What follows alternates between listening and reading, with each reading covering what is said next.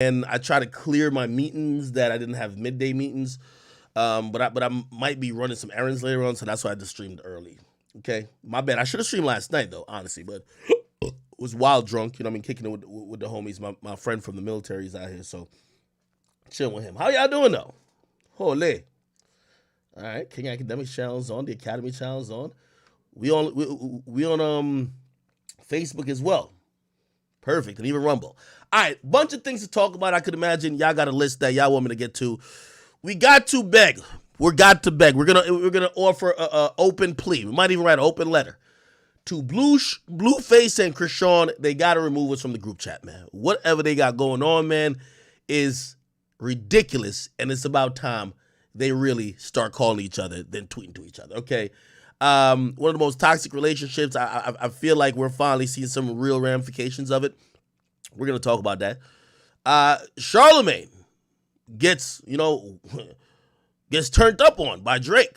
Drake, I think Drake. Honestly, I'm gonna keep it 100 with you. I kind of feel at fault for this. Truth be told, I'm gonna tell you why I feel at fault for this. Cause I think Drake saw Charlamagne's comments from my page. Like, I'm not trying to sound self-obsessed, but we did post it, and I think that's where he saw it. And by the way, I think over the last couple of months, and we're gonna go over it a little bit. I think he's been feeling a little way about Charlamagne, and he gave that nigga the Elliot Wilson treatment type shit. You know what I mean? So yeah. I kind of feel a little bit like did we cause that? But I don't know. Maybe Drake just want to get that nigga some bars, or probably thought that nigga, I sent you balls back in the day. You can't be talking about a young goat like me. Regardless, we'll talk about that. What else is going on in hip hop? There's a few things that I probably didn't get to. Oh my God. Yo, everybody pray for Asian Doll. I told you I was going to get her out of here quickly. Nigga, I think I dropped 8 minutes on her. Bro, she's been on live 15 times talking about me. She's still trying to convince people that she's not a thought. That's why you should shut the fuck up, Asian Doll. See, I fucked your whole week up. See? You see? This is what I've been trying to tell you. Shut up, okay? I fucked your whole week up now.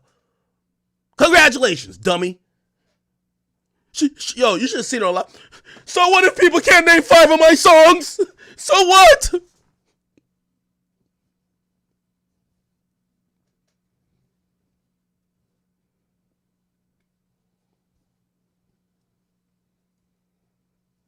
Moving on. Yo, you see how these people be doing me? They want to go tit for tat. I'm just telling you, my words be stinging a little harder. It stings. They could say anything about me too. You fat, you this, whatever. Yo, it's you like, yo, you date sleep power. Which I never, but cool. What I'm finna say to you is going to burn a hole in your soul. When I said your pussy was a cemetery, we could go in your pussy to find the obituary of all the killers' DNAs. Like, come on, you can't play with that. But it's all good. Yeah, she's being tortured right now.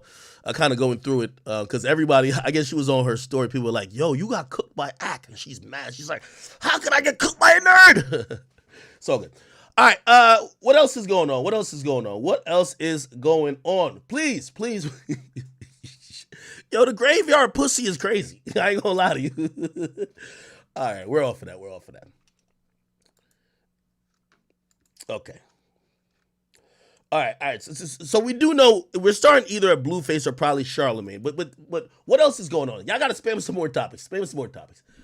Oh, the new Tory Lane shit. Hey, we're gonna get one of Tory's mans on here because they're vehemently denying and saying that this report that Page Six put out that Tory's in fear for his life. They're saying it's cap. They're saying it's cap. Okay. Now we're gonna get into like some of the minutiae of that story. Basically, Page Six literally said they talked to sources, but his actual team, who talks to him every day on the phone, is saying it's cap. So we'll hopefully get one of those guys on, and hopefully they could tell us the state of Tory Lanez. Okay. By the way, Tory Lanez has been transferred to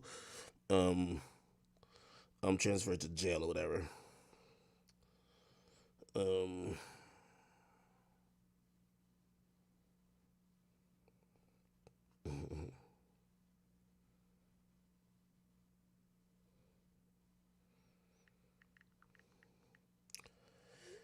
Okay. All right. The one. No, we covered the YNW Melly girlfriend thing already.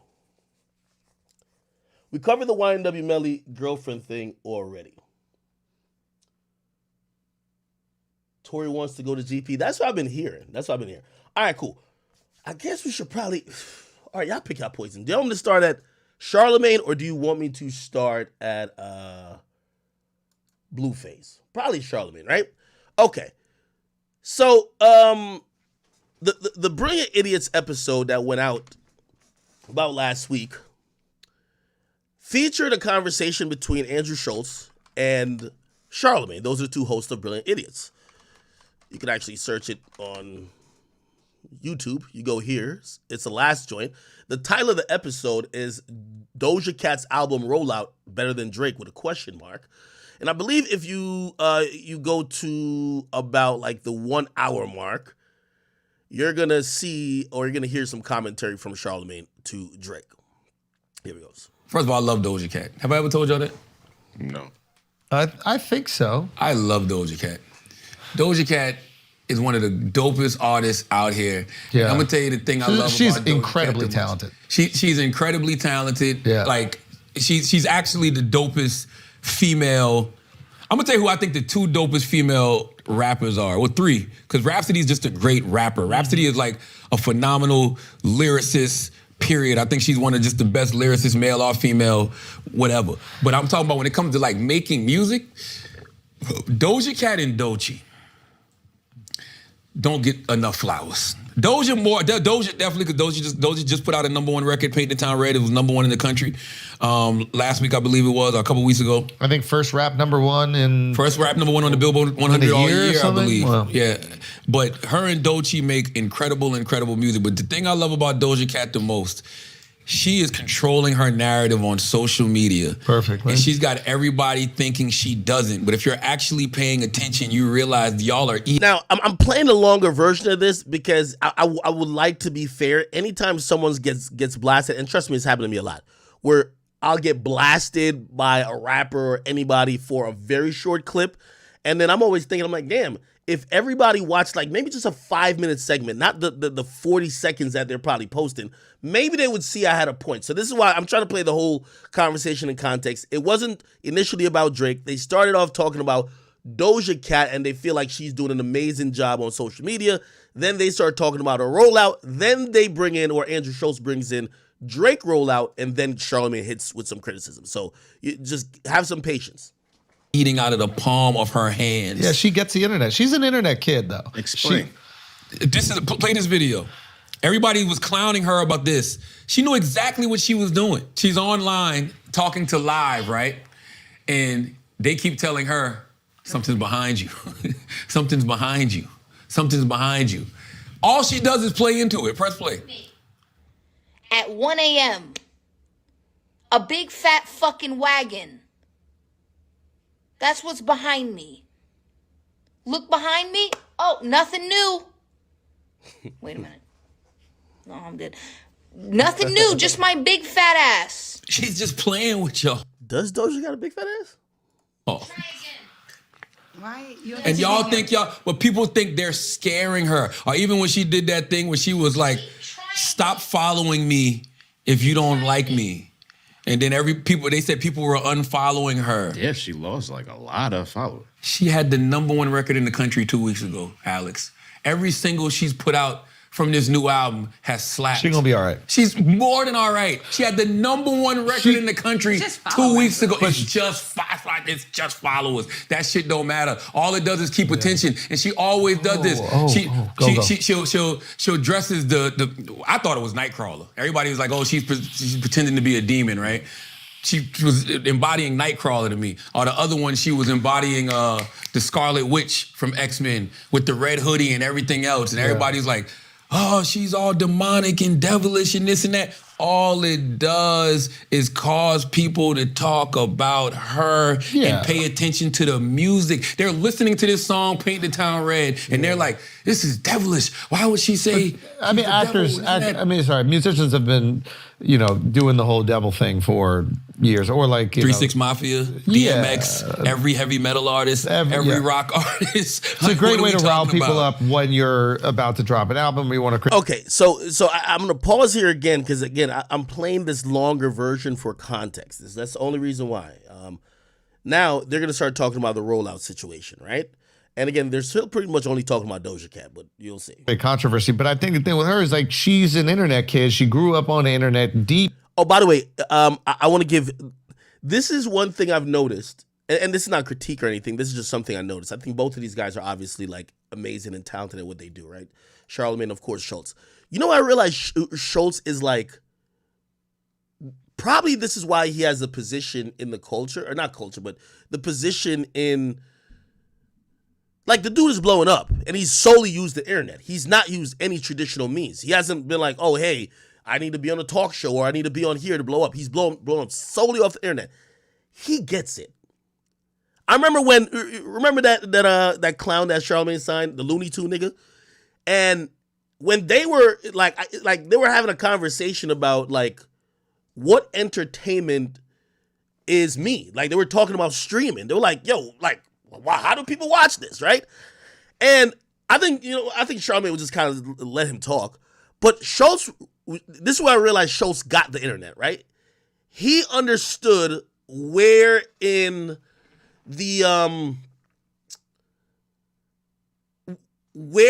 internet culture streaming plays it a part, podcasting. You'll have, like, there's just so many, TikTok, there's so many different moving parts that he got it. And I realized, I'm like, yo, what Schultz is really good at doing is understanding this internet shit, but he had to because that's how he blew up. He literally is selling out all the shit, primarily because he used the internet to his advantage. Charlamagne, not as much. Deep, dark sections of the internet. That's so right. she's fluent with the internet. So she knows how to play it, utilize it to her advantage. And I think she's doing it incredibly well. She's bringing back the rollout. Okay, Yeah. that's what it starts on my rollout. When is the last time you've seen an actual album rollout? Drake's rollout has been unbelievable, unprecedented. You like Drake's rollout? The amount of time that he's been able to hold attention about the album coming out has been unbelievable. And like, the way that I look at it is this. Some people do a rollout for a streaming show, right? Where you go, oh my God, we're dropping this new streaming show. And then people watch it that weekend and then the conversation's done. With Game of Thrones, you controlled the conversation before it came out, the 8 weeks that the show is on, and then maybe a week or two after where you're predicting what's gonna happen next season, what the future is. And I feel like he knew, or I don't know if he knew, but like I feel like he's done a fantastic job of continuing to keep the energy with the tour, and then when the tour's over, dropping the album. Even though I still don't like Drake's rollouts, Schultz is a little bit right here in how Drake is perceiving it. Drake leans a lot into internet culture, just like I think Cardi does, even Uzi. They always seem the least savvy with like, you know, either promotion or internet culture. But if you really look at, say, Cardi doesn't post. Yet he has the most rabid internet fans. It's not like by chance. He knows what he's doing. You know what I mean? Like, trust me, I be telling y'all, Cardi DMs niggas, they'll be like, yo, hey, yo, posting stuff. Nigga, Cardi sent me Rolling Loud clips mad times, like this last Rolling Loud. He killed the shit. It's like, yo, throw this stuff for me. I got you. Got you, Cardi. Feel me? Now, is he gonna say nothing? No, he just looks cool. But it is what it is. So there is like a way of like some of these artists monitoring or managing like their quote unquote clout levels by not doing too much. And I think the first person to do that was probably, I don't know if necessarily would say The Weeknd, but The Weeknd didn't, nobody could see his face shit at first. But like these days, it feels like promoting is actually the worst thing to do. If you're begging people to go listen, it feels like it's desperate rather than you're like, I'm dropping it, you guys go get it. I'm just conflicted because why put out music if you're not gonna really still promote it? Like, you know what I mean? It's like dropping something you don't put marketing behind. I don't know. Anyway, but I think Schultz gets that part. Yeah, I think if Drake wasn't on tour, I don't know if that energy would be there. But do you think, Alex said this yesterday, he was like, I think this is by design. You know what, I was thinking about this too, and I'm sorry, I feel like I'm inserting myself in their conversation. I was trying to get to the comment where he's more critical of Drake. the rollout for Drake is the fucking tour. Every night he's bringing out the biggest stars in the world. Every night. To keep it real, it's at the point where if Drake didn't bring you out in your city, you ain't shit. Let's be honest. If Drake don't bring you out in your city, right? And you don't have a legit excuse, like obviously, Beyonce's from Houston, I think. You're not going to bring up Beyonce in Houston or Meg for whatever reason, right? By the way, Meg is kind of like fucking with Beyonce's tour too, and Beyonce's on tour. But everybody else, he's bringing out the hottest guy. You see him with Travis Scott. You see him with, who else? You see him with Bad Bunny. You see him with all of these great artists. You see him with Meek. You see him with everybody. That's the rollout, damn near. Every day, like blogs like mine, we're posting, hey, he just walked out with this person.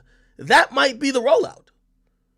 Now, granted, does anybody sit in a marketing meeting and says, hey, let's not spend money on billboards, let's not do interviews, let's just have Drake seem super cool and lit by just bringing out people to a show, and everybody's going to be fascinated about what he's doing at the show, and the fact that he keeps giving away Birkins at the show and like giving away 10,000 here, this, and third. That's not traditional, but is it working? I can't even tell because I just think people just like his music, but it's interesting. I think that is a rollout though. So it's like... What scares me, and it's not a scare because Drake's going to be fine. Drake put out a song last Friday and nobody cared. What was the song? The Drake and SZA record. No, people, that just dropping. People do like it. Came out last Friday. And it came out last Friday and people just started talking about the lyrics yesterday. Because I saw people, posting about how he said something about whips and chains. You get whipped and chained like an African slave or something like that. And I remember I'm in the group chat and I'm like, damn, Drake put out this record Friday and people just get into the lyrics on a Monday? I mean, that's not Drake like, he's going to be fine regardless. I just think that, it's also when you look at the album cover and you hear the title for All My Dogs, I think we was looking for something a little bit more harder, a little bit more. By the way, everything he said so far, I don't think is hate. I think he has a different lens. I keep saying Charlamagne is a radio guy. So because he's not like an internet culture guy, he's a radio guy. He has to see shit making an impact on that linear analog platform. So Drake doesn't send songs to radio first week out no more. I remember when Rihanna dropped Work. That song Work. That dropped in 2015, 2016. I remember driving around my car. I don't know why I didn't have it on aux mode. I was just listening to the regular radio. They played that shit like the first day it came out. They played it every 15 minutes like that shit was going out of style. So again, remember, Charlamagne, a radio guy, he's looking for impact that's probably more congruent with that, right? Like Drake these days ain't sending a song to radio like, hey, yo, I'll give y'all a drop or interview, play my record all day long. Like, no, he's just going to leak it. Or he's just going to put it out, right? He's going to be number one anyway. Schultz sees it differently. So I don't think Charlamagne's take is hate. I'm going to be honest. I don't think it's hate. Or aggressive. It's just perspective. It's just perspective. The slow joint with SZA. Let's see what happens. Say he's bringing the old Drake back, though. Is this old Drake, Alex? You a Drake fan? I'm going to tell you where I think, and I know I keep cutting it off. I'm going to tell you where I think Drake probably found a little bit of offense. Then we're going to go back to some other shit Charlamagne has said. Here we go. I don't really know. Because it's like, it is singing, it is rapping, so I guess it is old Drake. I didn't hear no rapping on it, unless I didn't get through the whole song. I know Holly Berry is not pleased in any way, shape, or form. But that's even genius. Like, he could ask her, but then that's not going to create the conversation that he wants. If he's smart, Halle Berry goes, I wish he asked me. It would have been nice if he asked me. And then that's the news story. That's on TMZ. That's on all these other places. If Halle Berry goes, oh, he asked my permission, I think it would be really cool. Not a news story. So it's just constant news being generated and constant conversation between what's happening at the live shows and are we going to get the drop? He's controlled the narrative for months, and just more and more people are aware that an album is going to come out. Yeah. So let's see what happens when the album does finally drop. But his ability to hold that attention around the album and use the attention of the tour to promote the album, I thought it was the thing I'll always give Drake a lot of credit for is that Drake does keep it about the music.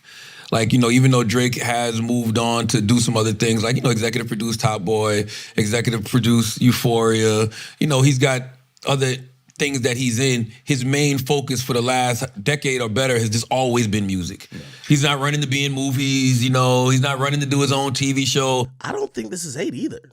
It's always about the music. So he really don't give you anything else. This is the first year we've seen Drake do like 3-4 interviews, right? Like I've never seen Drake have this many interviews in a year. So when he does that, people pay attention to the interviews for the most part. But other than that, he just gives you music.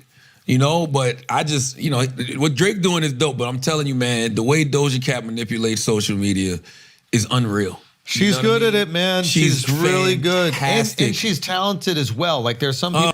I forgot how the whole clip goes, so maybe I'm speaking in before something else comes up. If there was anything to be mad at in this clip, was maybe a very subtle, hinting that maybe shit is looking different for Drake. I don't even think he even says like, yo, maybe Drake is falling off. He doesn't even say that, right? But there's kind of a tone of maybe shit ain't looking the same, right? Because, he starts off obviously by saying the record nobody remembers, and now he's basically kind of contextualized and saying things look a little different for Drake. But I don't think he just says like, yo, the nigga fell off type shit, you know what I mean? But I'll keep listening.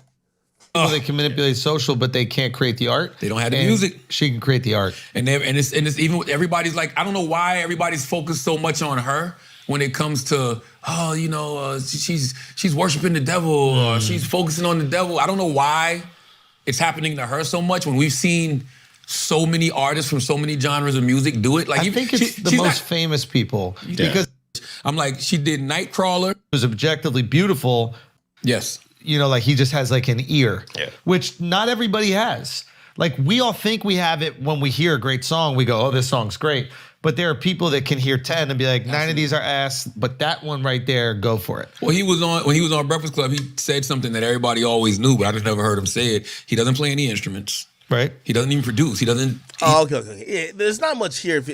If we're really looking at. Actually, let me get on Discord because maybe I need a challenging opinion on this. Yo, boom, get on Discord or whatever. Y'all gotta help me. We're gonna figure out. And by the way, we're gonna, I know I'm getting on Discord, but I'm not gonna get too sidetracked. We're gonna play what Drake put up, and I'm gonna read it. Actually, let me do that first. Before I even get on Discord. Okay. So that's pretty much the clip. I think you have enough context. Let's go to what Drake put up this morning, right? So Drake this morning put up a few messages. First of all, he put up a few. So he puts this up. Give me 1 second. Let me make the screen a little bit smaller. He puts up this picture. Okay, let me make it a little bit more smaller. Sorry. Puts up this picture. It says, in deep thought about how you the off-brand Morris Chestnut. And he puts up this picture of Charlamagne. Now, at first, because when I woke up and I posted it, I didn't see the long typed out shit. I was like, it's kind of a weak like this. Like you're the off-brand Morris Chestnut, but whatever. Then I saw he actually went in. And this is what he said. He says, are you okay, Leonard? He says, you're kind of weirding me out, G. Like you really obsessed with me or something for years. Like you look in the mirror and wish you saw my reflection type shit. That's crazy. That is crazy. That's crazy. Yo, by the way, let me tell you about, I'll tell you that in a second. Then he continues, he says, whatever you gotta do to let it out, I'm sure your 435 loyal fans will stand by you. Fucking goof.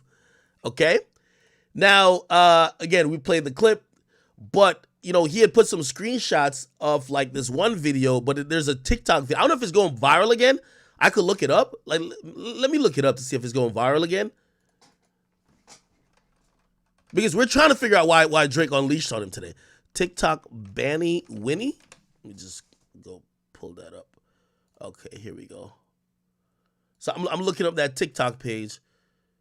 Is there anything even posted recently?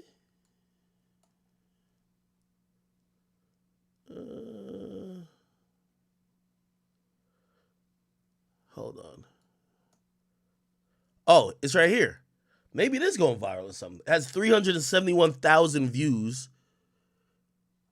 Yeah, this page don't really get that much views. So 370. I don't know. Okay, so I'm trying to come up with my reason of why Drake dissed him. I think it's probably Drake seeing him saying that his song nobody remembers, right? Because I don't think the whole clip was him dissing Drake, honestly. I think, but it might feel disrespectful if you're saying, yo, he dropped the song on Friday and nobody remembers it. You get what I mean? So I think he probably took that comment and maybe, I don't know if Drake used TikTok, but Drake probably saw this video because he posted screenshots of this video specifically. He posted screenshots of it, right? Now, what does the video say? The video is this. It's 3 sexual orientations out here. It's gay, straight, and Drake. And Drake is just a whole different type of breed. It don't got nothing to do with nothing other than he's just a different type of breed, man. Drake's used to people laughing at him and talking about him behind his back from high school. So that was the who's laughing at me post. I hear y'all laughing at me. Y'all supposed to be my friends. I think Drake can rap. You know what I'm saying? I think he can rap. He's a dope rapper. But I hate when he sings. And I just think personally he's a corny guy. Get in the car the next morning, turn on like Power 105 and hear some nerd telling them that I'm gay or they have pictures of me, or that to me is like, why, man? Like, for what? You know, why are you using your job to tear me down? Like, you're a real fucking loser, you know? Sorry. And I don't bother anybody. I'm not a foul artist, you know. I'm not out here looking for trouble. I try and make beautiful music, try and be a positive role model. That's it, man. No new friends, no new friends, no new friends, no. Who talks like that? It's 3 sexual orientations out here. It's gay. Now, there's a lot of context to this, right? Like Drake, I mean, Charlamagne did spend years bullying Drake. I'm gonna keep it 100. Charlamagne bullying Drake. Like there's compilations all over the place of like just old videos of Charlamagne just kind of mercilessly clowning him. You get what I mean? Like, he used to call that nigga like a beige girl or something like that. I'm gonna see if I can find any of these old videos. So when you have a history of like saying certain shit like that, I could imagine that person thinks you're always hating. Now, granted, do I think Charlamagne's been hating recently? Nah, I think he's just kind of being, you know, very fair and what he thinks is his honest opinion. However, back in the day, I ain't gonna lie, some of these things used to come across like hating. I ain't gonna lie to you. Let me see if I can find it.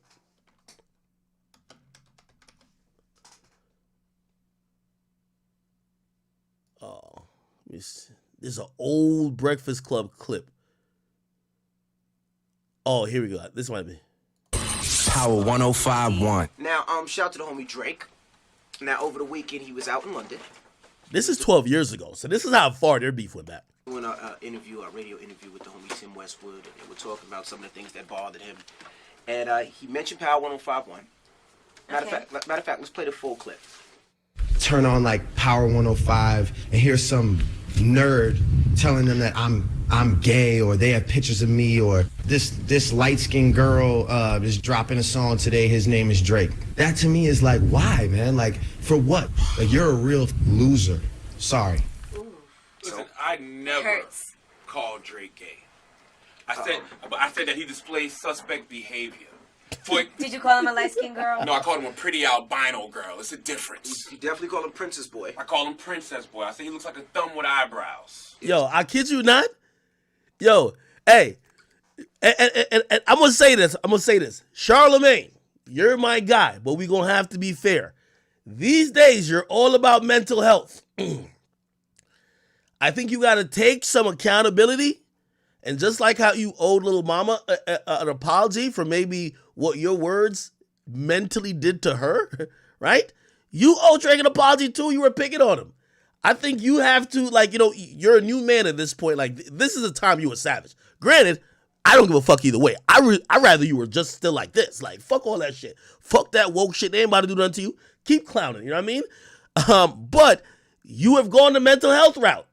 You probably fucked up Drake's mental health with these comments. Loser. Sorry. Listen, I never called Drake gay. I said that he displays suspect behavior.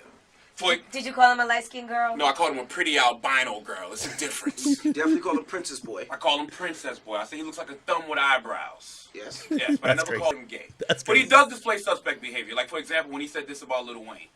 Wayne is my favorite person, though, because it's just, Little Wayne's just too good. You gotta give Wayne he's the just love. too good.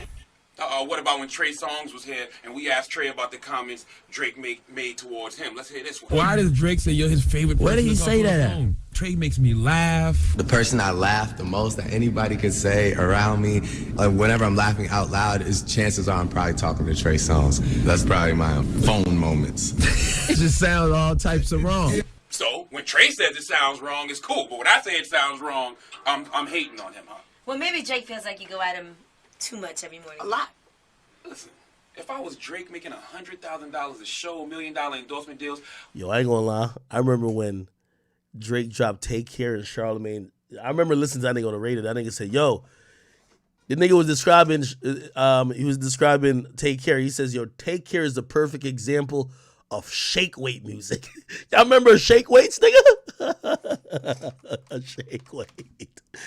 Yo, he was like, yo, Take Care is the perfect thing to fucking listen to when you're doing the shake weight, nigga. When you're working out with the shake weight. Bro, I'm gonna be honest with you. Charlamagne, I don't know why you changed, gang. Like, nigga, you was like, you know what's crazy? Charlamagne single-handedly put the Breakfast Club on the map by roasting the entire industry. And now he's just like, all right, bro, y'all got it. Like, you know, I'm sorry. I should have done that. What? No, bro, you were hilarious. You know what I mean? I wouldn't care what I had to say. He acts like an emotional 12-year-old girl, and he proved it by going on Tim Westwood's show, talking like that. Period. You can't understand why he feels like that? No. You go at him every given chance, but then you recite his lyrics. Because I think he's a dope artist. And I think he's dope, but he acts like an emotional 12-year-old girl. And you do come alive in the nighttime, Charlamagne.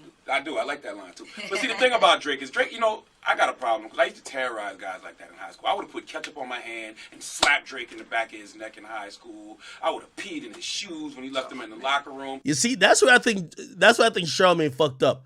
Cause Drake on some mom tie shit now. Like Drake, like, bro, nobody talking tough to Drake, bro. Like, come on. Drake really running with them guys now. Nighttime, Charlamagne. I do. I like that line, too. But see, the thing about Drake is Drake, you know, I got a problem because I used to terrorize guys like that in high school. I would have put ketchup on my hand and slapped Drake in the back of his neck in high school. I would have peed in his shoes when he left them in the locker room. I would have dumped him in a trash can a couple of times. And now that I know it bothers him, oh, man. Are you sure you would have done that? Because he did call you a nerd and a loser. That is what insulted me. Drake calling me a nerd is like Gabourey Sidibe telling me I need to lose weight.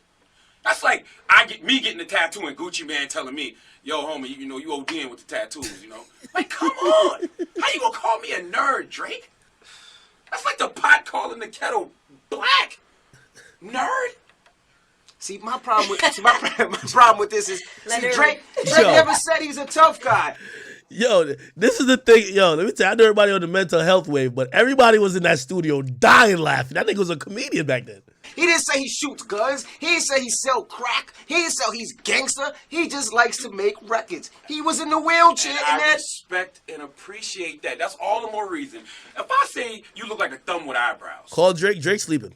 Why should you be offended by that? Well, that's not a nice description A thumb with eyebrows? That's crazy. of a person. Who cares? He might have got teased about his eyebrows all through school. If I say you look like a pretty albino girl, you know you're not a girl, so why would you care? He said he wants you to discuss just his music. He's putting out good music. Right. He's a role model for the kids. And I think he's dope. But you know what I don't respect? I don't respect you going to another radio show talking that grease. Come here. Come to the Breakfast Club. Come to Power 105.1. How do I know? He literally told me. He's like, I asked him, I said, nigga, when do you sleep? He's like, yo, he usually sleeps from now till like 3. He stays up all night. That's why he posted that. He probably posted that when he's getting out of the studio and about to like go to sleep type shit.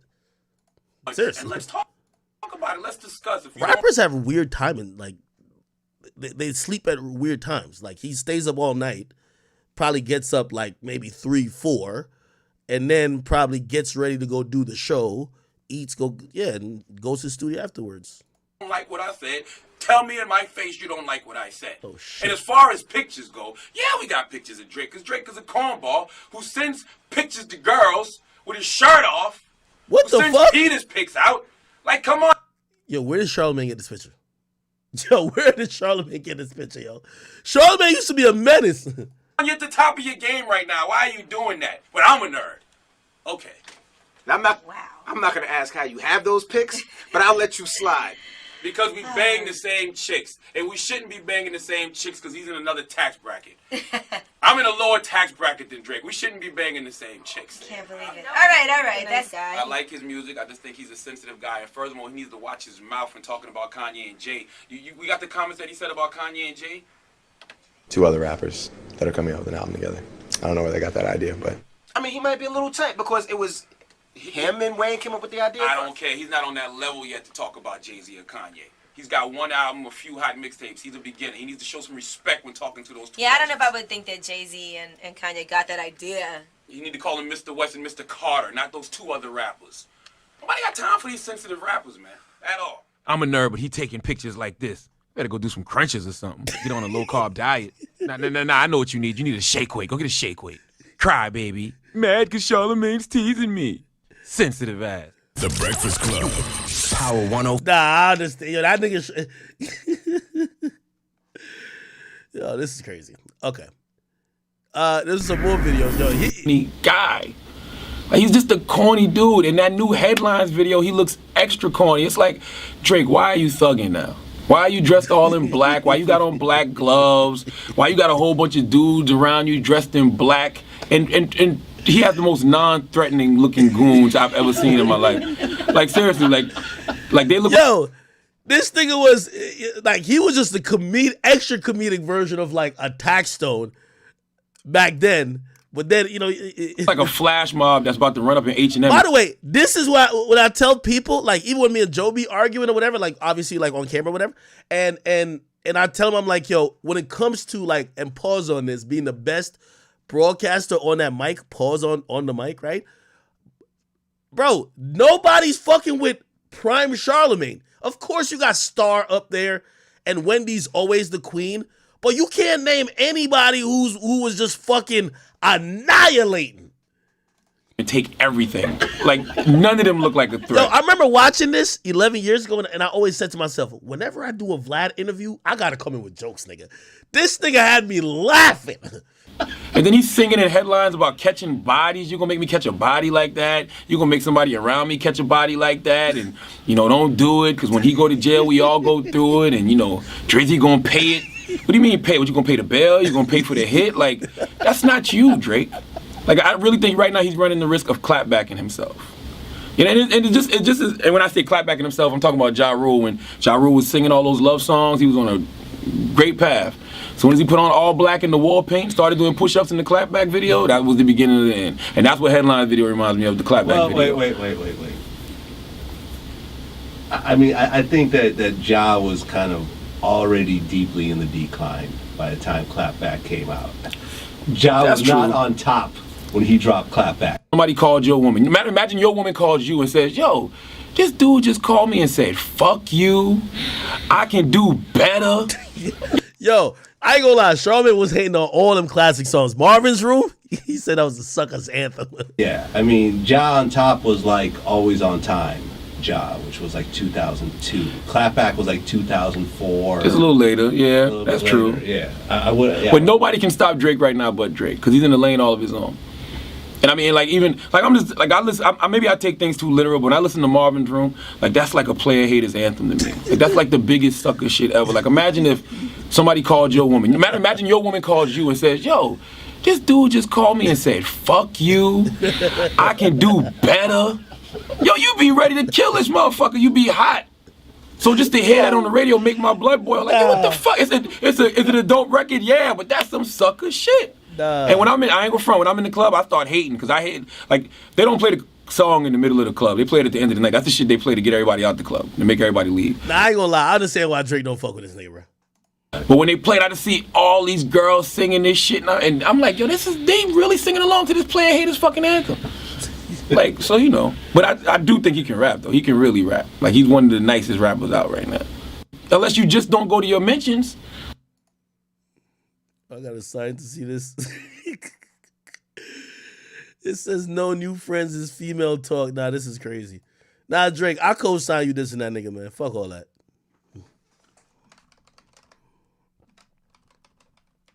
Hold on. Nah, this shit's crazy funny.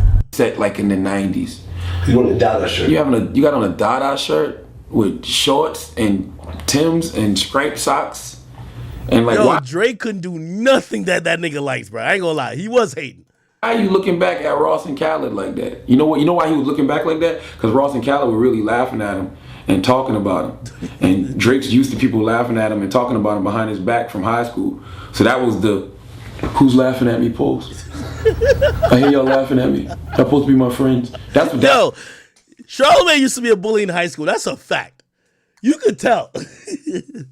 Yo, Charlamagne, all the mental health shit you do, you gotta apologize to Drake. You got to. On Brilliant Idiots this week, you gotta apologize to my man Drake. You have affected his mental health. That was.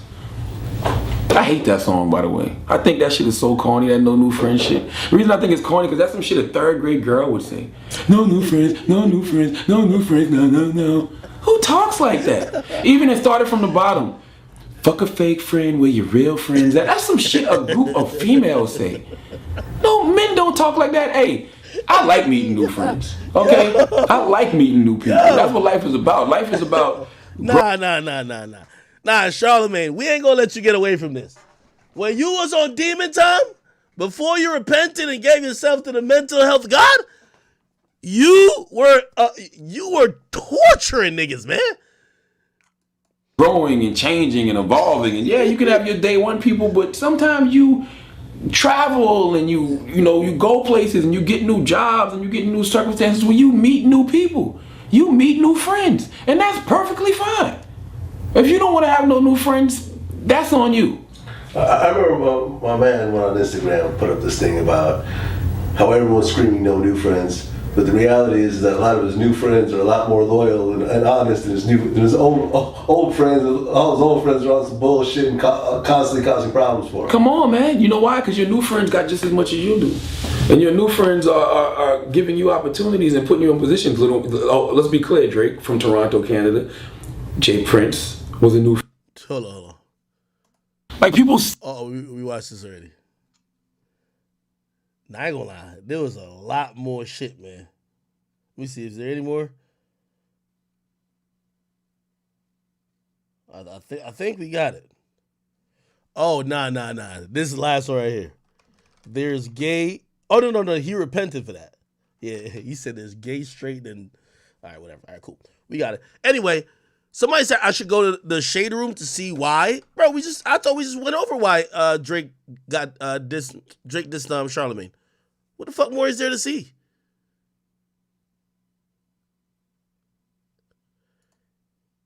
Yeah, we played the comments. Now, let me I'm gonna play the Breakfast Club who responded to it today. Breakfast Club. So Charlamagne did talk about it this morning on the Breakfast Club. And here we go.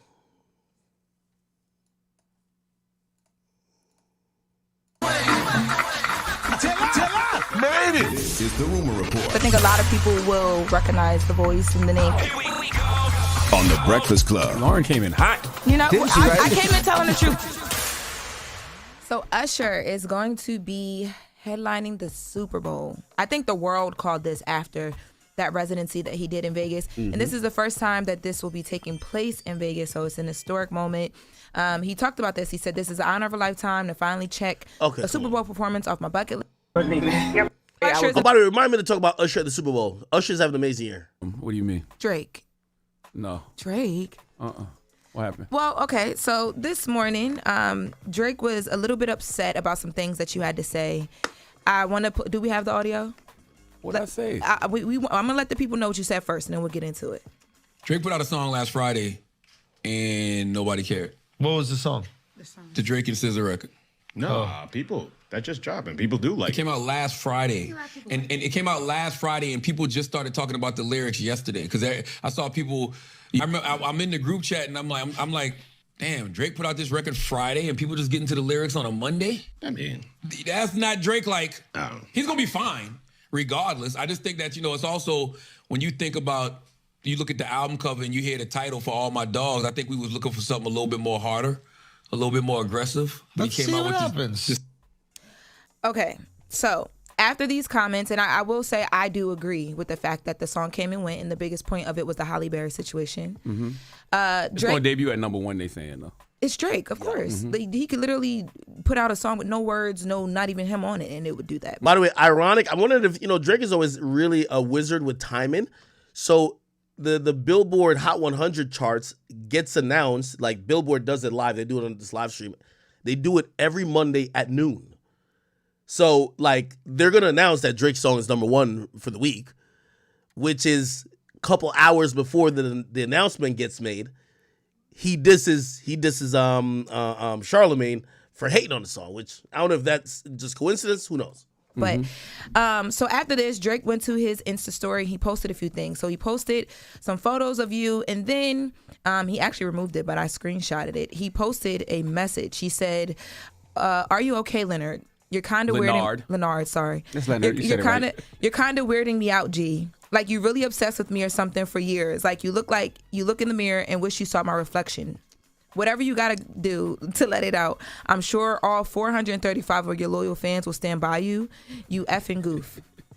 And then he called me off-brand Mars Chestnut. He did. I agree with that. And he put the picture of you with the sweater where you're like really trying to channel it in. Like you were trying hard. I agree with that. Definitely. You definitely had a Morris Chestnut move. But I want to tell y'all something, but you're not going to believe me because I'm lying. But Drake and I plan this out every time he drops an album. I'm part of the album rollout. He drops a record, I critique it. It brings more attention to the record, more attention to the project. I keep telling Drake he doesn't need me to do that. He's Drake, but for whatever reason, he wants me to do it, so I oblige. Okay? By the way, thank you for the $10, Kevin Williams. He says he's a truck driver, shift change. So the stream is helping him. I'm glad to help you out, my brother. Keep tuning in. Rel220, he says Star is the GOAT. And also Bleak G1 says Star the real GOAT. Yeah, Star was just completely wild, right? I think there's like attributes. If we're talking about just completely annihilating somebody, Star got Charlamagne in that category. I think well-rounded, Charlamagne got Star. You get what I mean? By the way, also Jay Theopolis, he says peace to the chat. What up to the chat niggas? And of course, we are here in the chat's house. That's what I'm talking about. I don't believe you. I'm just telling you, it wasn't always like that though. Back in the day, I can honestly say I was hating on Drake for fun. It was hilarious, at least to me. Like, he posted one this morning that I forgot I even said, where I said it was three sexual orientations, Jay, straight, and Drake. Yes, hilarious. All right, but that's just hate. Okay, but after back to back, and he sent the bottles with the note, "Let's be friends," we came to an understanding, and we agreed whenever he drops certain songs, I will hate on them in order to bring more attention to the record. I don't think he needs it. I think it's crazy that he wants me to still do that, but, So you actually like slime you out, whatever. No. So then. I think Charlamagne has a problem with light-skinned brothers, me and Drake. He just don't like. No, it's not that either. I just told y'all what it was, but I'm lying, so it don't matter. See? But, But can we just agree that you don't look like Morris Chestnut? Nothing around you looks like Morris Chestnut. Morris Chestnut. By the way, I think this is as best you could respond to that as Charlamagne could. If he wilds out, right? This is the toughest thing about being dissed by like Drake, right? If you wild out, like Drake, like it probably took Drake all of 2 minutes to post it on his Instagram. If you go on one of the rants that I would go on, like a 7-hour rant, it just looks like you're wildly bothered, right? He kind of just shrugged it off. People are probably going to keep bringing it up for the next week or two, but people are going to move on. I think he actually dealt with it pretty good. Like, he just he's trying to make light of it. Clearly he's lying when he says, me and Drake, we have an agreement that when he drops records and he wants attention, I'll just hate on it. And that will make the record go bigger, right? I think that's like his clever flip of it, but I think that's making him look unbothered. So I don't think he looks too crazy, to be honest. I mean, Morris Chestnut says he gets mistaken. Oh, my goodness. Morris Chestnut says that he's gotten mistaken for me. It's not my fault. Why y'all be mad at God's engineer? I don't understand this. God's plan. God's engineering to me that y'all get upset at God's engineering. No, this photo right here, there's a photo that Drake posted with the sweater. Come on now. Come on, Lauren, say it. He don't look like no goddamn Morris Chestnut. It's not that you look like him. Lauren! Come on. Lauren! Come on, Lauren. I think the editor did a really good job There of you go. making you feel like it was there. Like this is AI or something. Go to the other one where he got a beard. Whatever y'all want to say. Go to the other one. Go back. Come on now. Some of them not That's there bars. Come anymore. on. Okay, I mean, the last couple months, the only thing I could even see is Charlamagne, Drake. I think he commented. Remember when Drake said he got like this fucking the necklace when he said he had a ring for every one of the motherfucking women he proposed to, and I think Drake, Charlamagne had said something about it, but nothing too crazy, honestly, if you ask me. Drake got a new necklace made out of 42 engagement ring diamonds. Each diamond is said to represent a woman he's thought about proposing to. First of all, this is maniac behavior. Let's see. What the fuck?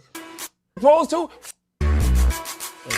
But you had 42 different women that you wanted to propose to? 42? And why do you buy a new ring every time? Why not buy one really good ring and wait until you find one really good woman to give it to, okay? I don't know. I don't think it's that serious. Somebody said, who's doing his makeup on this show? His skin is glistening. You know how Charlamagne used to look like back in the day, right? Like people used to think he had like those little raccoon patches on his face or whatever. But like he got like the skin peel. My boy getting millions of dollars. So you know what I mean? Like his skin's supposed to be glowing like this. Right? He looks completely different from here. Here he don't look broke, but he looks like a nigga. Here he looks like a, you know what I mean? Like a eloquent man. Sweats his dick right into the max. All right, man. Yo, chat. Honestly, my whole takeaway is this. And this is my hope for the album. Let's talk For the Dogs, right? For the Dogs. What the fuck? And I think Drake, or I hope, let me see. Is he got to change the FOR to 4. He got to change that. Like, bro, come on. We can't have the abbreviation being Fat D. Regardless, this is what I'm hoping. We're 2 weeks away from this album being dropped. Drake has the chance of, and what I think he's setting up is that he's gonna be going at motherfuckers, man. I think he's gonna be answering the Kendrick line. Remember, Drake don't take no shit from nobody. Kendrick had a hidden verse on Element. Remember I played it before? He was too shook to put it out. He know Drake was going to be on his ass, right? He barely dissed Drake, but he violated French and some other people. And Big Sean. We thought it may have been AI. Look what happened when J-Rock did an interview. He basically confirmed it like, nah, that shit was real, right? Here we go. Bro, that leaked Element verse, was that AI or was that real? Man, I think it's real, bro. Yeah. I think it's real. I think it's real too, if you ask me. I think it's real, man. Hey, who knows, man? I mean, you know what I mean? Hey, things are all squared away since then, so we're good. Of course, but there's a statute of limitations. Yeah, I mean, I think it's real. I think it's real for sure. I think it's real too. No, it's real. It's real. Call Kendrick. Hey, bro, that. So essentially, I mean, you know, he's one of the he's like the TD OG when it comes to rappers. If he's saying it's real, I'm inclined to believe it's real. Now, if you guys don't remember what that shit was sounded like, this is what it was. Fuck subliminals, I put you on that roll call. French Montana speaking on me in interviews. Very cynical, dry hating something I don't approve. J Electronica through silences on my Grammy night. Another dead prophet, hoping the God to give him life. Big Sean keep sneak dissing, I let it slide. I think his false confidence got him inspired. I can't make them respect you, baby, it's not my job. You're finally famous for who you date, not how you rhyme. Cute ass raps, get your puberty up. Then make you a classic album before you come at us. Drake and McMill beef might got you gassed up, but I'm a whole nother beast, I really fuck you up. Yeah, he didn't really diss Drake. He said Drake and Meek Mill beef my guy. It's really all those disses, most of it is going towards Big Sean. I don't know if people has checked on Big Sean. But anytime Big Sean is happy in love with Jhené Aiko, we don't hear from that nigga again. I don't know what's going on in his life. But is that a hot take I could rock with? Like, notice, like, you know, obviously I know he got a beautiful family. I'm not trying to get at him or his wife. I think, are they married? Or like, I know they got kids. All I'm just saying, ever since that nigga fell in love, that nigga just ain't been the same. That nigga, I don't even know where he been. I'm gonna be honest with you. But truth be told, most of them were going at Big Sean. And I'm gonna keep it real. I thought Big Sean would have, bro, Drop a song on that nigga Kendrick. You know why? As much as y'all like to critique Drake, and I like to critique Drake too because he's my favorite and I think he's the best, so I'm trying to push him to be better. But sometimes I gotta stop and just really just appreciate the nigga, because these other niggas don't do no rapping, bro. Drake literally carrying the whole game. Like, let a nigga had this Drake like how Big Sean got this on the song. Drake would have dropped 89 bars on that nigga the next day. Even when he on tour, nigga. He might have freestyled it at the fucking show. What the fuck is Big Sean doing? Big Sean, you should have been had an answer to this. What the fuck? Yo, the rest of these rappers don't rap. I'm tired of this shit. Rap is filled with a bunch of rappers that don't rap. The only nigga who raps consistently is Drake. This is why we can't critique him no more. Everybody else don't rap. How come there's a leaked Kendrick verse dissing you and we don't have your response? How?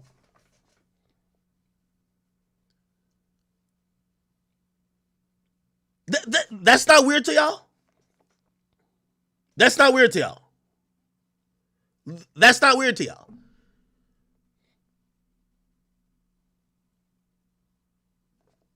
Now, we ain't expecting French Montana to rap. Like, come on, bro. Like, notice, like, he could rap too. You know what I mean? You know, by the way, you know, Mac and Cheese mixtape series, amazing, right? But we're not expecting him to respond to motherfucking Kendrick. But Big Sean? You should be on that nigga ass like boxer briefs. Pause. Because they squashed it. Fuck all that squashing shit. See, that's another thing too, man. Drake this niggas for years. Like, these other niggas is squashing shit behind the scene. Yo, we are fans of rap. We want to see a competition. Lyrical sparring. I don't know, man. I don't want like beef where somebody's going to get hurt, but you tell me you can't drop a song responding, my nigga? I don't know. So anyway, I guess I'm summing up what I want for All the Dogs. He gave Elliot Wilson, who's a journalist, some bars.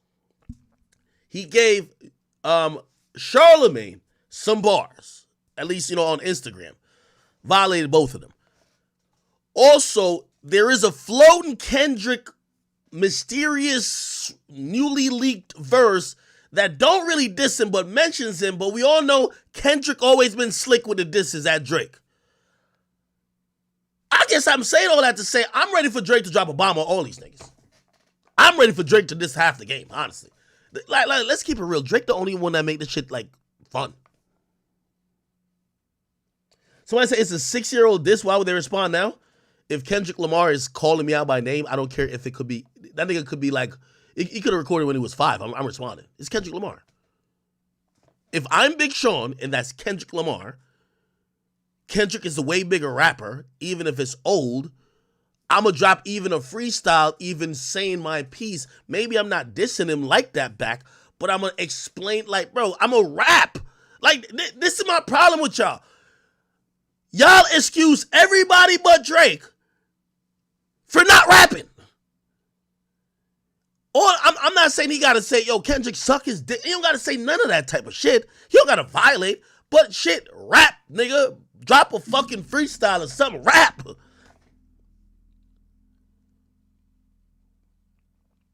Jug Forever. I thank you for the 5. He says, yo, fuck with me. Jug Forever King. I'm going to be big soon. Okay. Nazir Howard says, what does it take to get in the chat house, man? Asking for a friend. First, you got to get on Discord, 100%. Yo, for work, thank you for the 10. By the way, he says, yo, Ak, if you wonder why YB didn't do the song with 6ix9ine, Wax spoke on Clubhouse a while ago. Birdman shut it down. That's why it didn't happen. Yes, that's actually exactly what happened. But it was more than that, too. It was more than that. Like, first YoungBoy was said $1 million. It was all being communicated through, I don't want to give actual names, but what I don't think it was YoungBoy responding each time. Obviously, he was down to do it, but obviously the business had to get done. So first it was the $1 million, right?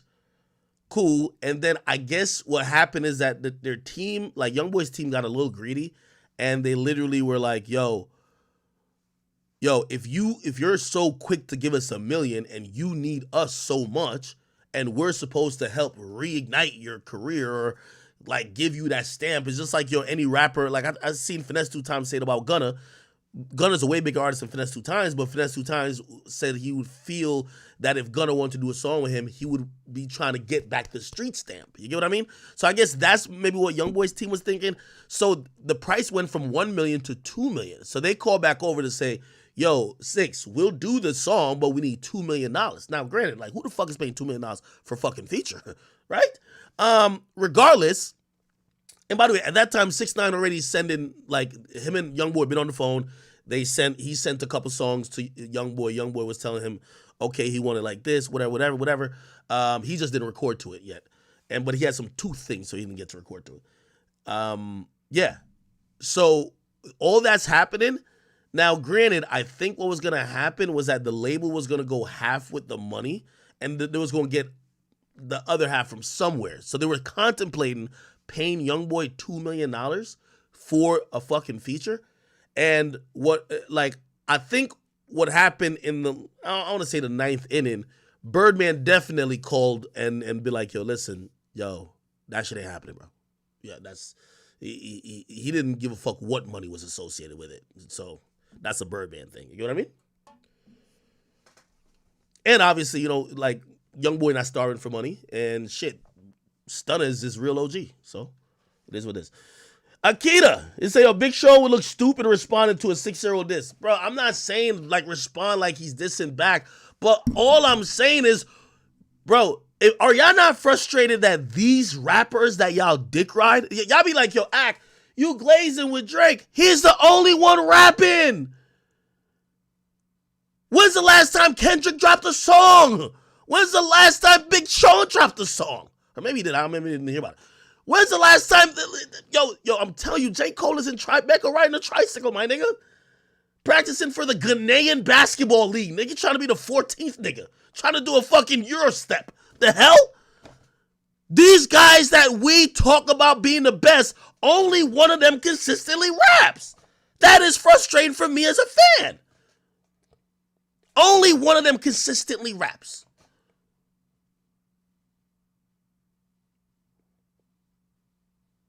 Kendrick drops albums. He's dropped 2 albums in 8 years. 8 years. How does he consistently drop? What is consistent to you?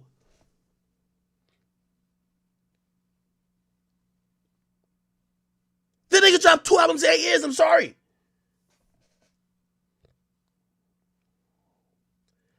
People have families, bruh. Let them live.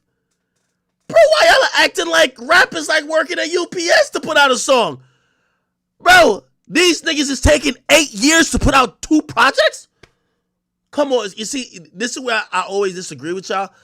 Like, fine, y'all want to be like, oh, yo, you just dick riding when it comes to Drake, but y'all don't also keep it 100 about these other artists, whether it's Kendrick, Cole, or the rest. Like, they're pretty much semi-retired rappers. Let's be honest. They don't drop frequently. They don't seem to be active, right? Like, put it like this. In the last 8 years, Jay-Z has recorded as much material, and Jay-Z is 55, as Kendrick Lamar. This is supposed to be Kendrick Lamar's peak.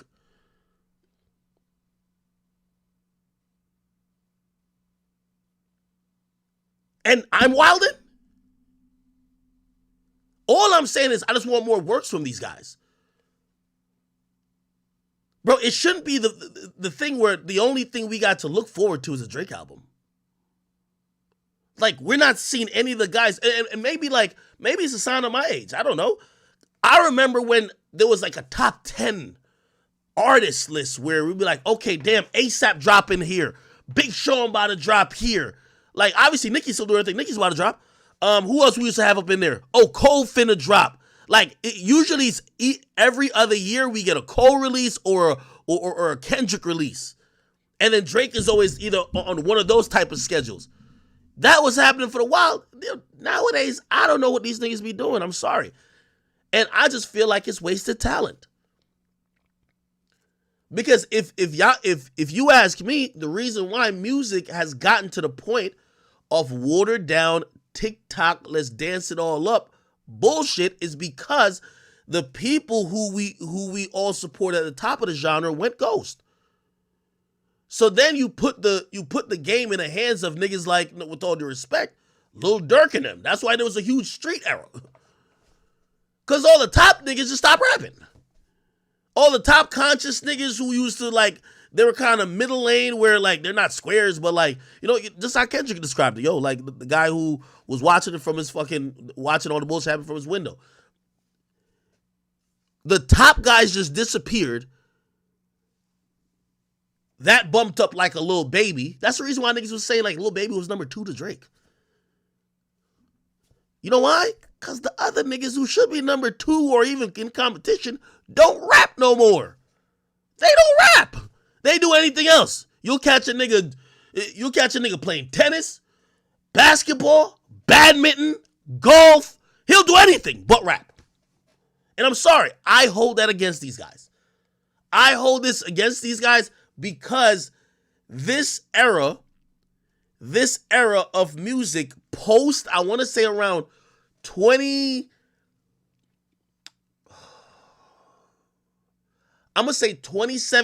the last 5-6 years, it's only been dominated and actually saturated by Drake because everybody has just opted to not play.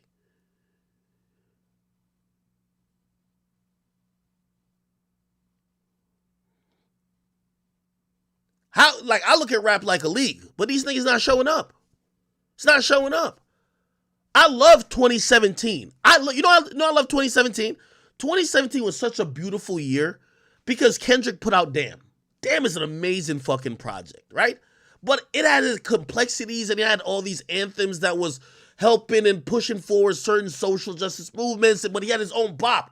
A lot of women empowerment, like black empowerment shit. That's Kendrick's bop. He was keeping that shit alive, right? You know, Drake, was gonna get the pop shit, keeping the women, blah, blah, blah. That happened. My boy went international that year, right? 2017 is More Life. Niggas was dropping. Nowadays, it's only Drake. The niggas dropping 3 albums a year because you know you ain't getting a Cole album. You know you ain't getting a Kendrick. So Drake got to drop 3 times. Help him out, Kendrick. Drop a fucking project.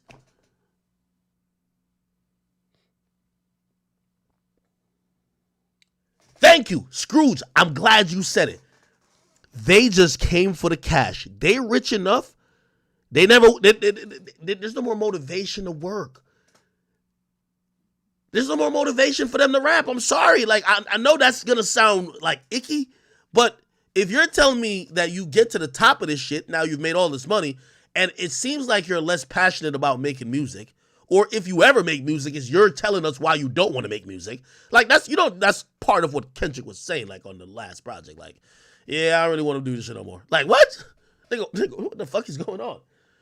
The only nigga who still seems like he's trying to prove something to, which I think nobody, you got to get that nigga credit, and it's not just to highlight Drake, is because I am unsatisfied that the rest of these rappers don't drop enough. We as fans are getting robbed. And there isn't a perfect or good underclass that we could be like, hey, this guy is kind of like in a realm of Kendrick or even a Cole or even a Big Sean. So now all of these guys who used to have these big fan bases who at least have some lyrical prowess, they just stopped rapping. They just left. We don't even know what they're doing. So all we're stuck with now is listening to Lil Baby mumble and rap about the same thing on a fucking jet ski and on a yacht like he been doing for the last 5 years. And then we gotta listen to these other drug addicts. We're just stuck with a bunch of bullshit. The game ain't, like, we don't have the perfect balance anymore because the majority of the top rappers have just stopped playing. They have load managing. They're Kawhi Leonards, Ben Simmons. That's who they are. They won't get on the fucking court no more. I'm unsatisfied. I'm sorry. Mr. Moral, whatever that album was called by Kendrick, it took you 5 years for that, but we know it didn't take him 5 years. You was going through contractual shit, which I understand. Contractual shit with TDE. You wanted to get the fuck off the label. I get that. But what was that whole note he wrote? Remember that little OK Llama website? Basically said, hey, once I'm now doing my own thing with PG Lang, y'all gonna get music all the time. He dropped, dipped. Same thing. You still can't get no music. Ain't no music coming. So what's the, like, again, this isn't a let's hype Drake up. Let's really hold these other guys to the candle of why they don't seem to be passionate about this art no more. And if you're going to make the excuse to say, well, no, Drake utilizes some help so he could put out mad projects all the time and they don't. Did you listen to their last album? Did that album sound like it took 5 years to write? No!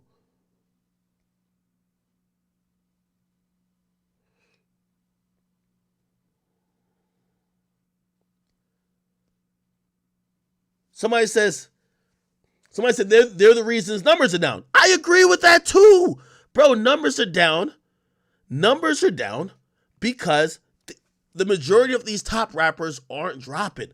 Bro, you think that we're going to get a bunch of Lil Durk and Moneybagg Yo, with all due respect to them, dropping consistently and they're going to be the ones who have the industry or rap? Like, you know, if Kendrick dropped a song today, right? Like, it doesn't even have to be too commercial. It would be number one, right? He just doesn't drop music.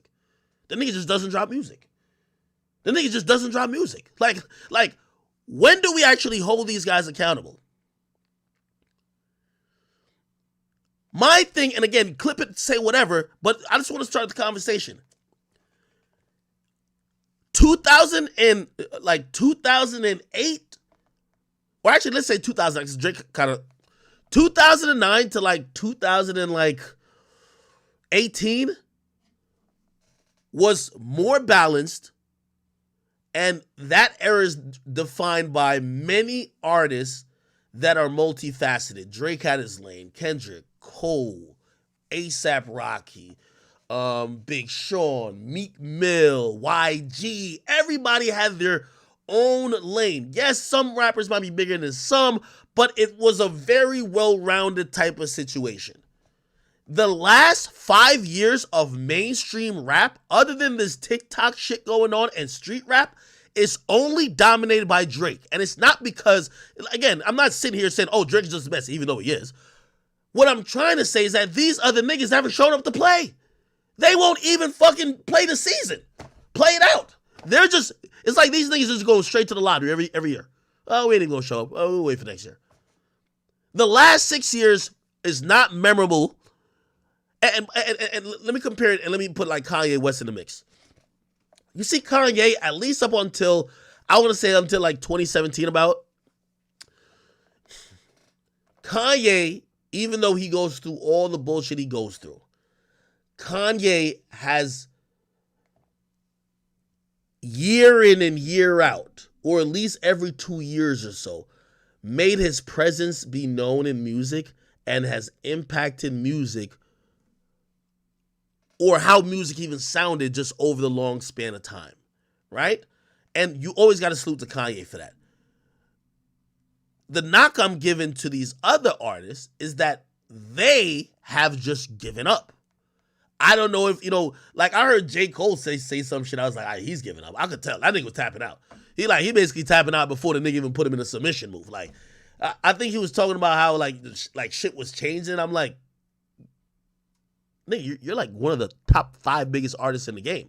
If you continue to make music and you continue to open up avenues like, who knows, JID or one of the other guys that are kind of in your realm gets more opportunity to grow.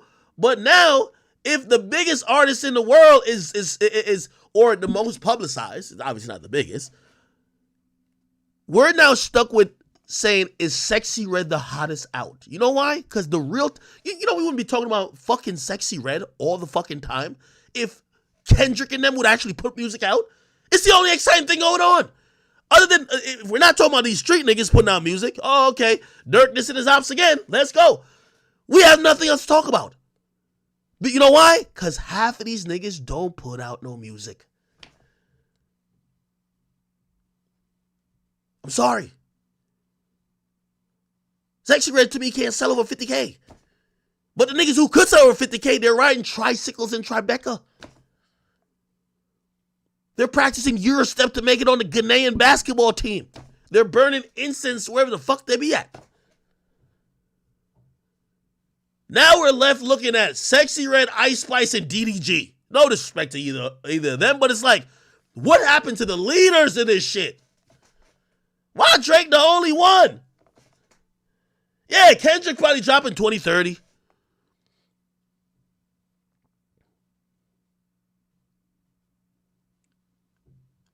Maybe if Kendrick was a little bit more active, him and Cole, we wouldn't be saying the line of the year is her pussy pink, her booty hole brown. Maybe we would have another quotable.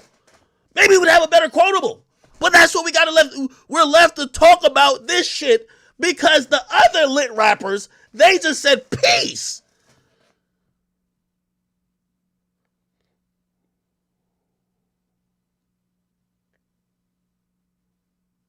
I'm upset. I would just like to see more rappers. And again, this is another thing about the competition aspect. Again, I know that shit is done these days. That's another, y'all gonna say it's glazing when it comes to Drake. I still appreciate that he's always trying to compete. These other niggas, I think they've all given up to Drake, honestly. I keep telling you, yo, J. Cole just lives for that one moment at Dreamville every year that when Drake comes on stage, Drake pats him on the back and be like, brother, it ain't nothing wrong with being number 3. Come on, nah, it's okay, it's okay. It's okay, Cole. It's okay. Cole World. Yeah, that's all he lives for. Nobody wants the top spot. They've just given it up to Drake. Kendrick is giving it up too. Kendrick just basically blames it. Oh, he got writers. What? There's no competition no more. What's going on out here, man?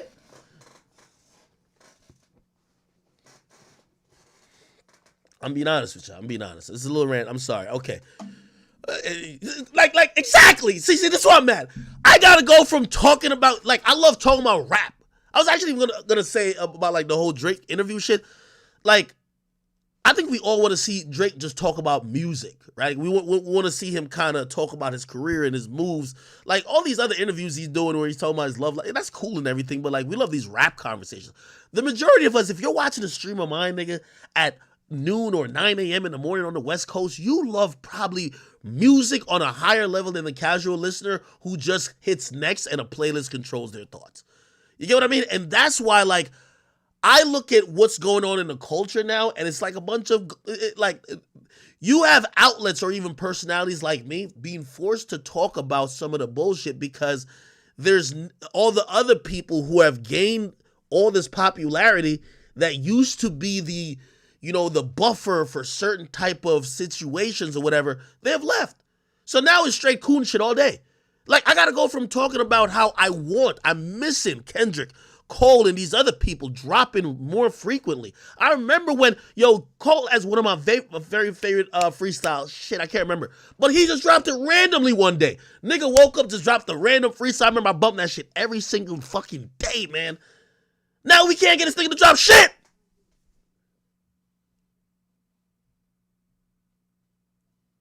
I'm upset. Of course I'm upset. Because you know why? It leaves such a gap. You notice, like, think about even my streams nowadays. The only time I really get to talk about some really qualitative music conversation is when I'm talking about, like, Drake or Kanye, right? Like, I guess sometimes we're like Baby or whatever, but we're not really talking about music. We're like Durk and we talking about killing, right? But think about this. I'm going from talking about those rappers who should be competing for the top to now, you know what my next topic is today? Blueface and Chrisean, man. What the fuck?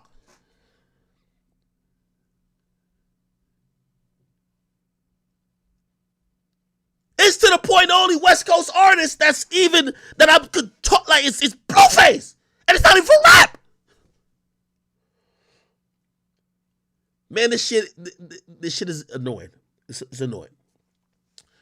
So I hope and I know people are going to try to disseminate this and try to make me seem like some whatever. The point is, bro, us fans need to start holding these rappers accountable. They should be dropping more frequently. I'm not saying every week, But bro, if you're absent from the scene, just absent, bro, like completely fucking absent, like you're disinterested, like this ain't the passion that's changed your whole entire life. You're just fucking absent.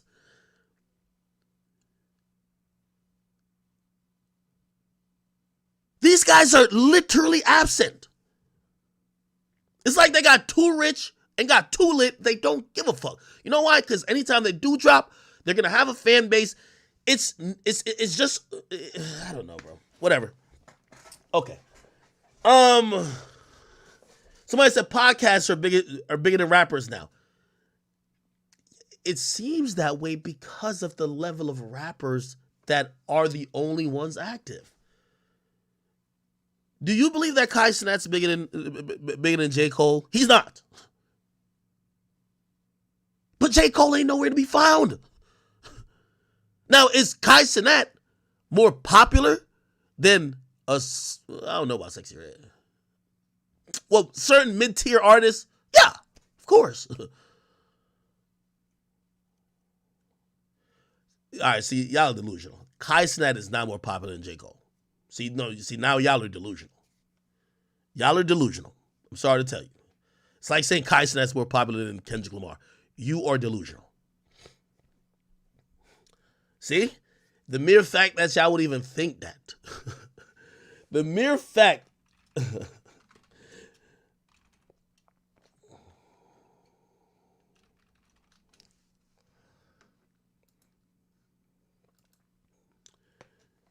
Hey, this is a ridiculous argument. I don't think y'all would make even this argument. Hold on, actually, let me get on Discord for this. And I would want to debate anybody who would try to make that argument. Does anybody want to make that argument? That Kai Cenat, I'm in the core. Yo, while the intern facts, I'm in here. Boom, I'm in here. Hey. Yo. What do y'all think about? And by the way, I should have been looking at the Rumble chat because all day today, other than my couple truck drivers who holding it down, YouTube comments been tweaking today. Like YouTube chat is tweaking. Like they all for being. No, I see them. They all for being. They saying dumb shit. I gotta go to Rumble. Rumble gonna have a little bit more sensible people. I don't know what the fuck going on over there at YouTube. All right. No, saying Kai bigger than Kai bigger than J. Cole is bonkers. That's crazy, right? It's bonkers. He bigger than Sexy Red, but J. Cole is bonkers. So, and I think that's where I think certain people are like time trapped too. Yo, J. Cole has a vast audience from people who, maybe doesn't have that many 15-year-olds, but potentially a 15-year-old to 40-year-olds. You get what I mean? Kai, I would believe, have very little amount of 30-year-olds. You get what I mean? Mm-hmm. Like very little 30-plus-year-old people. You get what I mean? Yeah. So it's the reason why J. Cole could sell out 70,000 people for Dreamville Fest, right? Yeah, it's a difference, bro. And when he drops an album, he's still doing at least 250,000 records sold first week. Like, I think sometimes the optics is fucking with people too, right? Like, you think if J. Cole tweeted at all my New York fans, I was just about to say that. If all my New York fans show up to Union Square, I'm giving y'all a free concert. He ain't even giving out no PS5s. Just a concert. I'm just giving a free concert, Union Square. If you think that there ain't at least how many people would you say came for Kai? And they came for PS5s too. You know what I mean? I would say like 5,000 at max. Nah, get the it's definitely at least 5,000. Bro, it had to be like 50, 60,000 people out there 15? For Kai, bro. 50, 60? Not 50, not 50. It was like 15. I was like 15 to 50. Did you see them crowds? Wait, y'all thought it was 15,000? It's not that. It's not 15, bro. That's not, I don't think you. What? Bro, I've seen 15,000, bro. That was no 15,000. Did y'all see I would say it was like 5,000 to 10,000, bro. I thought it was like 3,000 to 5,000. But that crowd is moving too. I performed in front of 15,000. That was not 15,000 people. Bro. That was definitely like 5,000 people. Niggas is nuts. Facts. You got to realize too. Like you're looking at these videos and like this overhead look, but the crowd is also moving. Like it was moving all over the place, so it looks way more. Right? Remember the police is trying to. Like, people are running all over the place. But you know, 10,000 people, like 10,000 people. If you thought, well, first of all, 60,000 people in Union Square, they're actually, bro, they're kind of packed. Like there is no running happening. It's good. That would be the equivalent. Like it wasn't no running happening. Niggas just tumbling. Nigga, it would have been Astro World Fest 2.0. It would have been Astro World Fest 2.0. Niggas was jumping on cars. Yeah, like no. Yeah. To put it in perspective, nigga, Cardi tour had about 8,000 to 9,000 people, bro. That's what it looked like, and a little bit less than that. Okay, by the way, walk the talk. Thank you for that. No. He said Kai's base is a youth, and that's bigger in general. Yes, I do think Kai has more under 23 members than J. Cole does. But I will also say this when you talk about bigger. Because bigger could be just more popular, and is it more popular overall or at the time? And second of all, who's bigger? Let me ask you this theoretical question. Who's bigger? The nigga who could get, let's say, in any audience, say 18 to 25, he could get 10,000 of those people to buy tickets, or the person who can't get 10,000 people to buy tickets, but it could get 20,000 to show up for free. It's the nigga that buy tickets. That's the power. That's why. Thank you. I think that's why rappers are way more unique on a level of. Sometimes they don't even have as much online clout as a streamer, but they're like selling a product, and usually people associate them with paying. You get what I mean? Which I just think that's leaps and bounds ahead of being more popular than a streamer. It's like he has 100,000, which is a lot. He has 100,000 niggas watching his stream versus a nigga that can sell 300,000 copies in a week. People buying $10 albums. Yeah. I think it's way different. Okay, so let me ask you a question. The Barclays could hold 12,000, 13 or 12 or 13,000 people, right? Actually could hold up to 15, depending on how you said it. Yeah, but let's say 12 or 13, right?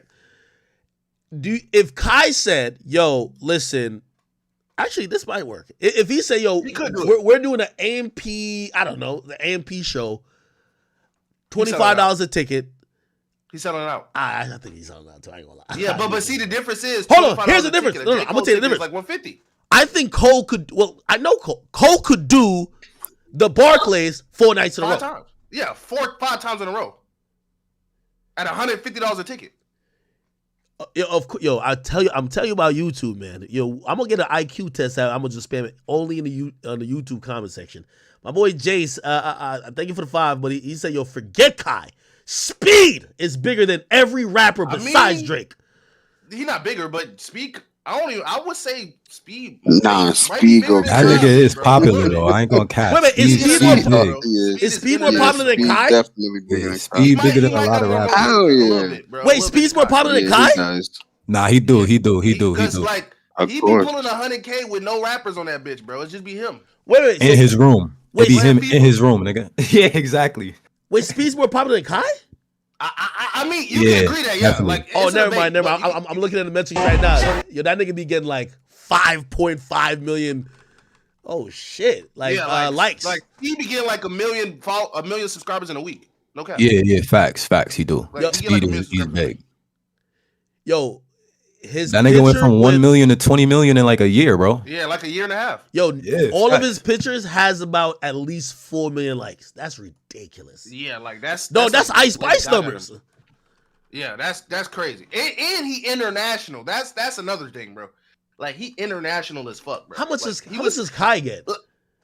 I don't know. Oh, Kai get like a com 2, like 1.82. Oh yeah. Damn, Speed that popular? Like it was like to the point where he was in another state, another country, and like Kim K was next to him. Niggas were going up to him, and Kim K was like, "Who the fuck is this nigga?" Right. Going up to Kim K, was going up to him. Is it a video of this?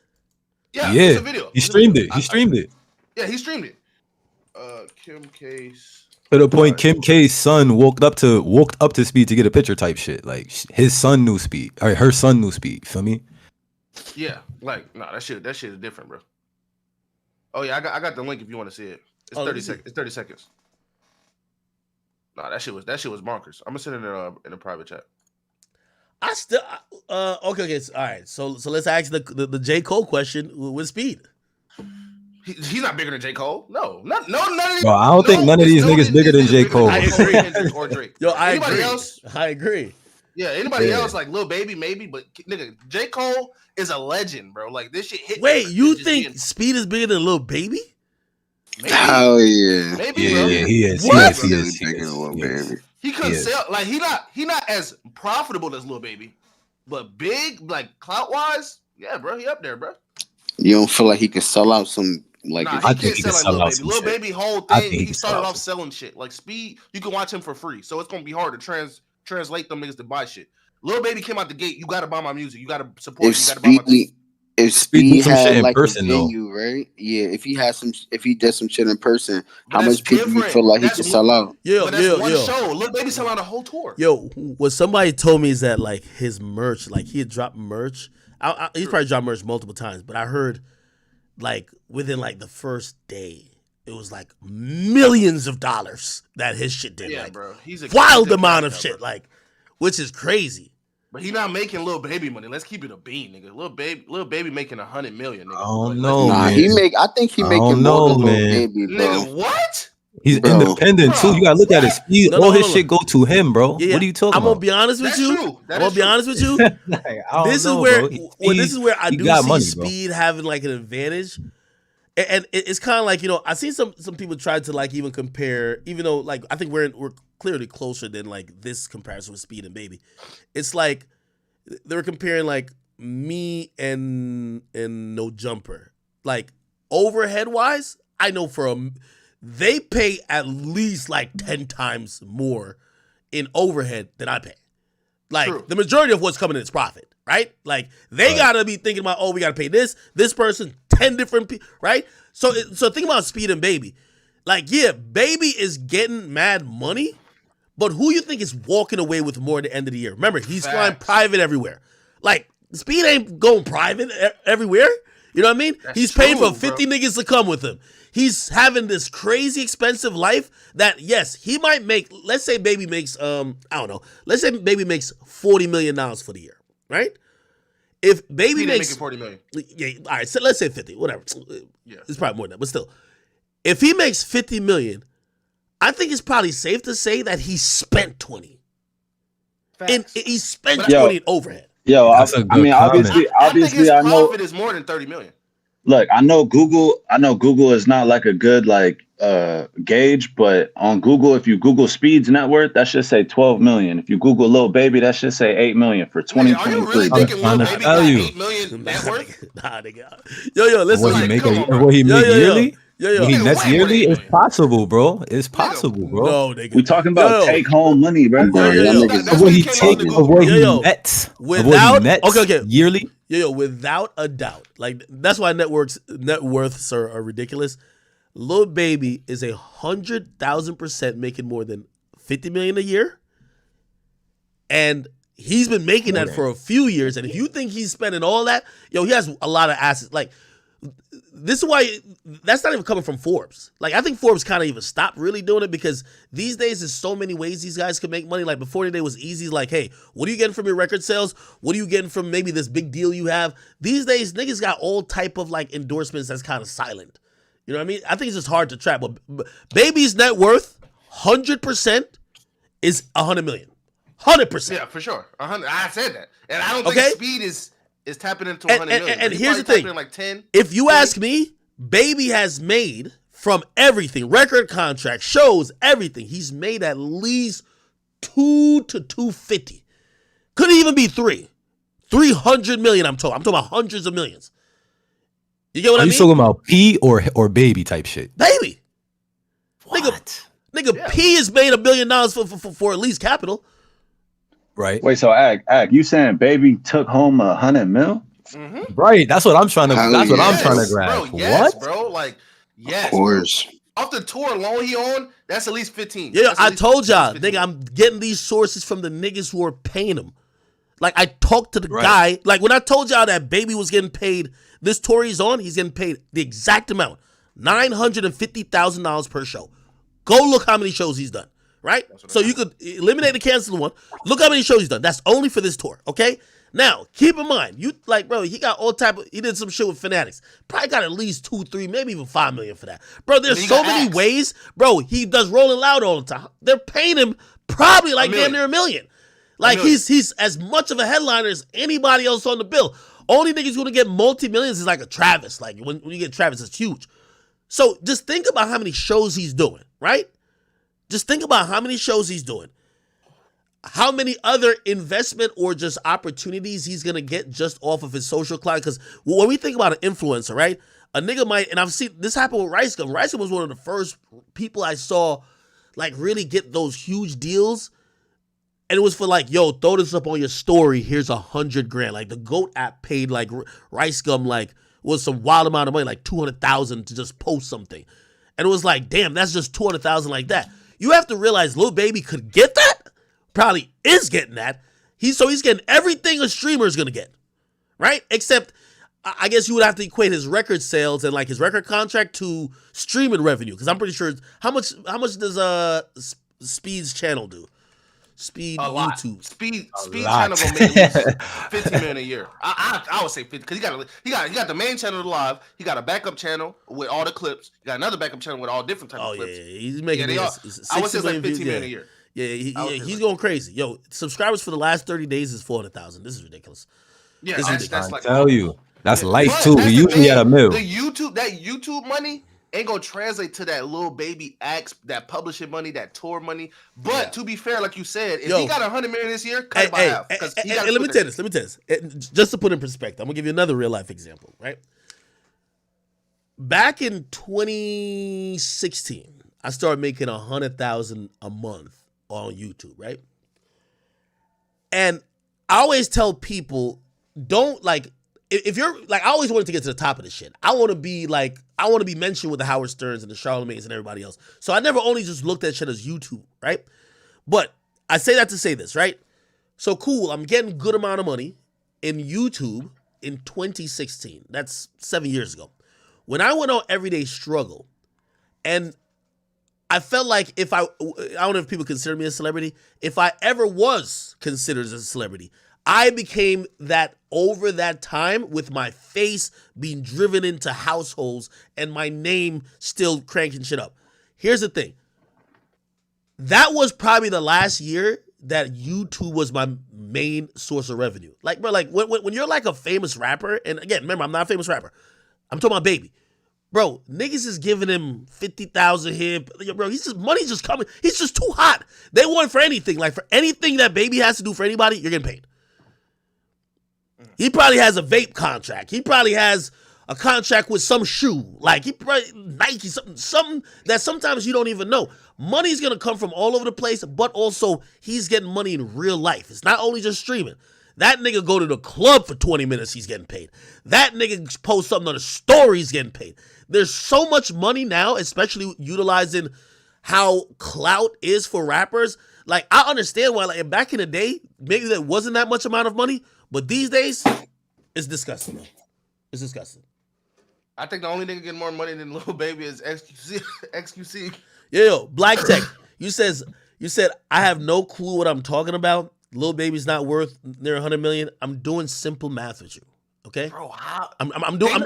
They're not rappers though. I'm doing simple math with you, right? Lil Baby tour. We could Google it. Lil Baby tour dates. I'm telling you the accurate number, the exact number. Just wait, hold on. Let me see how many dates did he do? Can At least 30. At least 30. At least 30, about 5 got canceled. Okay. So like 25. Okay, cool. So 25, it's almost like 25 million. So he's made 25 million at least in a year, right? Cut that by 40% at least. Okay. You got to Live Nation, all that. So you got to cut that. No. That's his fee. He's getting paid that. So like I'm not. The concerts didn't gross 950. That's his guaranteed payout. Whether one person comes, he signed a touring deal. This is why people get with Live Nation and shit like that. You get what I mean? You're gonna sign usually. Okay, do you have like a minimum and then you get a percentage, or do you get a all in every show you get this? So really, it's the anytime you see shows canceled, that's the promoter canceling because they're gonna have to pay Baby. There's probably some clause in there that if you don't do the show or it got canceled because of whatever, we don't have to pay you.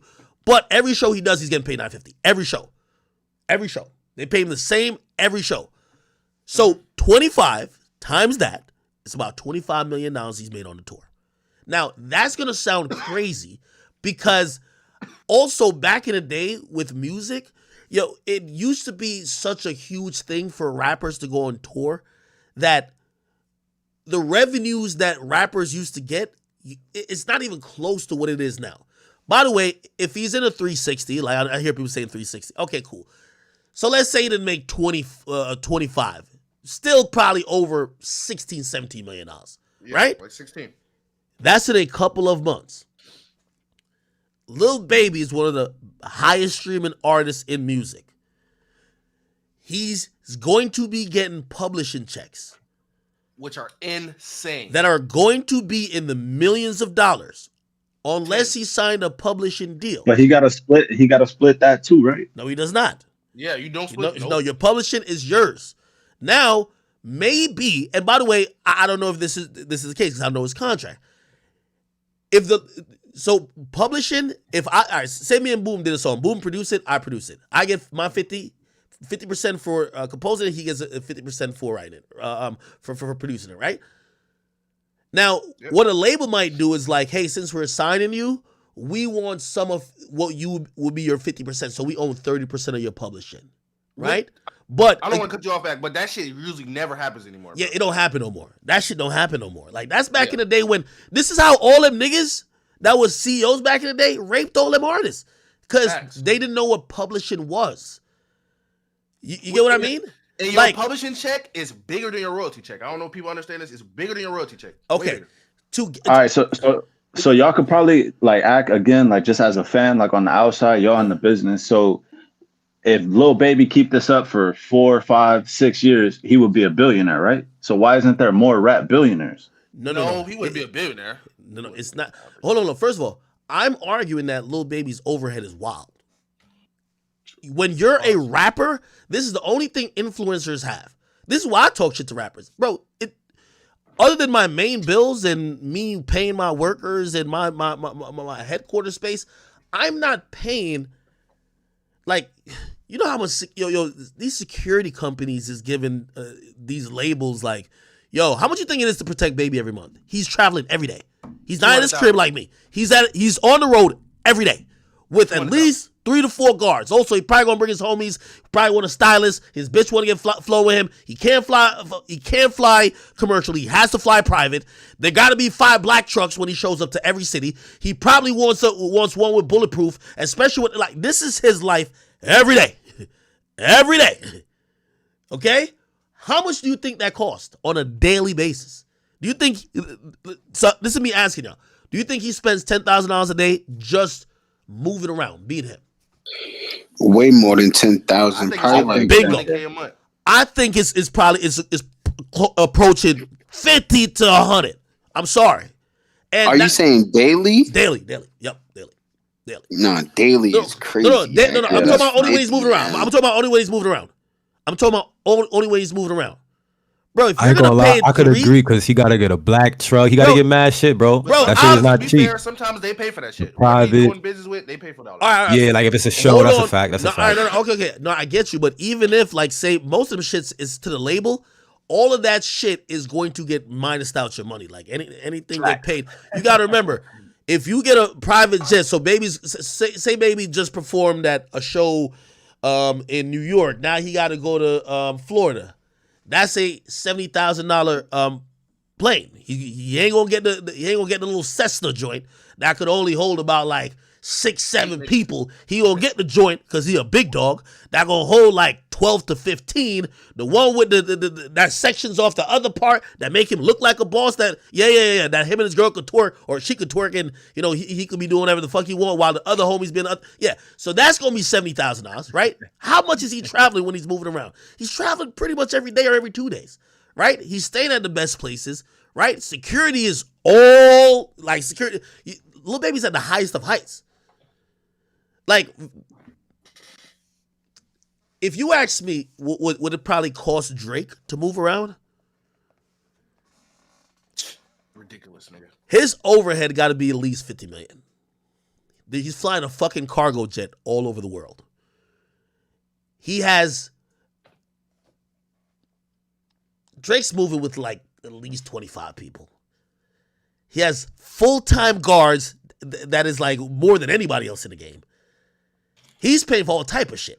So again, that's what I was trying to say when y'all are saying, isn't Lil Baby eventually going to be a billionaire? First of all, nobody has ever been at Lil Baby's level for 10 years, for the most part. Also, secondly, this is every year rap goes on because of social media and the internet. People are making more money now than they were making like years before, 10 years before, even if they're the same level of hotness. Do you get what I mean? Like if T.I., like remember when T.I. was super hot back in, what year this is? 2007? Yeah, 2007 he dropped the King album. If T.I. was that hot now with social media and all that shit, he probably makes 10 times more money. It's just 10 times more opportunity. A lot more of the things are happening. Money's getting paid and doled out just at a higher rate. Streaming revenue, all that shit's going up.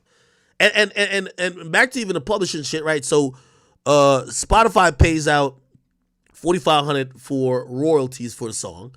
Then about like close to $1,000 extra goes to royalty, goes to publishing, right? And that's just for streaming. Now we're not talking about if some of these songs end up in movies, end up in license for here. This TikTok is publishing too, by the way. There's a shit ton of ways these artists are making a lot of money. And by the way, this is why, when I describe it like this, somebody's going to be like, well, everybody should be fucking rich. No. This is why Drake says, like in one of them songs I played before, is 2% of us really rich. Like the rest of these niggas is pretending. If you're at the heights of Lil Baby, you're at the heights of Drake, you're at the heights of like a Kendrick or a Cole where you could do whatever the fuck you want and the numbers that you're looking at is astronomical, yeah, it's lit. Now, if you're Smoke Perp, like, come on, bro. Like, Smoke Perp might have to manage his finances right now. So with all that being said, like the expenses and the income, do you think Drake will probably be the next person to touch a B? Drake's made $1 billion through music, 100%. Yeah. Now, has he retained $1 billion? I don't know. He's made billions of dollars for UMG, but he himself has touched or got paid out $1 billion for his music. I think he's the first artist to ever do that. That means solely through music. We're not talking about he took a steak deal. I'm talking about solely through music. Imagine what his royalty checks are. Damn. Nigga, his publishing check gotta be like publishing checks, I mean, yeah. Or $20 million every Actually, royalty checks too. Bro. Like you gotta think about it. Publishing is everything, bro. It really is, bro. All that TikTok shit, all the commercials, every time you hear a nigga use your song in a YouTube video, all that, bro. But also, all right, so if I had to pocket watch Speed, I think, say, a year like this year, this is what I'm saying, that if we're comparing him to certain people, I get it, right? Like, I think Lil Baby is going to pull in $50 million, but I think that he's probably lifestyle and expenditures, he might profit 30. Do you get what I mean? And again, I'm just throwing out numbers. Speed might make $20 million, and essentially he damn near pocket 18. Like, you get what I mean? So again, it's like, who do you want to be? Like for Speed, it's probably just much easier too, right? Like, you know what I mean? He gets to chill at the crib all the time, do what he want to do. He's not worried. He's not moving around with threat of his life. He doesn't have to run around with 20 different people. He gets to just relax a lot more. But, he has a low overhead, which is good. But popularity-wise, Speed making more than Baby then at that point. Well, I don't think Speed making $30 million this year. Bro, I think Speed is making a bag, bro. Well, I think this year actually he might make 20 to 20 because he got a Rumble deal. So I think he got plus the royalties from the YouTube and shit. So I think it's like 20, 23, 24 million total. I think what Axe saying is like Baby probably make more money, but he spend more money. However, Speed could pocket more money because he not living reckless. And he ain't splitting. All you gotta do is give his manager a check. Pretty much it. Yes, you gotta realize, like, yo, a lifestyle of a rapper is so ridiculous. Like, my nigga, like, first of all these niggas dating these little high profile women type shit, and all of a sudden okay, yeah, you made a bunch of millions. Now you gotta buy. It's her birthday. You gotta buy her a fucking $600,000 car. You gotta drop $200,000 on the jewelry. Like you basically just wasted $1 million just impressing your girl at that point. Like Speed is not wasting $1 million on nobody. Like you know what I mean? Probably just stacking it as he should. Like the lifestyle of a rapper is just costly. Remember, every couple months you gotta update your jewelry. Like y'all been talking about jewelry the other day, right? Yo, he showed me. He's like, yo, the next chain you get, actually, so when I pay for my shit, I overpaid him, but I'm like, yo, I'm gonna get this other piece made. He's like, when you do it this time, you know what the new shit is these infinity links. And I'm like, what? So I'm like, well, what about the Cuban link? That's what I got. He's like, nah, they're updating that shit now. So it's like, you gotta keep up with jewelry. Every year your car is going, like my Lambo is 2021, like shit. It's probably 3 years old. They don't got 4,000 miles on it. So again, you spend money, the lifestyle is the most thing you keep up with. Then you paying 5 rents, you paying mortgages, then you paying for your mama's shit, then your whole family kind of like leaning on you for shit. You realize you spending some good money, especially as a rapper, because that lifestyle is just so grandiose. You know what I mean? The people who I be wondering how they go broke are athletes. Like I even heard T.O. recently was talking about, he said he spent a lot of like his bread. And I'm like, damn, how do you spend $80 million if my nigga, like, all you gotta do is just show up and play. You don't really have, I mean, you can cop a nice car, nice house, but you don't gotta do the most. Right? Like you don't have to like rappers, bro. You know what it is? Is that what you just said? Because low key, I got a cousin in the league. He played for the Patriots, bro. That nigga do not spend no money, bro. He won the chip with Tom and everything, bro. That nigga do not spend money. Well, he's smart. The niggas that came to his wedding, nigga, they was trying to flex more than my cousin. My cousin contract was bigger. So it's dead the lifestyle shit you saying, bro. It's the lifestyle. Some athletes want to live like rappers. So yeah, facts. Hey, so at this like, luxury apartment that I used to live at, actually I still have one of my cars there, but I went back there. I forgot what reason I did, and as I'm getting out the car, I see a nigga with a chain on. Like he iced out. He got a Cartier on too, iced out. And I see him and instantly I'm thinking, I'm like, that might be a rapper. What rapper it is? Like I gotta make sure, we good. So I'm just kind of like peeping real quick. I'm like, who the fuck is this nigga? So the dude walks in, you know what I mean? And I could tell it's good vibes already. He comes over and he dashed me up.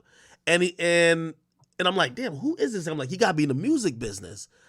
Come to find out, he told me, I won't tell you exactly who he is. He's like one of the like dudes on the Jets. He's like, yo, blah, blah. I'm like, damn, this nigga look like a rapper.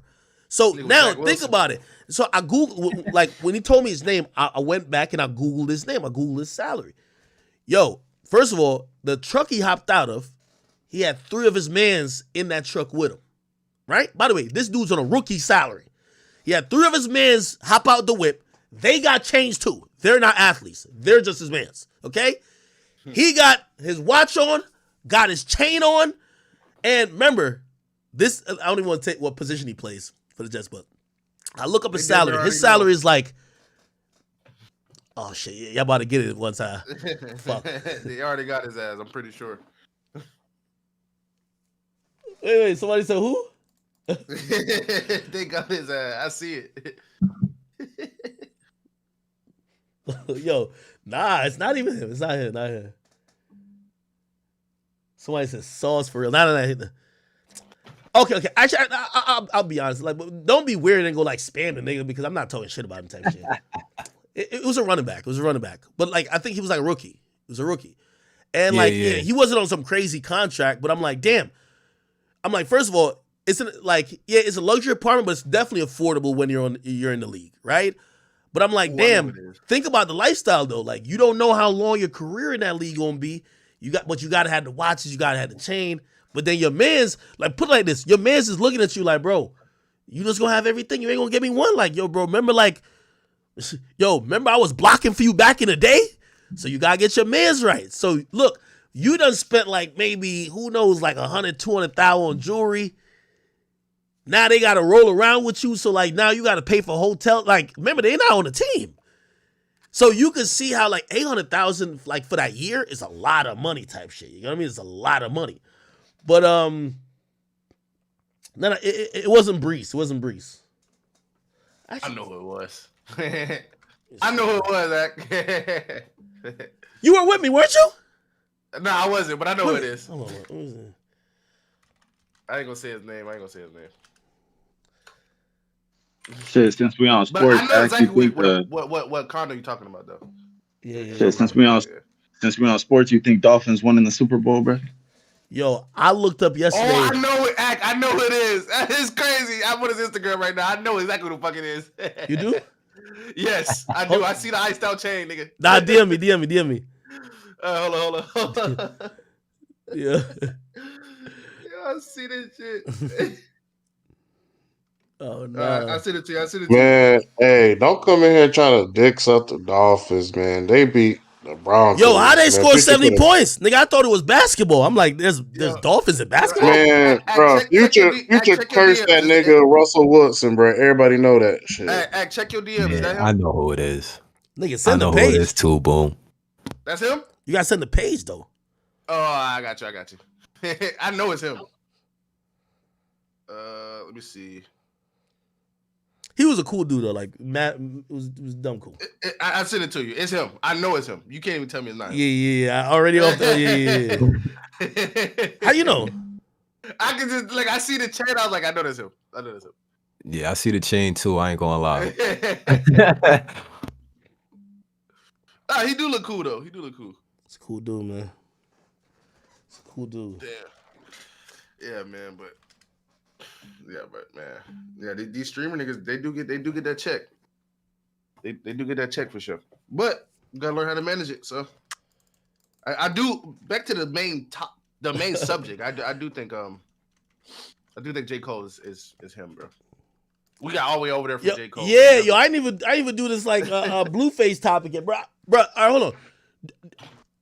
Was I making sense in principle though? Like, I'm a little frustrated that these guys don't drop music as frequently. And I think that's why the state of the game is what it is. We're getting like a lot of these almost shock factor, like people saying outlandish shit, and TikTok is more controlling the game because the rappers who we have built years up of, hyping up and also building up their careers, they don't drop no more.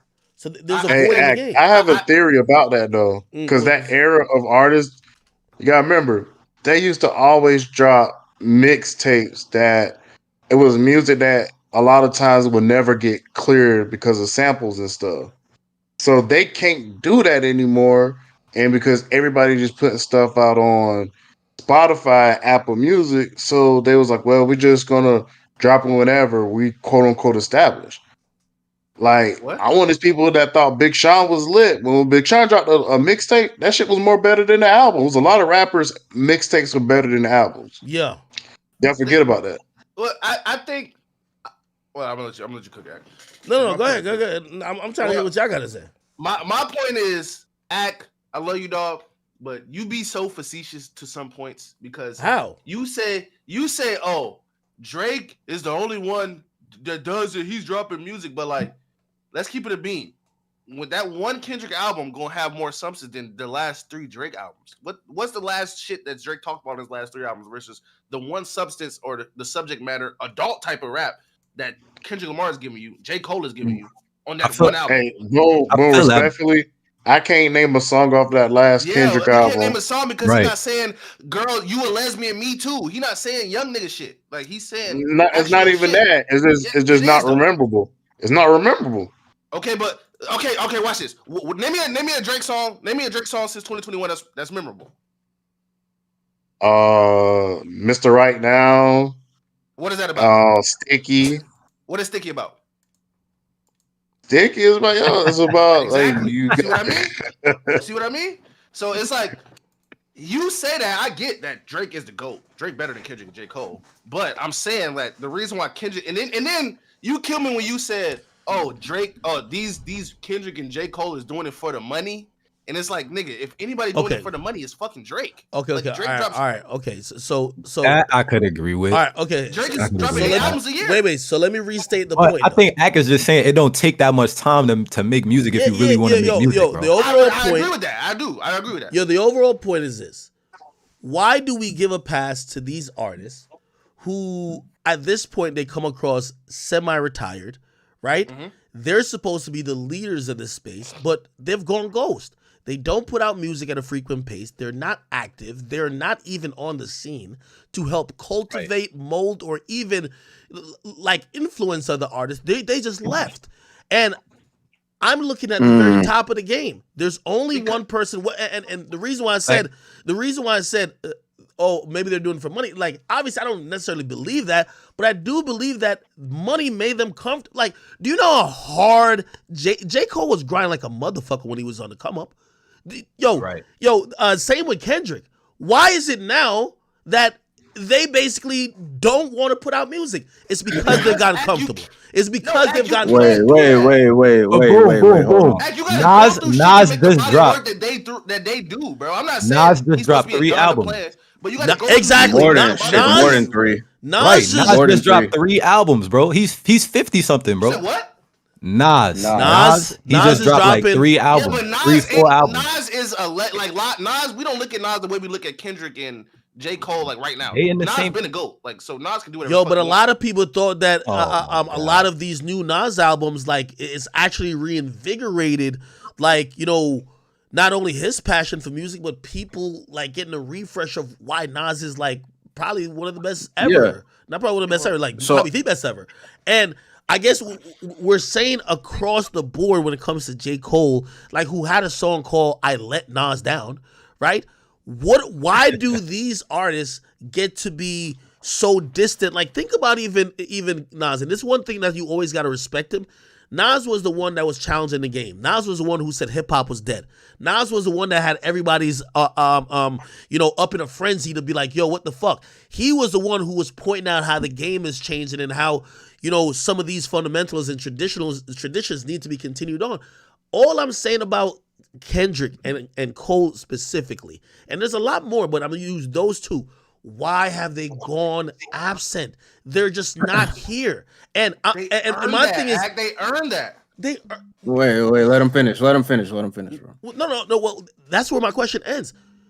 Why do they get a pass to not be in the culture?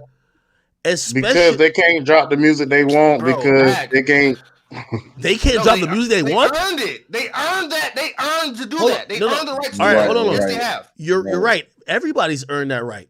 Everybody's earned that right. Drake has earned that No, right. not everyone. Nah, Not Lil Baby everyone. don't earn that right. Not 21 everyone. ain't earn that right. No. Listen, they earn that right because when listen. they come back with an album, you know it's going to be an album with substance and meaning. It's not going to be an album where he's saying, "Oh, I fucked the bitch because her ass fat. I like spending money on bitches." No, I'm sorry to tell y'all, but CLB had more impact than that fucking Mr. Morales. I'm sorry. CLB did not have. Wait. CLB had. Bro, CLB had more impact than what? What did CLB do for Drake's discography? Bro, what the fuck did this album do? CLB had more impact than what? What did CLB Then do Kendrick's for last Drake's project? discography? That shit was I forgettable. can't hear you. I can't hear. Boom. Hold on, bro. What did CLB have more impact over? In the grand scheme of things, this last Kendrick album Just was in very general. forgettable. So then Kendrick's album. It was very forgettable. Okay. It was very forgettable. And my whole thing, you're saying he's earned it.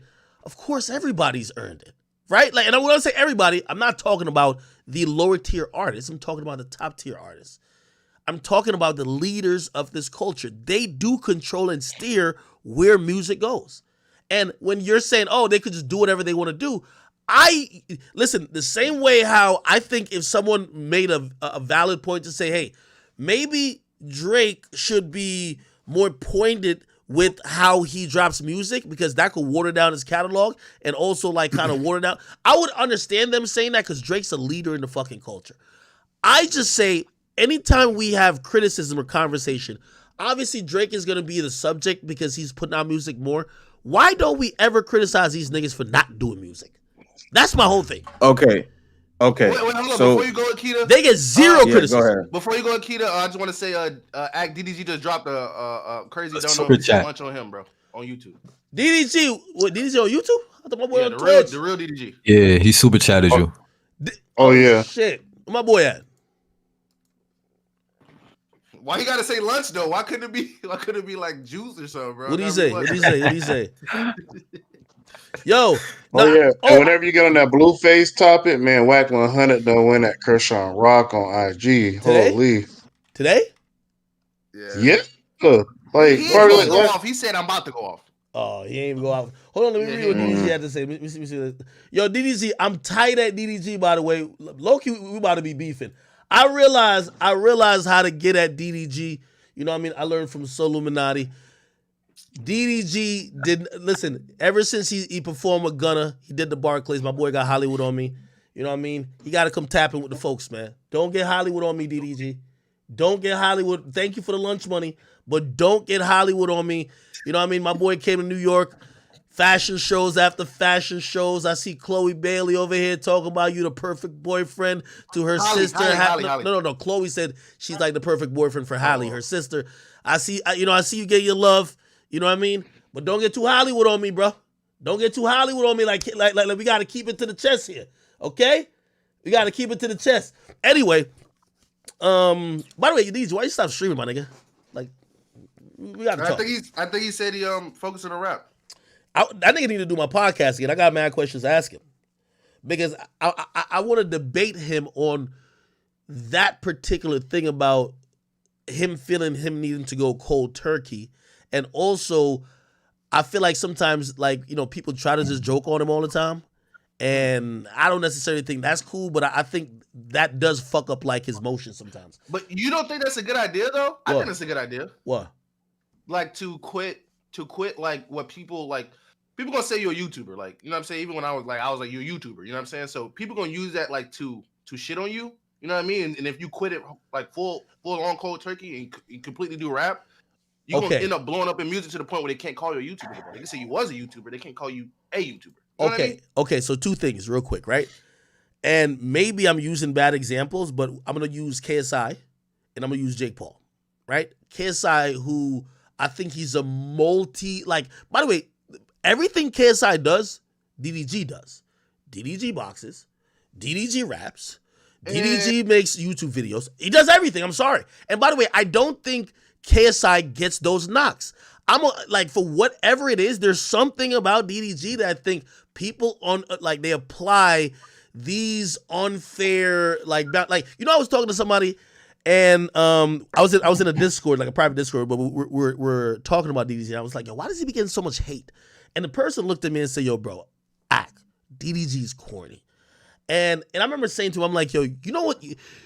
I'm like, yo, I understand why DDG be mad at times. DDG is fucking have fucked all the bitches that all of us think are the baddest bitches. How the fuck could I'm the nigga who's knocking him down and y'all calling me corny? You know what I mean? I'm sorry. Like all of y'all, if we show Ruby Rose on here, everybody's like salivating. Bruh, that was my look. Like, come on. Like, I understand why he might be like, yo, I don't get that. And I do think that I won't say I hate train. I think it's easy. It's like a low-hanging fruit to try to get at that nigga. I'm gonna be honest. Well, I think to play devil's advocate, you know what I'm saying? I don't want to sound like a DDG hater. You know they're gonna bring that shit up again. But to be fair, like when you are the what's the word where like you flex and shit like that, you give niggas reasons to hate you. You know what I'm saying? So you, especially when you don't when you haven't succeeded to the point where other niggas think you should be, they're gonna have a reason to hate you. They're gonna think you corny. The same way niggas thought Drake was corny a couple years ago. Drake's won so much that you can't calling him corny don't even matter. You know what I mean?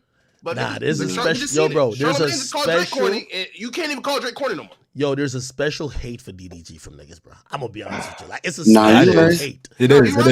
100%. I think he just put it on the head on the nail when he said KSI do all the same shit because he really do. I didn't even peep. You feel me? I think it's just because KSI from the UK and DDG from the US. US niggas look at everything as corny. Yo, and KSI talk way more shit than I'm gonna be honest with you. And KSI, that's my nigga. You know, when he come back to the States, we about to do some shit. But still, I don't know how this shit with Tommy Fury about to go. But yo, he been talking wild shit, and I think people support him because like people view him as one of them. Like, people support KSI and everything. I've never seen, like, especially over the last few years when he was continuing to do music, people weren't knocking. Bro, he was topping the charts. Like, people were supporting the shit. Like, they're not going to love every song, but it is what it is. With DDG, it's like, they've consistently told this nigga, like, yo, bro, could you stop? Like, they shit on every opportunity or every chance he tries to become a rapper. And he is a rapper at this point. The nigga got hits. Like, you only need really one hit for me to call you a rapper. True. It's been like that forever, though. I just think it's the way you. What is it about him? Y'all got to. Let's solve the root. It's the way you carry yourself, bro. That's my opinion. Okay, how does he carry himself? Tell me. If you carry yourself as braggadocious, you know what I'm saying? Every rapper does that. You know every rapper does that, bro. True. That's true. That's what I'm saying, but it's true. Yo, did y'all see that story? It's how you do it, though. To be fair, it's how you do it. Yo, listen. Lil Baby can be braggadocious. Hold on. It's picking and choosing, though.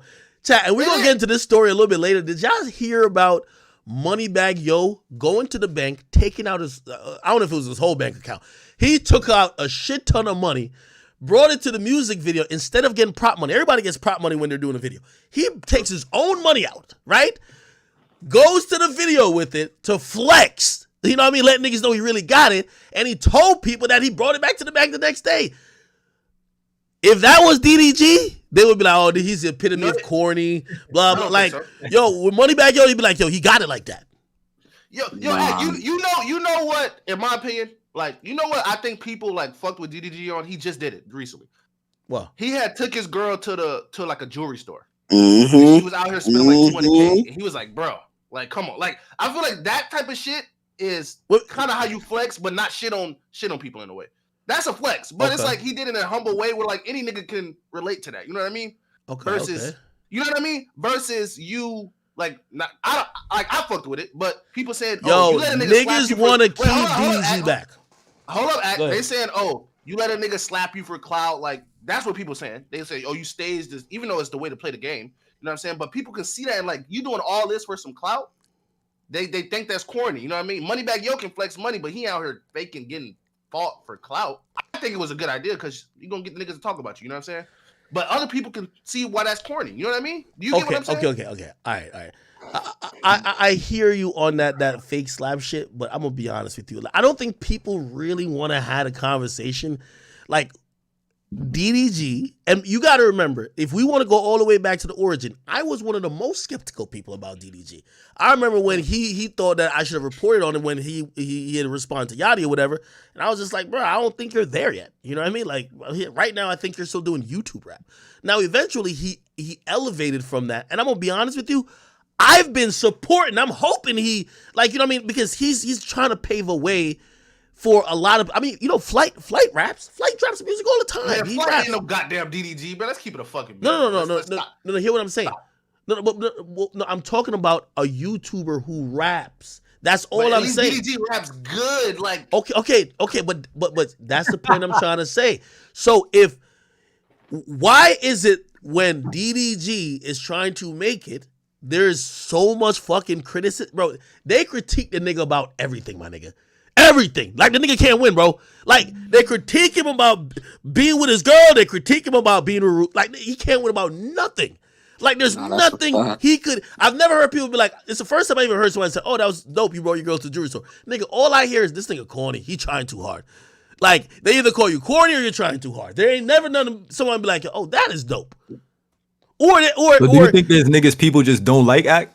Yes. I agree. Yes. Yeah, like that don't just happen. That don't just happen though. Like, that just does not just happen. I'm sorry. Okay, it's been like that for years. So y'all gotta tell me, what has he done? You have some responsibility to the artist, bro. What has he done? What has he done over the years? Y'all gotta put me up on game. What has he done over the years that's gotten people to the point that they're like, fuck this guy?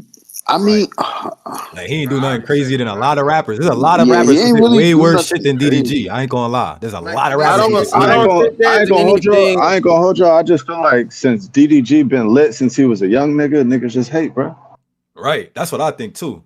I don't think there's anything overall. I don't think that is anything overall that he did that you can pinpoint where it's like, this is the moment that niggas started hating him.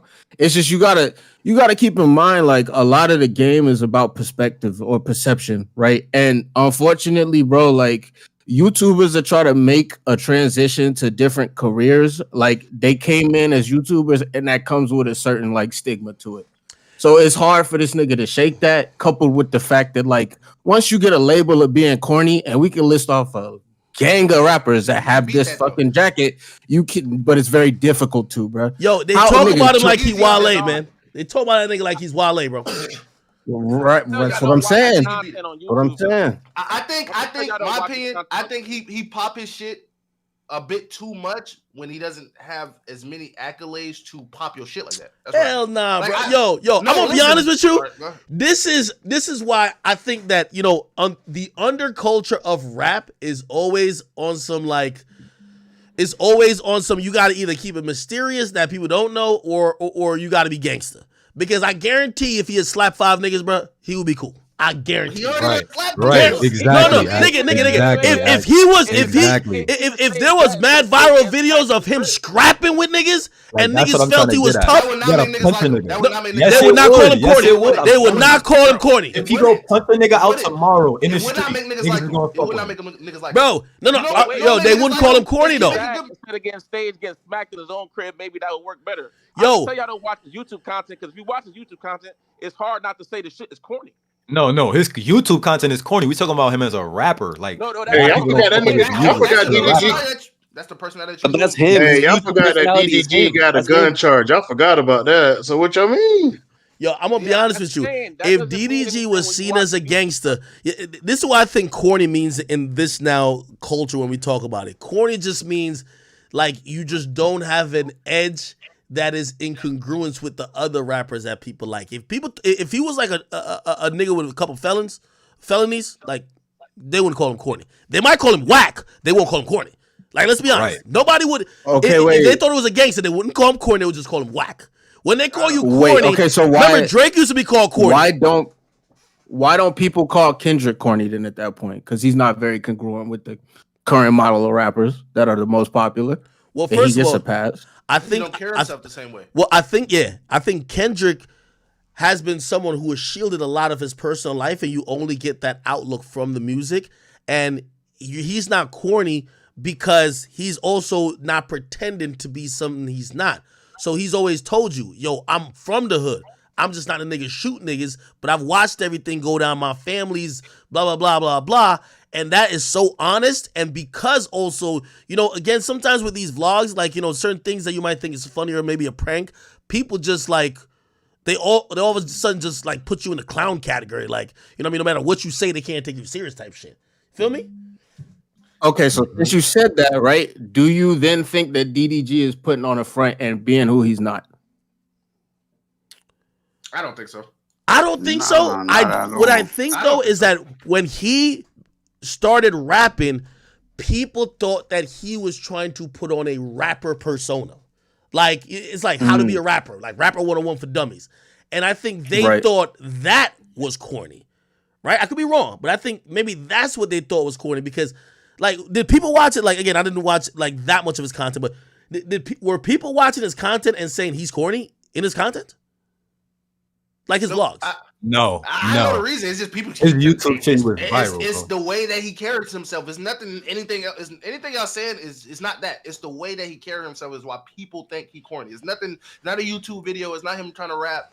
It's just him trying. Like I seen a tweet and he was like, "I'm the first YouTuber nigga to ever do this shit." Like that's just like he was like, "I'm the first YouTube nigga to ever do this shit." Like basically, you shitting on every other YouTuber ever. Why can't he say that? I think that instead of bigging up everybody, you kind of shitting on niggas. You know but Soulja Boy says that. Joji did it. KSI did it. It's a lot. Rice Gum did it. Rice Gum went platinum. So it's like you try to like little bro every nigga instead of just being a nigga that's like, yeah, I'm a YouTuber and I rap. Shout out to all these other niggas, but I'm doing it different. And it's my way. Yo, John Reyes in the chat says that. John Reyes in the chat says that. I think people don't have that appreciation for him because they don't feel like he got it out the mud. And I guess he's trying to allude to maybe a part of, people rooting for you in terms of a hip hop success story is like you came from nothing. And I don't see how that well, I guess you're saying not on the rap sense he didn't come from nothing. Like everybody else. I guess you're saying not on the rap sense he didn't come from nothing. You know what I mean? How did he not come from nothing?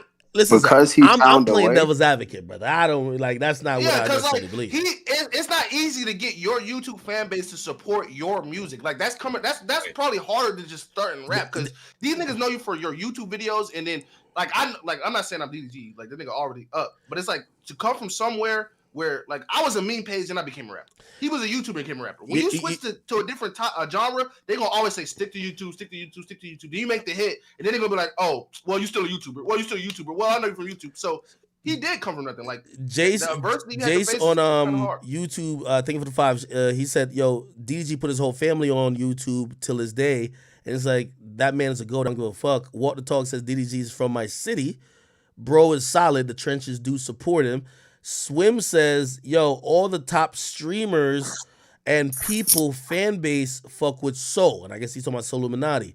By the way, Jay Franco, I guess he was talking about the last topic. I'm going to read those in a second. Let me just read this last one about DDG. Perry React says, I think society's used to rappers being / acting flashy, but YouTubers are known to be more on the genuine side. That's the motherfuckers watching him be broke. No. Okay. Yo, and I guess someone was saying about the last topic we're talking about in terms of popularity. Somebody says, well, you should pocket watch Mr. Beast compared to rappers. Who's got more? Yeah, Mr. Beast richer than all these things. Mr. Beast rich, but he got his overhead crazy. Pause. But he's like, I think he's more popular than Lil Baby, undoubtedly. 100%. Popular than every nigga besides Drake, nigga. Like once I seen that nigga pop up on my Uber Eats app, I knew that shit was hitting different. Oh, my boy DDG calling in right now. Yo. What's good, nigga? Hey, my bad, bro. I was with my girl and shit in New York. Nah, I know. It ain't nothing. Hey, shit, we were just having a little conversation about you. But anyway, nigga, first of all, how was that? How was the at Barclays? That shit was lit. That shit was hella lit. Shit. Great. Nah, I didn't even know it was Fashion Week. I don't get invited to none of that Fashion Week shit, man. Niggas must be thinking I'm unfashionable. Nah, nigga, all you need is a PR, nigga. Shit. I ain't got no drip anyway, nigga. Nah, you got it, man. You got the infinity links. Shit, that's what my jeweler's trying to get me to buy, but I'm like, man, I ain't trying to keep up with the Joneses now, man. Like listen, I'm done getting cars. I'm done getting cars, and I'm about to be done getting jewelry, man. At this point, y'all gonna see me. My Lambo gonna age like you know how Soulja Boy got that old Lambo that he still ain't never give up. That's how my shit gonna age because I can't upgrade with the times. Yeah, nah, this shit updating every year, bro. This shit get crazy. Hey, I feel like niggas with millions of dollars gonna become middle class in a minute. This shit is getting too expensive. Shit, I could imagine. Yo, we were just having a conversation, man. We were trying to figure out why the fuck is there so much hate. Like, me personally, I've never understood why people seem to try to... Like, I feel like people try to, like, you know, turn you in... Like, anything that happens with you, you could save a baby from a burning building, niggas is gonna have a way to talk about it. I think it's because I was beefing with so many fans. I think the Twitch shit fucked me up. Really? Because it's like, yeah, that's why I stopped that shit, because, like, niggas was trying me on that bitch, and I ain't really know how to, like, react a certain type of way. You know what I mean? Like, I was beefing with so many fan bases, so niggas just troll me to the point where everybody just jump on a little hate train. But I feel like before the Twitch shit, it wasn't really that bad. Like, the Twitch shit really fucked me up because I was beefing with so many niggas at once. Yeah, that's true. Well, I have like a different opinion just about. I really think you should always still do content. I feel like, I hate, and I used to be this person. I definitely used to be this person where I used to compartmentalize and be like, yo, y'all got YouTubers and y'all got rappers, right? And then you got streamers. Now I really just think everything is everybody. Like, bro, I just watched Offset do 24 hours with Kai. I just seen Dirk said he finna do 48 hours. I see everybody kind of like worlds are combining that it's hard for me to say like what's a rapper or what a rapper should do or not do. I feel like everybody's doing content. You get what I mean? So it's like, you know what I mean? Like, for me personally... I still do content. I just do it like other places. You know what I mean? Like I be on Snapchat and shit, like little shit like that. Like I don't know. I just do different shit. But I feel like right now, content creation is more important and more like appreciated than music right now. Correct me if I'm wrong. No, I agree. I agree. Yeah, I feel like a nigga like Kai or any big streamer and shit, they got way more impact than an artist. Yeah. So it's like I feel like artists is noticing that, so that's why they hopping into the content lane for real. Yeah, I mean, I've noticed that shift. Like, to be honest, like if people like, I even told my chat like at the beginning of this year, I'm like, I'm trying to do 200 hours, or not 200 days stream for this year, just because like I realized that streaming is becoming so much more impactful. Where it's like for me, I would rather just increase the amount of people that view me and like that's in my audience base, because it's gonna be bigger for whatever I want to do. You know what I mean? Whether it's like build a label, whether it's like fucking like just even like my news page. So I think that's where it's at. I'm gonna be honest with you. Like every time I'm on Twitter, dog, I don't know what it is, and I don't know how you be feeling about it, but like I definitely feel for whatever reason, because I've had this conversation mad times with people. I feel like you get way too much hate, and it's not even like I can understand somebody be like, oh, I don't like something. I just feel like sometimes people just don't like you, and I'm like, what the fuck did he do to y'all niggas like that? Because I think it's because niggas get paid now.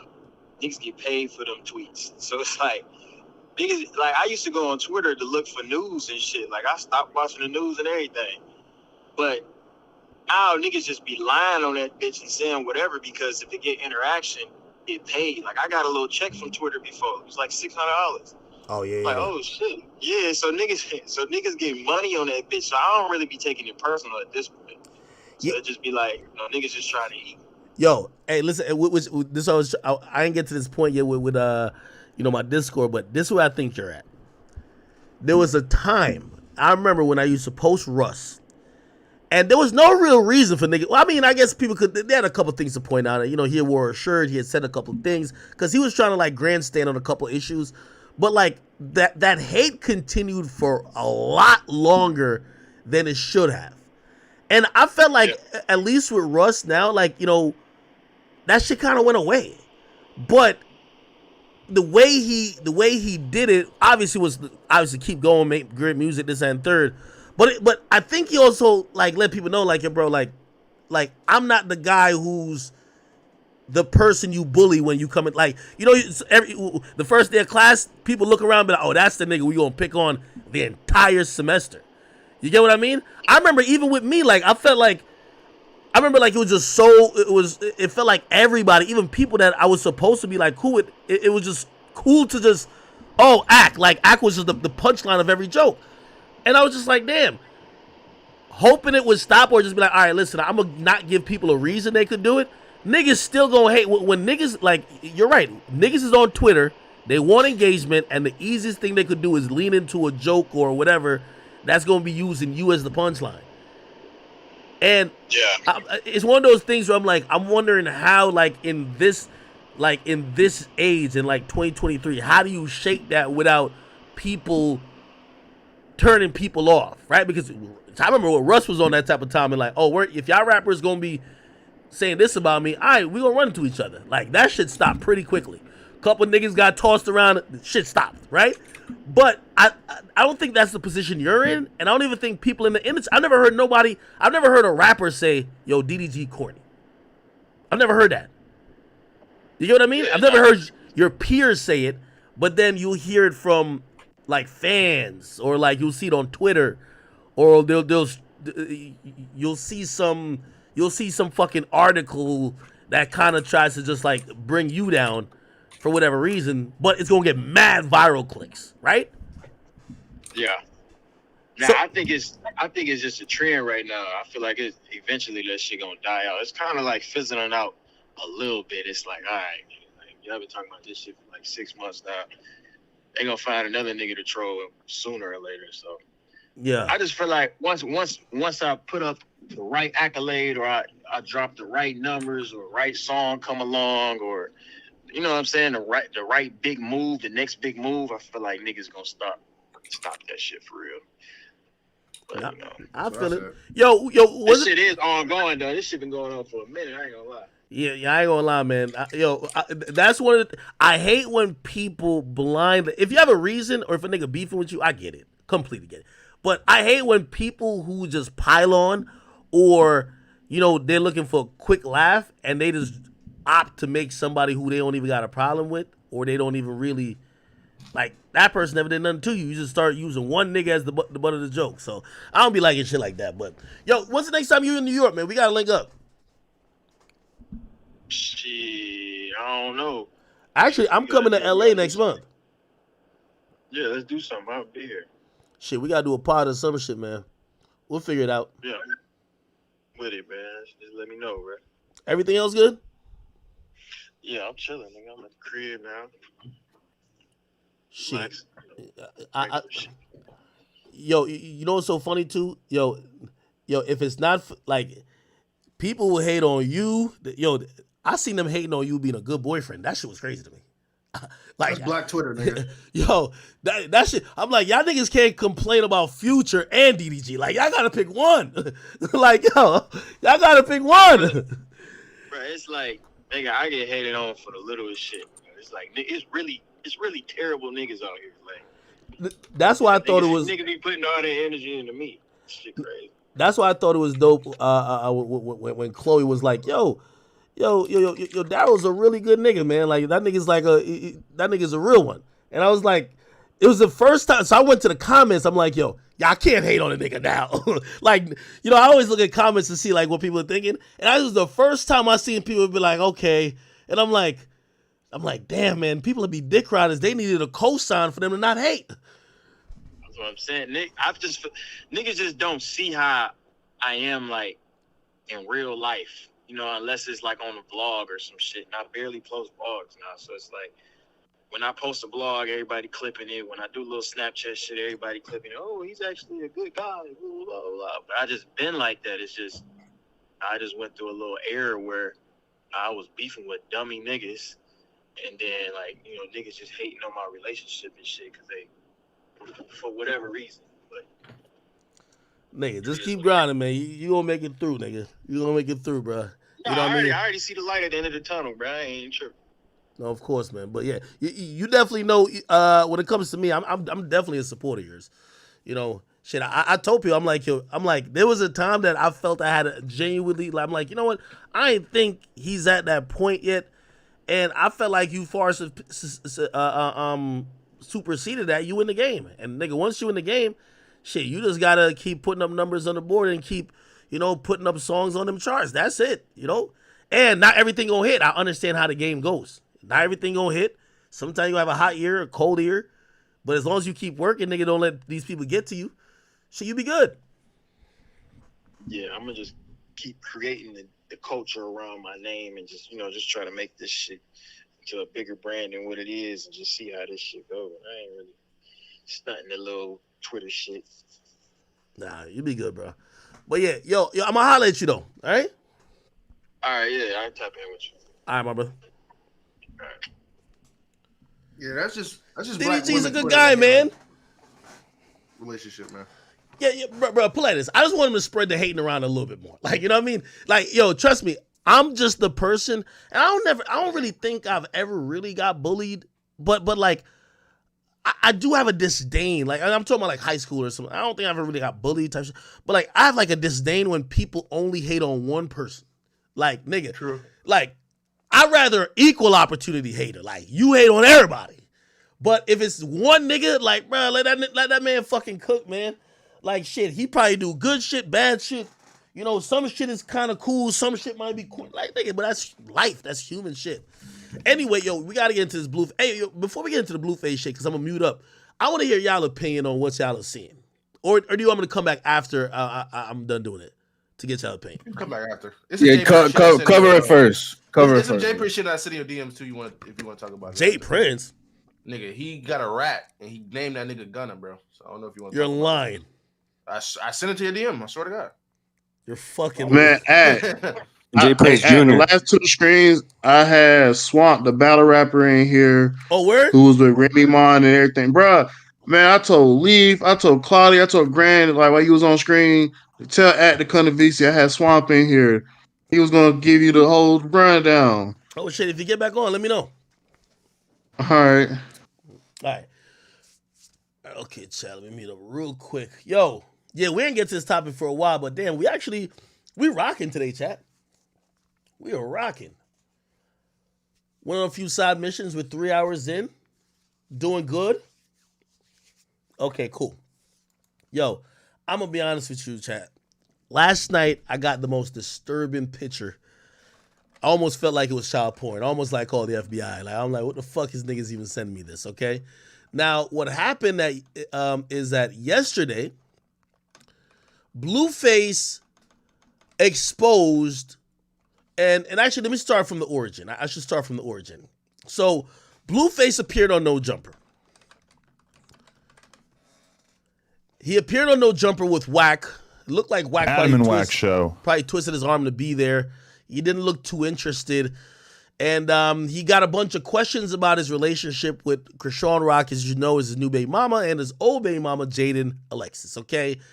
Apparently, he was starting this thing called MILF Music, and this MILF Music thing was supposedly we signed both of his women. Now, I'm going to be honest with you, like, Blueface is like a modern-day pimp, if you ask me, or he's trying to be, because, you know, I think these women just honestly want to be in his life. They want to be his wife. They want to be his woman. They're in love with him. He's realized that, and I think this is kind of clever on his part, the heist that he could get as a rapper, if he causes some relationship drama, especially with this Chrisean girl, the limits are boundless. So I think he plays with their emotions. This is just my thoughts. He plays with their emotions, manipulates them a little bit, keeps them all close enough, and pimps them because money will come from it. Apparently, when it comes to Chrisean, they have a successful show on Zeus, their little reality show. He was collecting all the money. So her checks was going to him. I mean, that's pimping 101. He's collecting all the money. He's spending all the money. Like, shit, that's a pimp, right? Anyway, I'm going to play a short part of why, you know, shit kicked off with him and his baby mama, but it went like this. Let me get to it. Would you do it? And live in a 5-story. Here we go. Fuck he think it threw me. It definitely, son was there, right? So I kind of thought he was gonna be done with kids because of a lot of shit that he says. He threw me, right? Because I understood my kid's mother would another to like raise a big. Fuck he think. And he said fish and egg. Huh? Never. Did you say never?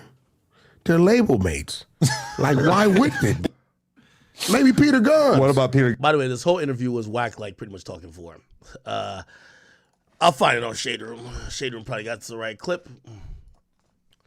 So, again, Blueface says one thing is they only communicate through social media. So Blueface says one thing, then the baby mama says something, and then I'm gonna get into like the really disgusting part that kind of happens. All right. So Blueface says, "Can I find the fucking clip?" Jesus, no, it's not here. Come on, Shade Room, don't let me down. You gonna send me to neighborhood talk now? All right, I gotta go to neighborhood talk. Okay, the neighborhood. Yeah, they sent me over here. Bet. So I just want to play the relevant, like, the relevant clip. Where is the relevant clip? Or maybe I can't find this shit. What the fuck?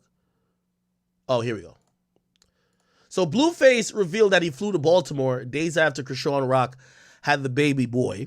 And she told him that their son had a hernia and it has to have surgery. Now, I'm going to be honest with you. I'm skeptical that this baby's real. I'm going to be honest with you. And this is no disrespect and I'm not trying to be mean.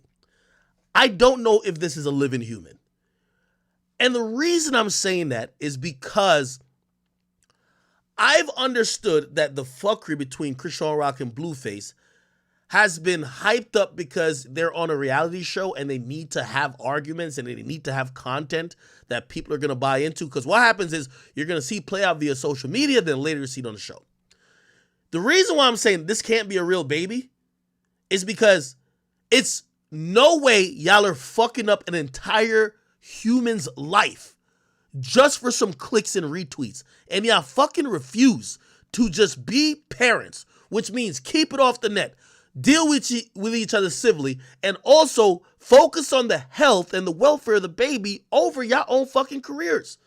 Y'all are using this. So I don't think it's a real baby. This one in plastic baby they give you in health class. Ain't no way this is a real baby. Ain't no way. I can't believe it. But regardless, in the storyline of things, they're saying this is a real baby. I'm calling it a clout baby. I don't think it's a real baby. It's no way it's a real baby. Again, I've seen the worst of women when they have kids or when they're pregnant show motherly instincts.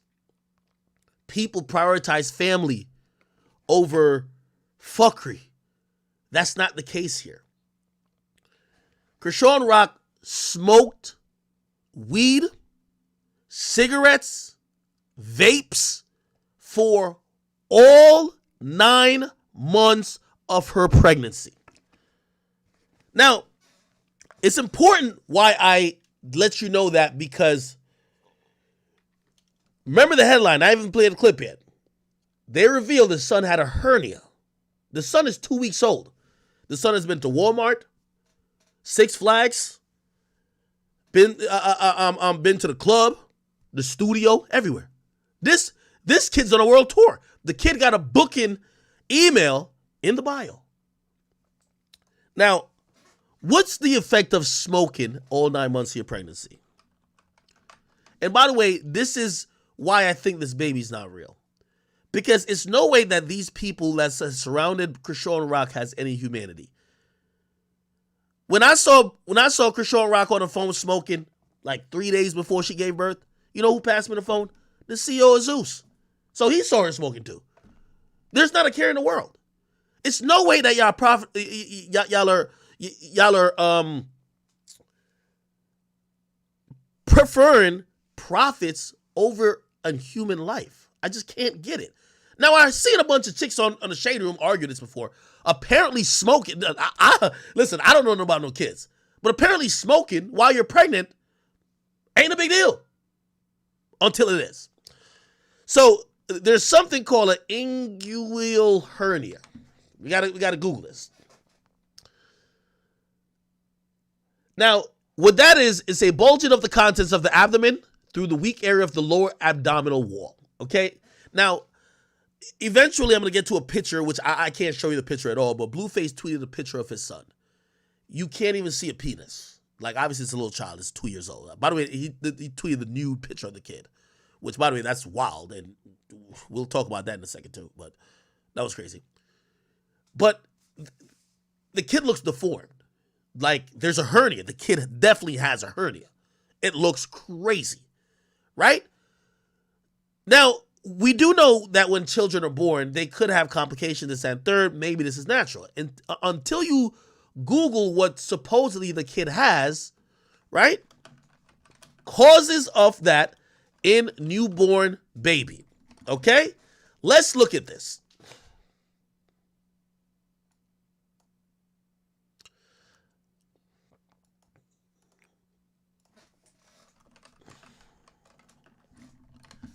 Actually, give me 1 second.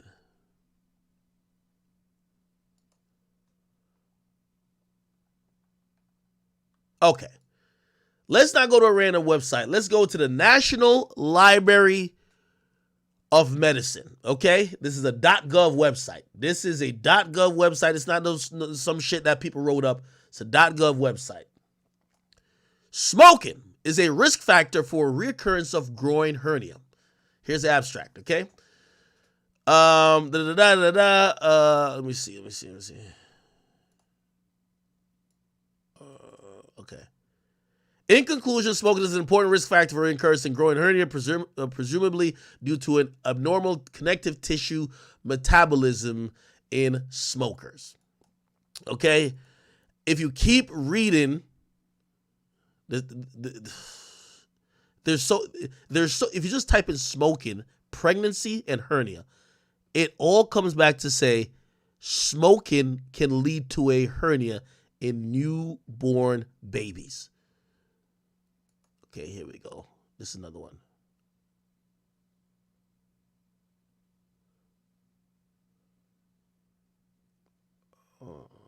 Make sure.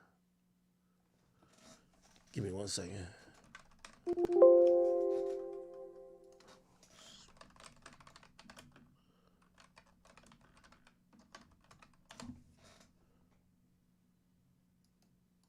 Okay. Oh, here we go. The relationship between maternal smoking and incidence of congenital anomalies. This is the only thing you need to know. There's a whole article on it. This is the abstract. This is all you need to know right here. I'm going to read it. You don't got to be the fucking brightest bulb in the crib to understand what this means. The increase in incidence associated with heavy smoking occurred predominantly among male offspring and was attributed to anomalies classified as moderate. The incidence of two specific anomalies, inguinal hernia and strabism, I can't pronounce that, or I probably can't, but it's taking time, were observed to increase significantly when the mothers had smoked during pregnancy. A significant decrease was observed in the incidence of moderate musculoskeletal anomalies among male offspring of smokers. The different nature of the various association noted stresses the complexity of the underlying causal mechanisms. Okay. Here's the point. Before I play this clip, Chrisean Rock smoked for the entirety of her pregnancy. The entire pregnancy, she smoked. 9 months. They turned this shit into content for Zeus.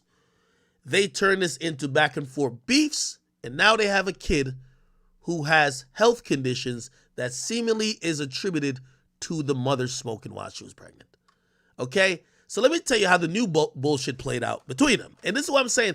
I just can't even believe that this is I really can't believe this is a real baby. It's not a real baby. This is probably it's no way it's a real baby. Like, nobody would do this to a child. Right? Like, nobody would do this to a child. I'm thinking. So Blueface addressed it like this. Slap you in your face. I wasn't tripping for real. Like, bullshit. You a motherfucking lie. Everybody, all parties knew what I was doing, so it was like. Wait. So you telling me Jade knew you was going? Hold on, because there's been a debate. If you just went without telling Jade, and that's why she tripped out. So you telling me Jade knew you were going to Baltimore to see the baby? Yeah. Bro, we didn't know. Right. Like, people were thinking Jaden tripped out because she saw it. Like, what the fuck? And as long as we're doing the narrative of Blueface's life, this comes after many weeks of him declaring over and over on social media, I do not give a fuck about my other baby mama. I am focused on my original baby mama. I am building her rap career. This is what I'm focused on. Editor, and then right all of a now, sudden, he's in Baltimore. This is when you dropped the song Stop Capping by Blueface, baby. Yeah, I know you did. How long did it take you? Oh, yes, okay. Boom, I had to go because I guess the baby had like a little hernia or something. You had to go. First of all, let's clear something up. He's a real dad. You're doubting the hernia story? No. He's a real dad. Tell my story though. Okay, but you're a real dad. No, like, sure. you wanted to go. So yeah, hernia, now fucking hernia. No. Listen, I didn't make the birth because she didn't invite me. She didn't let me know nothing, and she was just doing some Instagram stuff. So I was just like, all right, how am I supposed to rearrange myself to, just get over there? And not really, the communication wasn't there for me to just end up there. So I'm like, all right, I just give her a little bit of time to fill it out, and then she finally told me the baby had a hernia, he's gonna have surgery or whatever. Just nothing major, just regular shit. And I was like, oh damn. So that's really why I went out there. So I'm like, all right, damn, I gotta at least see this through with her. Mm-hmm. So the baby had complications. Yeah. So yes, okay. Boom, I had to go because I guess the baby had like a little hernia or something. So the baby had complications. Yeah. So I told Jaden, I told Jaden this, and then she kind of beat me up. Nah, she beat me so up. You told, wait. So you're at home in Cali. You tell Jaden, okay, I gotta go see the baby. Now, let's be clear, man. Chat. Charleston White might have been right. I want to put up $5,000 that Blueface and Chrisean Rock have a retarded baby. Let's start making bets now. Come on now, I'm calling bets. I'm so upset this motherfucker might have been right, bro. I'm so upset because this is an innocent baby. $5,000 that Christian Rock and Blueface have a retard baby. Baby go be dumb in the motherfucker. They not finna have a healthy baby. Listen, I got bets on it right now. I got 2,000. I got a side bet. And whack 100. I want to bet $5,000. I want to put up $5,000 that Blueface and Christian Rock have a retarded baby. Let's start making bets now. Come on now, I'm calling bets. I got $5,000 that Christian Rock and Blueface have a retard baby. Baby go be dumb in the motherfucker. They not finna have a healthy baby. Listen, I got bets on it right now. I got 2,000. I got a side bet that the baby don't make it. Nah, this nigga out of pocket. This nigga was out of pocket. Autistic. Or if it ain't be autistic, it's gonna be a mute baby. One of them kind of baby. I got a 2,000 side bet that the baby. Is this nigga creating a parlay? Don't make it. I got $2,000 that Christian Rock baby don't make the 9 months. That motherfucker baby don't stand a chance in life. I'm dead, motherfucker. You know what's so crazy? And obviously, you know, I'm not co-signing everything you say now. Everybody has been so caught up in their back and forth that we're not realizing the only victim is a child. Everybody looked past the fact that she was smoking on 9 months. You know what the woman on Shade Room said? Oh, he's stressing her out. So the man is stressing the woman out, so she smokes while she's pregnant? Nobody cared. Who want to bet? I'm taking all bets. Say I'm taking all motherfucking bets. $5,000, that baby come out retarded. That's gonna be a retarded baby. That baby will not be able to play well with other kids normally. That baby will not be able to go outside and ever play by itself without being supervised. I got $5,000. You can say what the fuck you want to say. The sad part about this is that when I first heard it, I said, yo, Charleston, man, you gotta chill sometimes, man. Bro, you just be saying anything. Now I'm like, maybe Charleston White was the most sane person of everybody. Because nobody was ever talking about a baby's health. Like I said, I got 5 that the baby be retarded, that they do not have a healthy baby. I'm willing to make a side bet that the baby don't make the full motherfucking trimesters. I'm willing to bet this baby will not live to see on this side, outside that pussy. That baby ain't finna make it. I wouldn't give a damn what nobody say. Between him and her, yeah, that baby ain't finna make it. Yo, man. Infection, it's gonna have asthma. What else that baby gonna have? Yeah, that baby gonna be cross-eyed. I got a glass eye. That baby really gonna be cross-eyed. Yeah, that baby eye really gonna be cross. I can take this one out. What the fuck? Oh, what the hell? Daddy, I'm hungry. Yeah. Mama Christian. Mama hungry. Say that mother gonna be stuttering. Yeah, like Flacco on No Jumper. Yo, hold on, man. He got smoking Flacco. Charles, stuttering, motherfucker.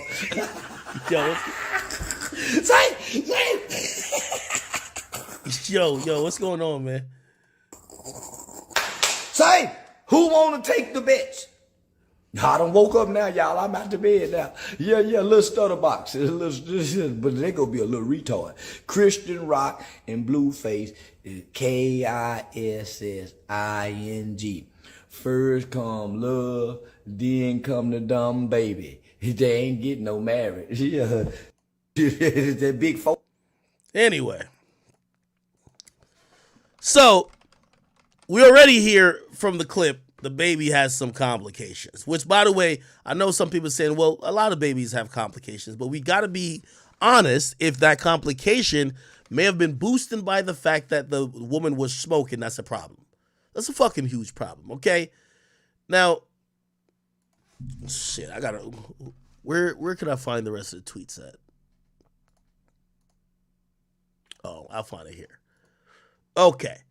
So after that happened, Chrisean Rock went on live and she went off. Blueface.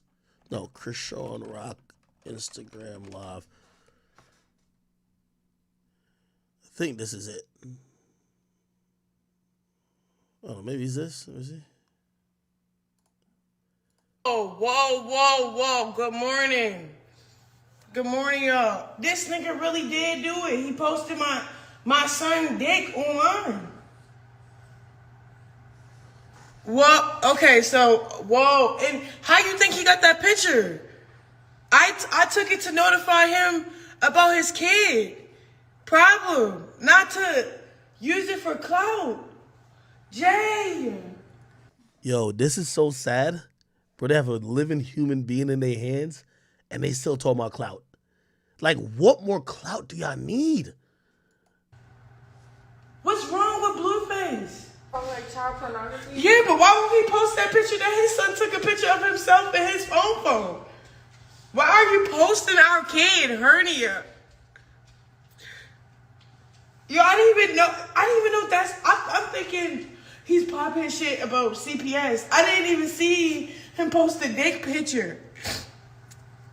Why would you post my son dick picture, Blue? Why would you post my son dick picture, Blue?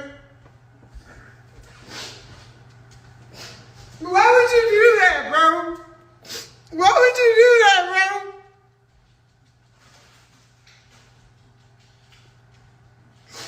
First something. I'm going to be honest with you. This is why I keep saying it's a fake baby. This is pure entertainment. I went from like, remember I used to hate on like both of them? Bro, this is free, can't stop watch TV. This is the biggest train wreck waiting to happen. You have to watch. I'm going to be honest with you. I'm bought in. This is why I'm thinking this baby fake. It's no way that they're playing everything out on Instagram Live while someone's life hangs in the balance. Thinking, cause y'all, I'm thinking he just mad about me not signing to MILF Music for real.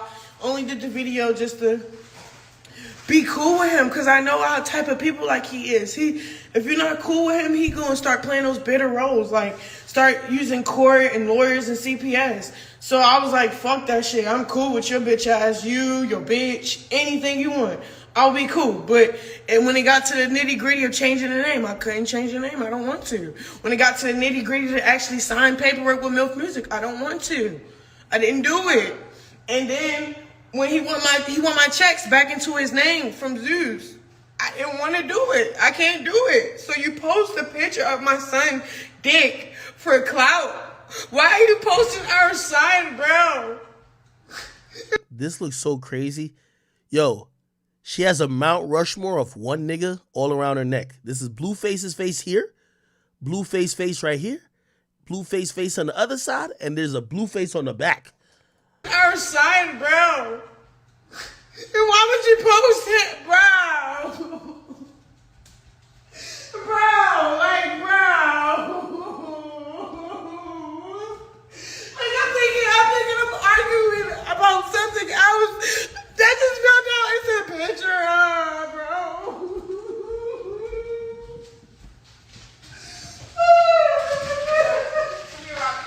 Come here.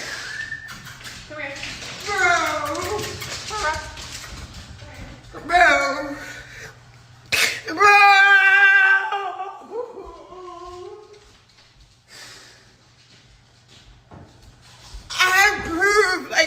Bro, he was booking a fucking flight. I've been making all of my baby's doctor's appointment in Baltimore. He was booking us a flight back home to LA when he put in Chrisean Jr. He stopped booking our flight and started playing these bitter baby mama games online, and why he posted his penis? You lucky my my brothers is locked up right now, bro. I swear to God.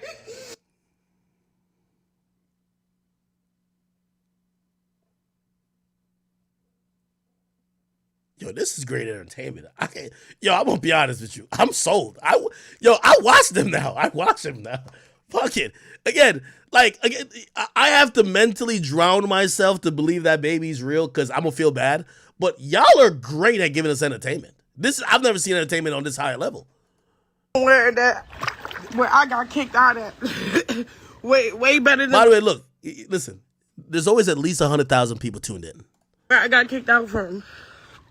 Nobody's going through anything. I'm just going through the motions because bro is hating. So, and why is he hating on his son like that so hard? You post my son nuts. For what?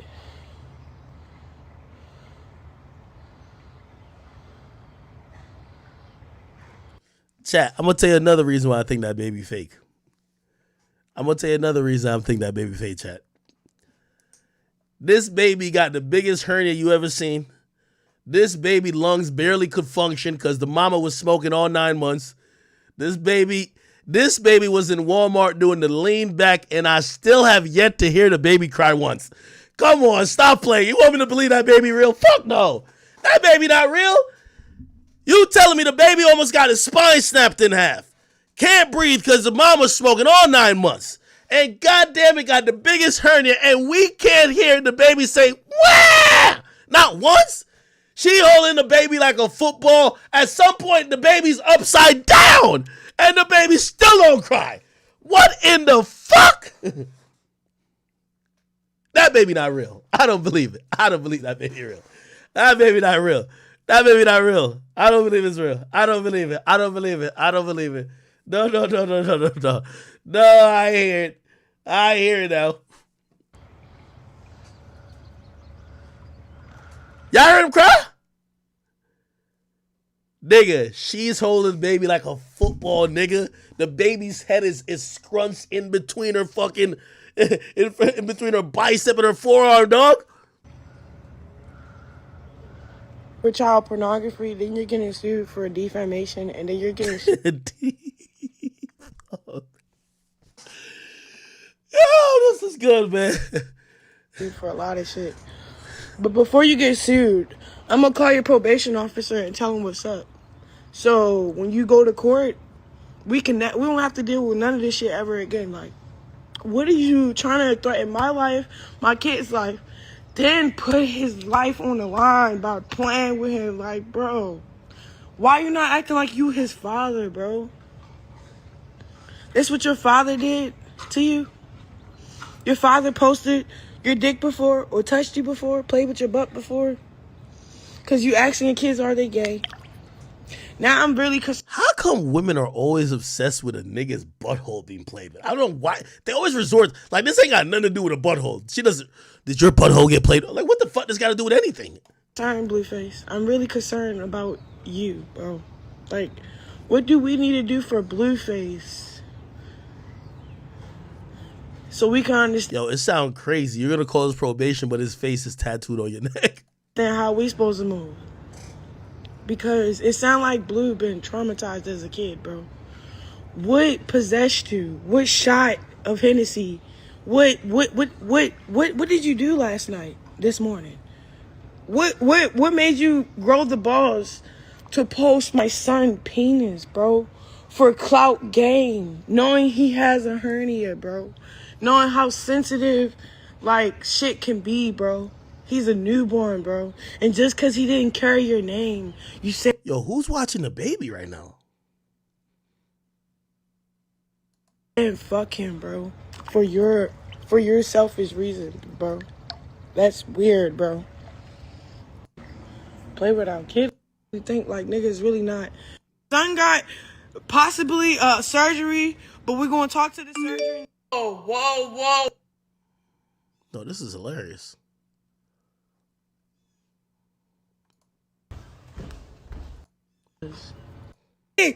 On the internet.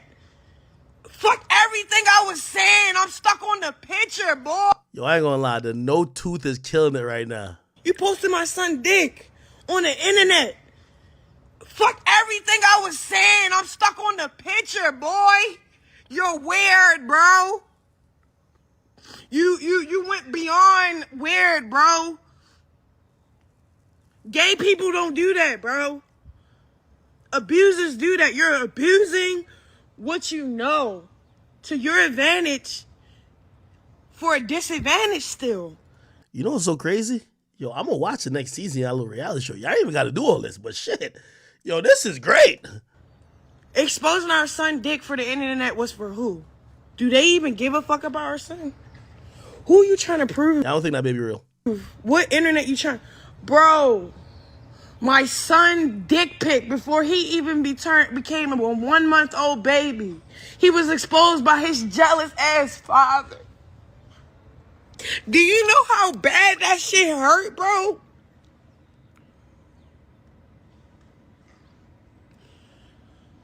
Then it's about another nigga that don't even talk to me. I don't have no relations with. I have no relations with. We don't talk, cahoot, nothing.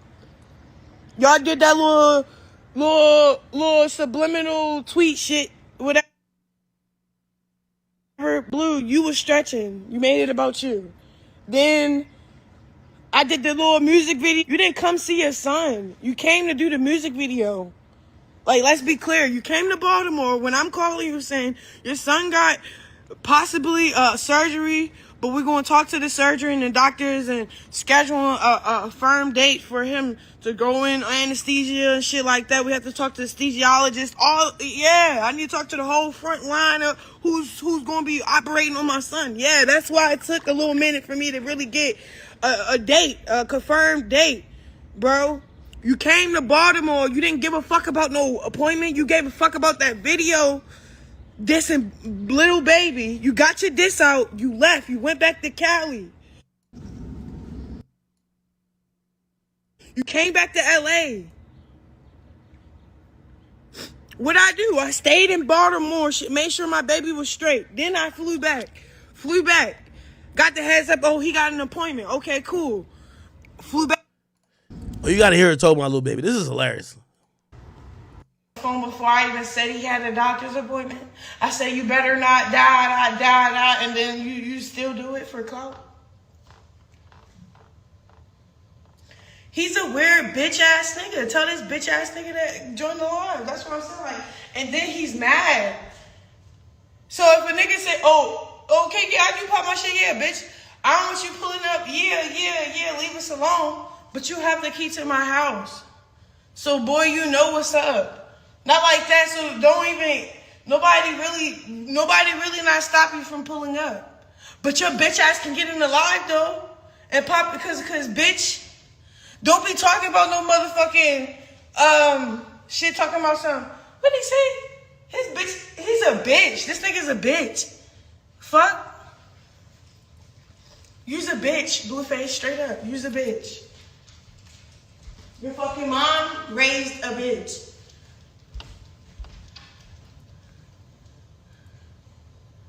So you gonna start crying at the end back? Oh, you in the live, bitch? Send a request, huh? We can't talk about it on the phone, but you can. Like, this shit seems fake to you, right? They're mad, so they gotta argue on live. She has 111,000 people watching, but yo, join the live that we could get it up to 250K. You can play. They smart. All day, huh? Then, all right. Let me put the baby down. Does she breastfeed? She said, let me put the baby down. Yo, who watching the baby now? She about to put a baby in the other room. Nobody watching the baby. And about to come argue back with Blueface on live. This is great. Because I'm not going to go out with Virginia on live with this weird ass, bitch ass nigga.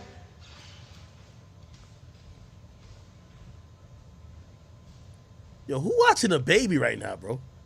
This broad right now, because you're a straight bitch. Fuck are you talking about? Fuck. Let me text it. Okay, look, I'm gonna pause my live for like 3 seconds. Let me text this bitch ass to fucking join.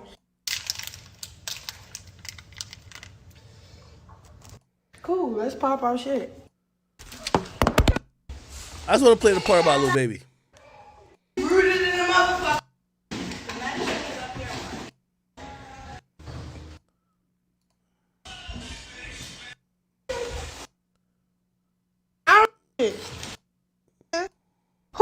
Who baby daddy is a bitch ass nigga? Cause I got one. I really do.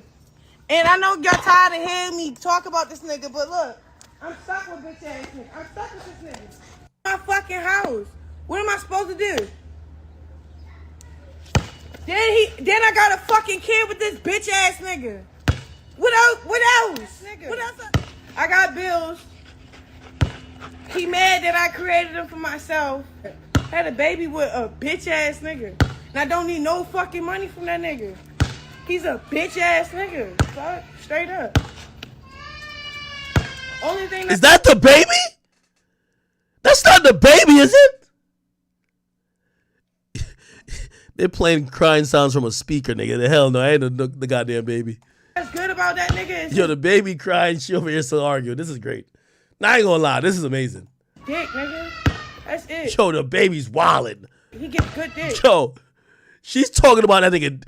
She talking about how Blueface fuck her when the baby crying. That's it. Good dick. That's it.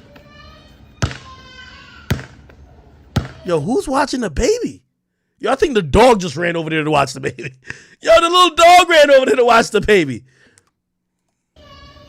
It's a lot of shit I love about him, but you know what I'm talking about, bro. He's a bitch ass nigga, yo. There's no way around that. He don't fuck with me. I don't fuck with him. He just a bitch ass nigga. Then he treat me like I'm fucking with other niggas, and I'm so mad because it's like, you bitch ass nigga, you know I don't fuck with other niggas. Why? Because I'll be in another nigga's spot and not my own spot. What do you mean? Why? I'll be at his house. Talking about, like, what you talking about? The fuck are you talking about? Fuck? Bitch ass nigga? Fuck? This bitch ass nigga. He's a bitch ass nigga, yo. The dog just ran back into the frame. I think the dog just checked on the baby. Bitch ass nigga. Bitch ass nigga. Bitch ass nigga. And the only reason why I say that is because I'm really mad about that hernia interview. Why you in the interview pop me shit about our son, you bitch ass nigga? You don't even want to claim your son because he got my name. You's a bitch ass nigga. Fuck. If you was a good sport, I made just wit, you bitch ass nigga. Like, shut the fuck up. Oh my.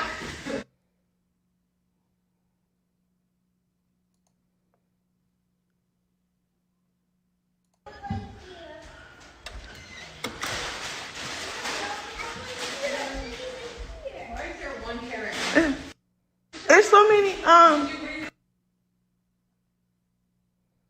The fuck? All right, man. It's my favorite reality show. I ain't even gonna lie to you. Whatever I said about them before, I took back.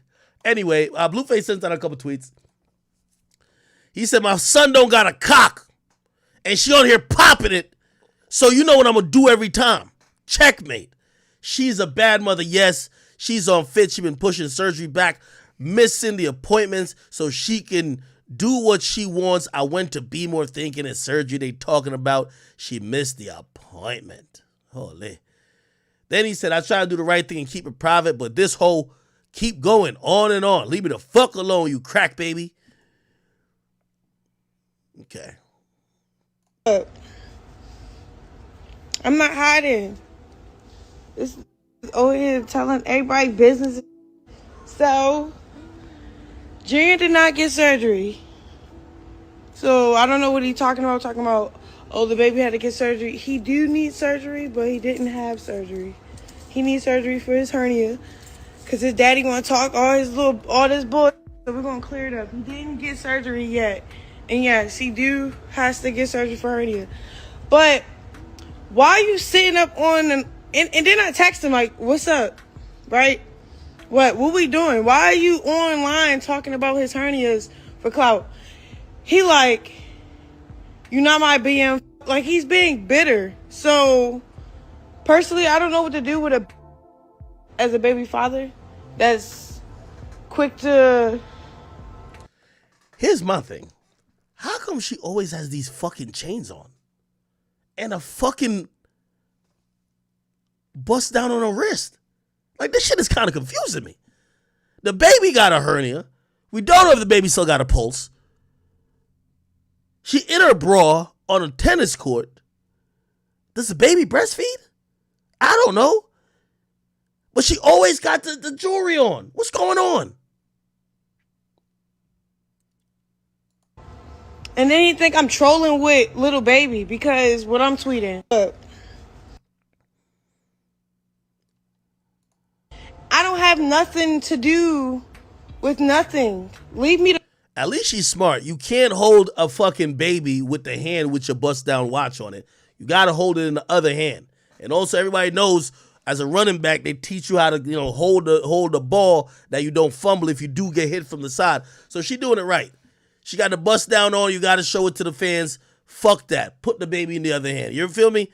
You can't hold the baby with two hands either. Fuck all that shit. Alone, I don't even know. Like, first of all, I did the video. That should have been good enough. You want to keep going with the shit. Because at first I'm like, all right. The baby not even moving, bro. You want to do all this? I swear this is a doll. You try. I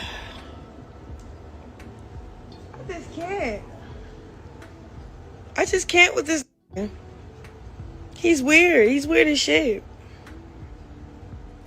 Yo, she must be on some NBA YoungBoy shit. Just put on the jewelry to walk around the house with it, right? That's that YoungBoy shit, except YoungBoy actually can't leave the house. You ever see YoungBoy with like mad jewelry on? He'd be like, nigga, you just walking from the kitchen to the bedroom, to the living room? Like, yeah. You know what I mean? What the fuck is she doing? You're at the crib. And then it's like he the fact that the baby name is Chrisean, so he like personally take it out on the baby. That's why I'm like, well, f you all together. We don't need you. I gave him a key to my house. He have access to the crib. Oh, he's scared to walk. I don't have nothing to do with nothing. This baby looks stiff as shit. In all that, like he act weird. Like since I got my own shit, he kind of like he does female shit. Wait, this not the baby foot right here. Like I'm seeing shit wrong, right? What the fuck, nigga? I can't tell what's going on with this baby. Just because we didn't get this house together, he will never walk in this bitch. That's cool, but you online talking about your baby. Oh, he needed me. No, we didn't. You did that just so you could talk online about it. Yo, wait, what up, bro? What are you talking about? You wasn't so concerned about his damn hernia. When you came to Baltimore, you was concerned about putting out that damn song. Let's talk about that. Didn't you put out that song? Be sure to like, share, and subscribe. Yo, check on the baby. Is this a baby? The baby looking pale right now, gang. Just check on the baby, please. In all that, like he act. Holy shit. Anyway, there was the Wack jumps in him. He says, while you guys are laughing at Rock, this man baby suffering. No way a real hospital allowed this child to leave their supervision. This ain't Zeus, this is real life. Blueface can't even find the child to get the baby the proper care. This baby's at risk and needs to be in the care of a hospital now. Holy Jesus.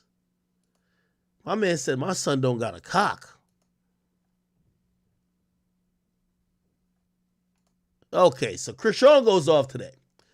She says, whoa, Blueface and Wack 100. Blue knows his appointment already. Set with a surgeon. Don't sit here in line now. I've been making it to all of his appointments in Baltimore. Who got the video of him recording himself at the concert saying I had to go handle a serious matter? Whoa, Blueface. Now you ready to pull that card trying to get my kid taken from me, knowing I'm actually doing my best? I need y'all to back the fuck up for real serious. I promise soon as you make one step in our direction with trouble, just know the Lord ain't messing around. Be safe, playing a devilish game. Then she says, I be glad when they take goofy ass away for that temp murder case. Worry about that probation officer that's trying to send you to jail. Then she says, mark my word, oh y'all, is she wishing jail on him? She said, mark my word, y'all soon as, what? Y'all try to speak up against me, our God will strike you down. She believe in God now.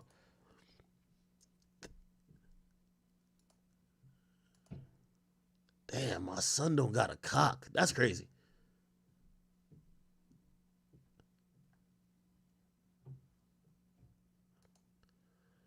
Oh, shit. Kiki Palmer, we got each other's number. You chiming in like we don't got each other's number. Junior Dad is just somebody that I have to really stay away from. I've given the benefit of the doubt, but everyone that's speaking on my behalf, hit my DM or ask for my number.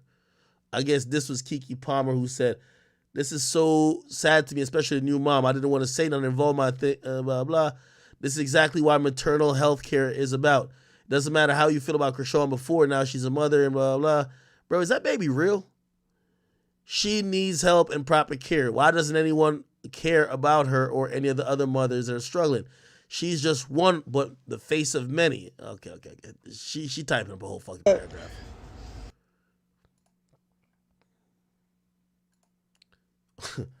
My phone was stolen yesterday. I just got a new one. I'm back. My Twitter was hacked.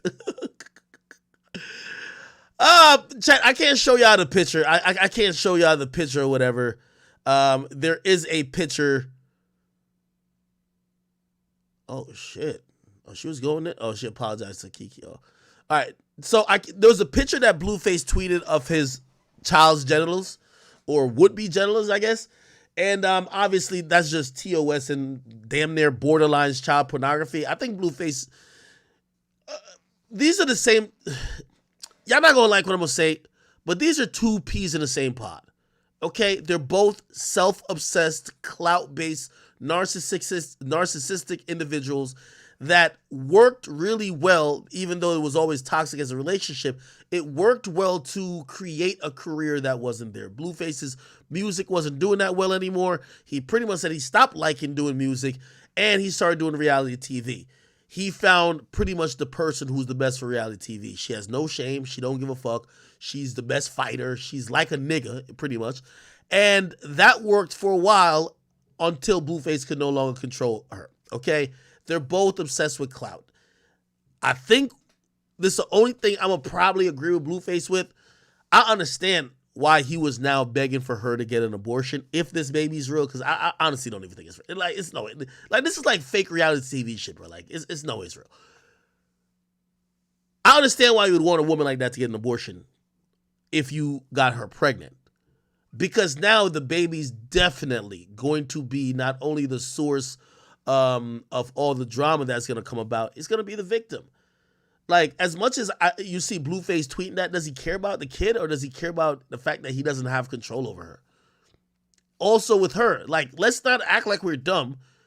Yo, like, this whole motherly shit, like, you don't got to get taught how to be a mother.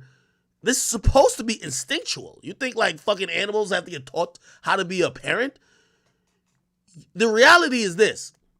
Chrisean Rock comes across as another one of these women out here who have a baby with the guy who later, once you're pregnant, is telling you, I don't want the kid. I don't want the kid with you. I don't want a family with you. Yet you go ahead, because a lot of these women, when they can't keep a nigga, they have a child to keep the nigga. And that's what this comes across as. You thought he would be moving different, acting different once you had the kid. He would be showing more compassion, being there by your side. No, he's not. He got his other baby mama. He never wanted you in the first place. He's calling you a crack baby. Because the sad truth that women don't want to admit is that men, we fuck anything. But we kind of have a nice little inclination of, hey, she might be the boring chick, not the best looking, but she's the best mom. That ratchet piece of shit over there, we don't want to have a kid with her, but damn, is she good to fuck.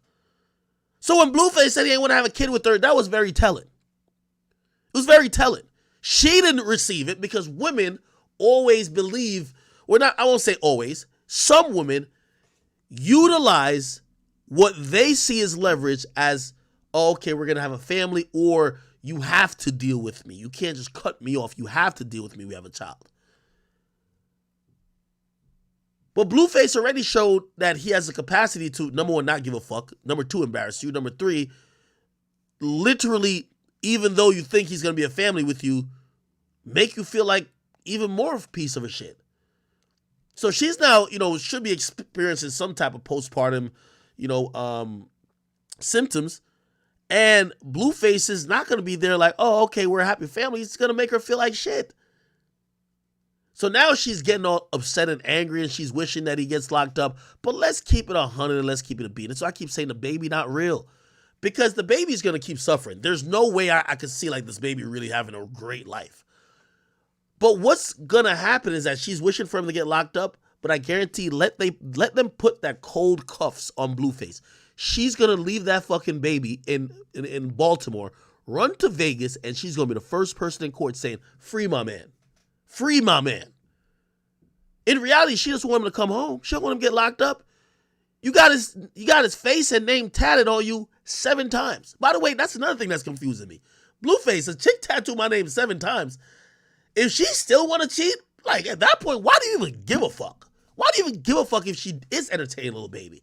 Bro, she tattoos above her groin area. It says Blueface. It says Jonathan's pussy. Your name is Jonathan Jamal Porter. She tattooed over her pussy that is your pussy. She got your face here, your face here, your face here, and some other shit on the back, all dedicated to you. She got some other shit up here dedicated to you. Nigga, she couldn't fuck with another guy even if she wanted to. Why are you so obsessed with it? But I get your angle. You don't give 2 fucks about her. She's been trying to prove herself and prove that she could keep you. And at first, you didn't really think she was shit, let's be honest, because she was another one of the bitches on your, like, either BG, whatever show you found her on. You had mad bitches and didn't care. But then you realize those female audience, which I'll tell you is just, they're so invaluable because they spend the most amount of, like, Zeus, all them Zeus subscribers, 80% females. They spend the money. They love drama. They love baby mamas. They love these girlfriends that are getting hurt and, niggas is dogging them out. So you seen that, you said, okay, rather than dump her like you would have probably did with any other girl, you saw utility. That's that wannabe pimping you. You realize she was so much in love with you, not only would she ruin her entire body image, writing your name and your face and your image and your likeness all over her body, she was even down to say, hey, as long as I could lay next to you and I could call you my man, you could get the money that they would pay me. She's been desperate trying to get you. The desperation won't stop now. She's too far in. You know how crazy she sounds? Blue, what you doing? I hope you go to... You have his name tatted all over you. I'm going to check White Page in a second.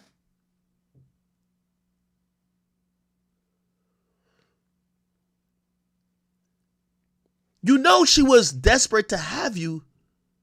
And this is what I'm saying. This is where the baby's a victim. The baby didn't come from love. The baby came from a desperate woman trying to keep a man who's always in the streets. Blueface been fucking bitches from here till motherfucking Tanzania. So she's trying to keep him. Then I think he plays these mind games with her, and when he accuses her fucking somebody, she now feels like, oh no, oh, he wants me back too, because he's caring. Like, Blueface, no, you not fucking nobody. First of all, I really would doubt Lil Baby wants you, truth be told, no disrespect to her. But number 2, like, who's gonna wife up a chick with 8 tattoos of another nigga? Blueface is trolling y'all. Because y'all trying to make him look like a fool at first. No, not Blueface. I mean, Lil Baby, my bad. Sorry. I don't think Lil Baby want her. And I think Lil Baby just trolling them.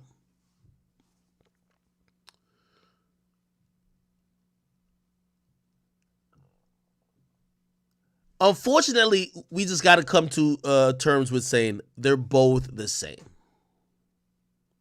She had a baby trying to keep a man, and Blueface manipulated her, probably also sold a dream, trying to profit off of her. It all makes sense.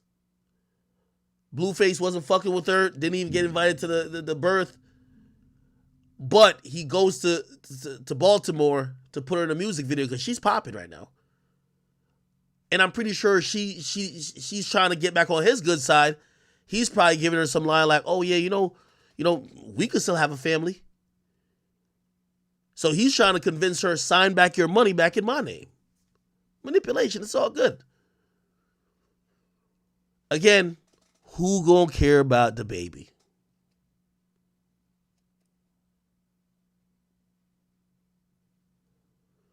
Unfortunately, Chrisean is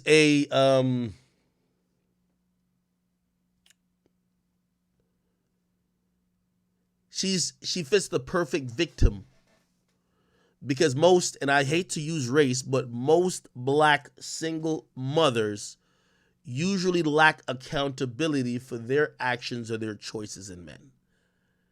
Everybody's saying, oh, well, y'all got to teach her how to be your mother. Well, first of all, I know we're here now, but why weren't y'all telling her and chastising her before that she shouldn't even been with this man who was exhibiting behavior that he didn't want to be with her? Not only you should have never been with him, you should have never had a kid by him. He's been showing you this and telling you this and tweeting it. It was interesting. I was on live with her one time. Well, actually, when the Zeus dude was there. And she said something slick. She said something fat. And I was like, yo, bitch, who you talking to? And then, everybody said, why you calling her a bitch? Her baby daddy called her bitch all the time. That's her name. He calls her bitch more than he calls her Chrisean. She accepts it from him. Why is she not going to accept it from me? I always tell women this. You allow men to treat you.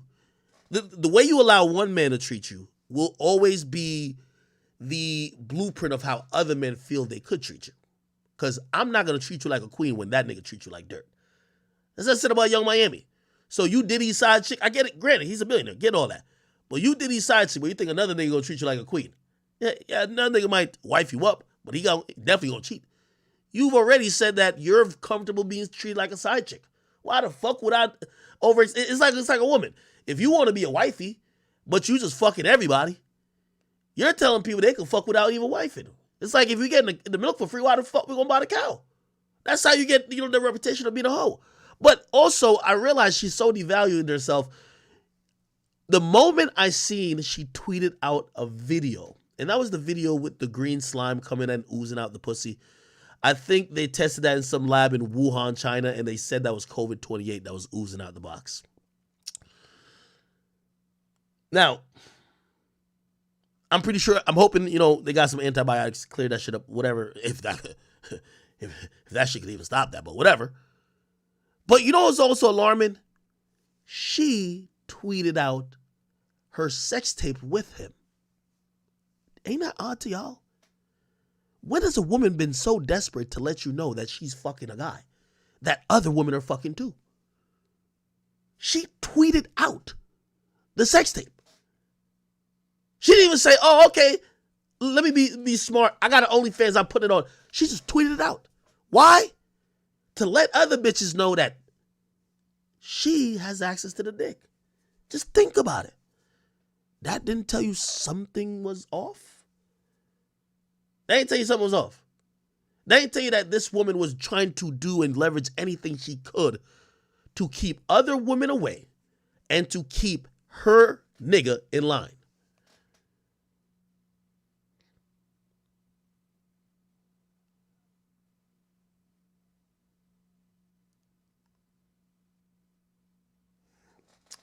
Such is the case. People say go check our Wax page. Oh, let me go check it real quick. What do he got going on? Now, the thing here is that the dynamic has changed so much. I think Blueface is in a very interesting part of his career. Because Blueface, I think he feels betrayed. And it's kind of like interesting because Blueface, like a good case could be made that you were manipulating her. But now she's kind of came to her senses and it's cut you off. You're upset.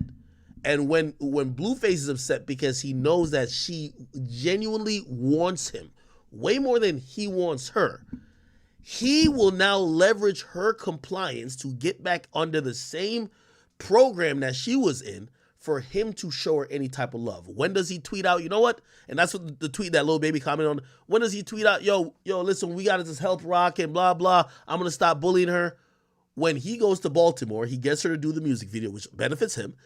Then he supposedly speaks to her and she says, okay, I'll sign to your record label, helps him.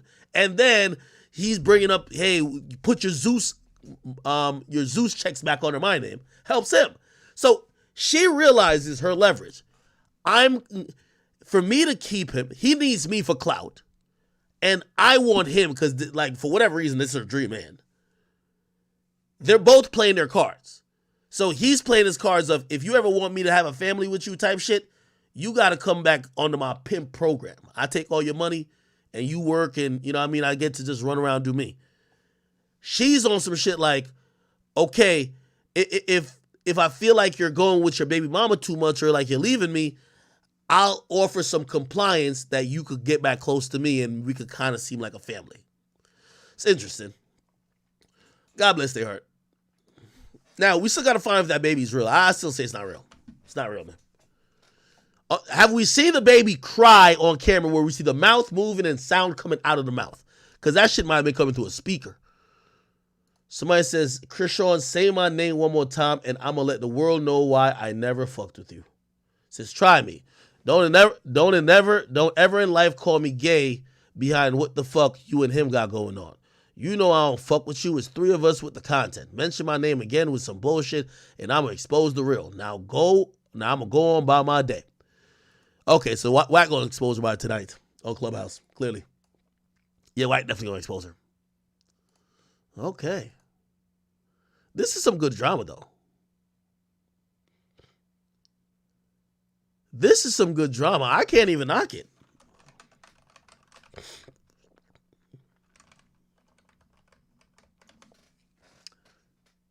Oh, wait. What the fuck? Level of hip hop is not here?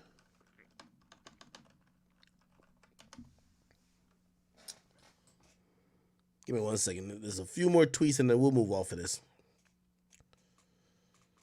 Here we go. We're going to get to the J Prince shit in a bit.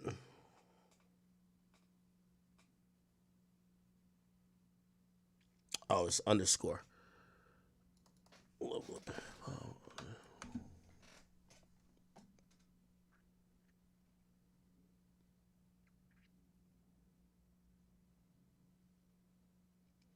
Okay. All right. Then the other baby mama chimes in. She says, MILF Music does not approve of this message. I don't know what that means. I don't know.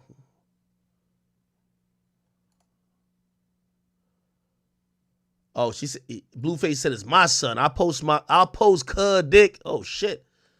If you Crip and you got a son, he Crip too? They let niggas pick their genders. Don't you gotta let your nigga pick a gang? If you gotta let your son pick his gender, you gotta at least let your son pick his gang. He said, I'll post cuz dick if I want to. Who gonna tell me not to? Squabble up or shut up?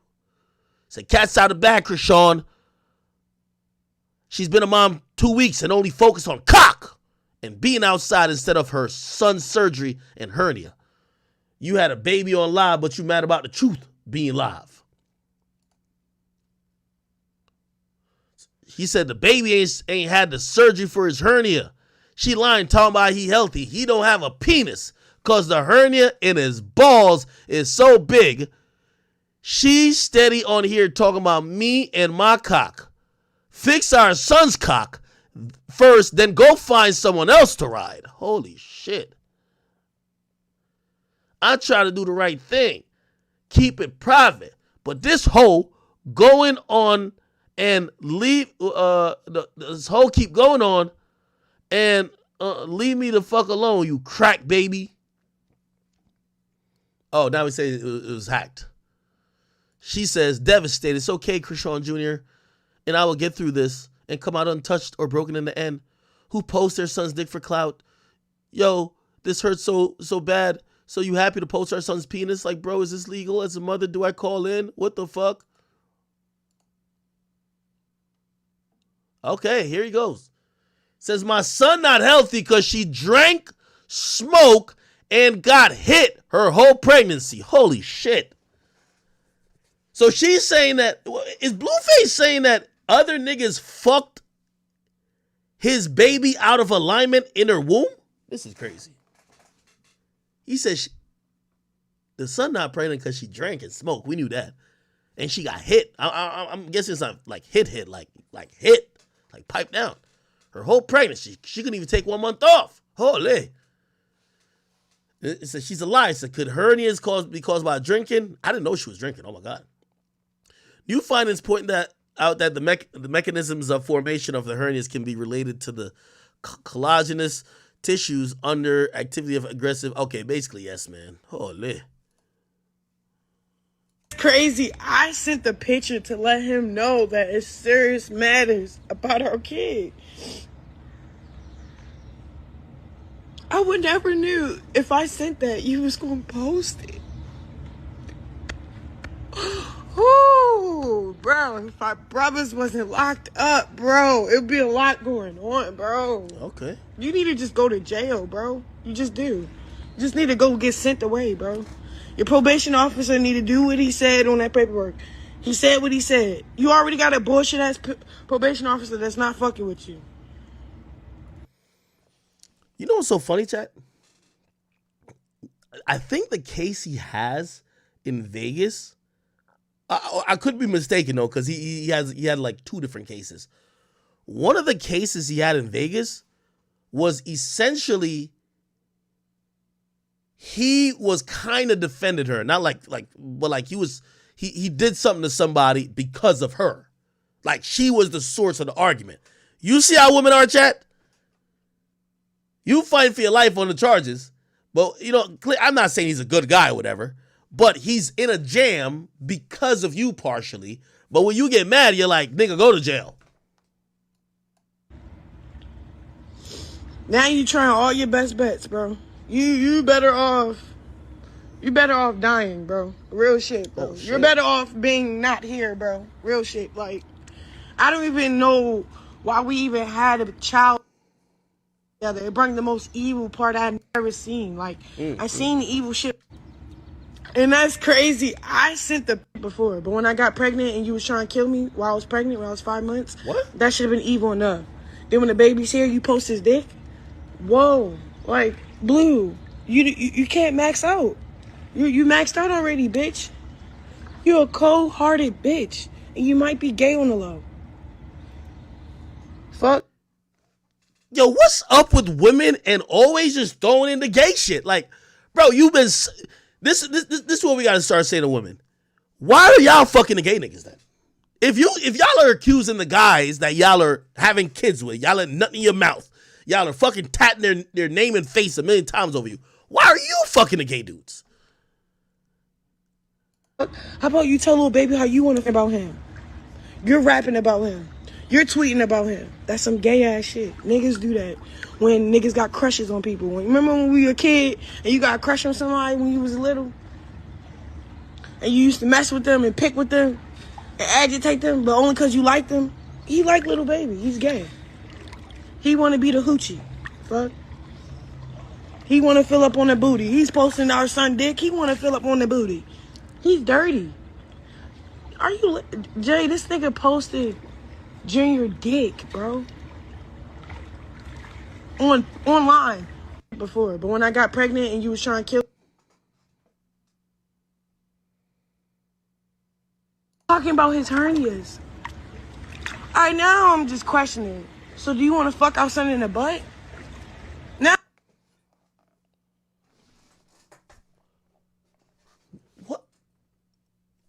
Wait, what? Like, wait. Bro, like 1 + 1 cannot equal 142. Like, what the fuck? How did that come into the mix? Yo, when women have nothing else to say, you're gay.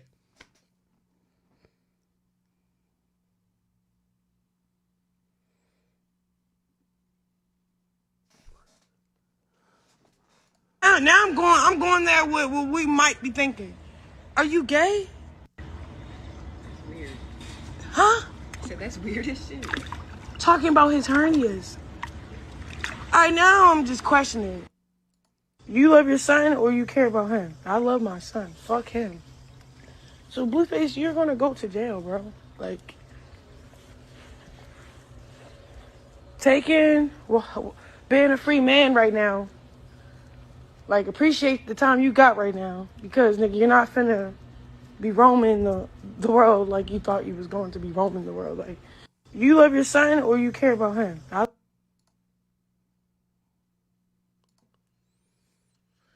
All right then. All righty then, people. Okay. I think we're good off of this topic, man. I think we're good off of this topic. Unless Whack 100 is gonna add some more fuckery to the mix. Again, I am still in disbelief if this baby even exists. Because I just never seen people play out every portion of their lives on a free medium, which is Instagram. But I do know that the reality TV show cameras, this is Zeus's thing. They let y'all create the drama for social media, but you see all sides of it and with great cameras on the show.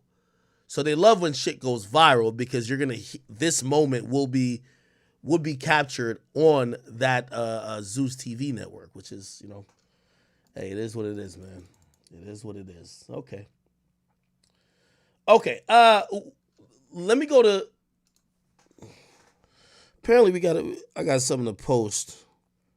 Let me see. J Prince Jr. Is it J Prince Jr.?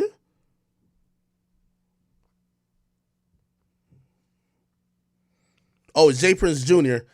J Prince Jr. says he found a rat. And the rat he's calling Gunna, which, by the way, like, do people like hold rats? Like, what the fuck? It's kind of look odd.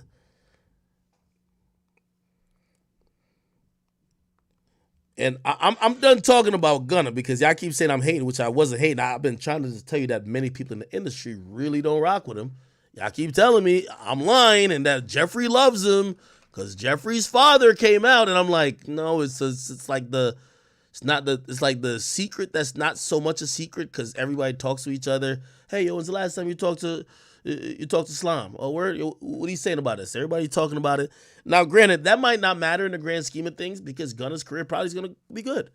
But if you see these artists kind of like separating from him, I'm telling you, it's because that is the wishes of, yeah.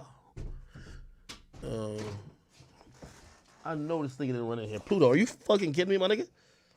Nigga just opened my door. Y'all seen that? Big as a motherfucker. Okay. All right, boy. All right. The other female, a little update on my dogs. Other female dog, I think she's coming down out of her heat or whatever. I don't even know if that's a thing. But like, there's something he smells that he could smell like her like hormones. That's why he's always horny. He's less horny now. But still. Anyway, let me play this. Fuck you mean?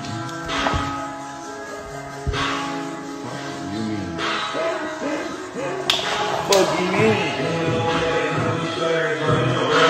Me out. Me out. Me out. Fuck you mean? Fuck you.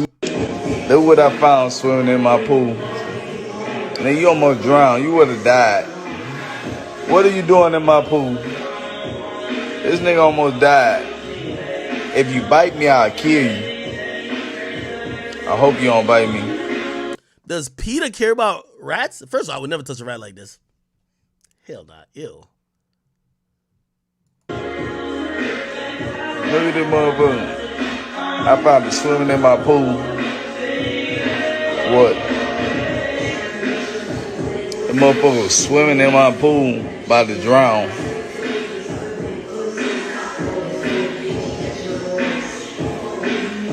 Crazy as hell. Nigga, what move was that you just made? Get the fuck out of here. What's wrong with this nigga? What's wrong with this nigga? No, I'm trying to talk about the mouse. That you finally or the rat or whatever the fuck this is. Oh, we taking care of it on your pool. Shit. We gotta save people's lives. Look what I found swimming in my pool. Gunna! Gunner, what you doing, dog? What you doing in the real nigga pool? Oh shit. Gunner. Man, you better stay your ass up out my pool. We're trying to keep you with the vibes. I'm just trying to make sure you ain't saying mob ties is this and mob ties is that. Please don't. Gunner. Hey Gunner, I heard you on Bread and Butter. You said you were ready to pull up and check niggas who was calling you a rat. Here's the first one. I think he in Houston. Gunner, this is what you said on Bread and Butter. That's all I know. Bread and butter. Bread and butter lyrics. Let me go look at them lyrics. You said you was pulling up on nigga. You said, won't say, but he know I got some real cutters. Okay. You gotta get your cutters to go handle that nigga. You say every nigga speaking on your name could have some real problems. Y'all are not the same. They ain't in your lane. You got your own column. Okay. All right. Well, your first assignment, Gunner, is Mob Ties and J Prince Jr. They speaking on your name. They got a rat that they're nicknaming you. So this is your fucking first assignment if you need us to believe your lyrics.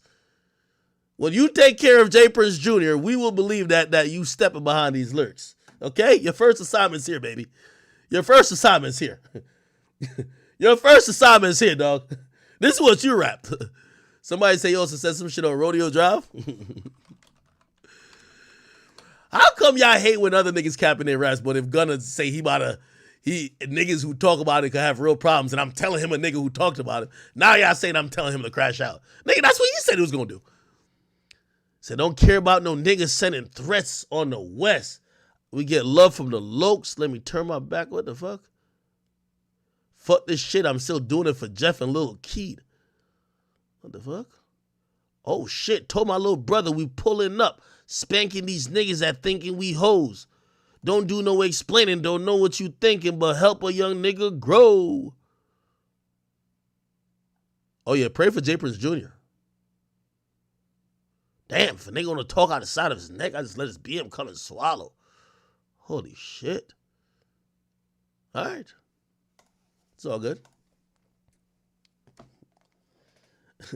Y'all think, why do y'all think I want him to fail?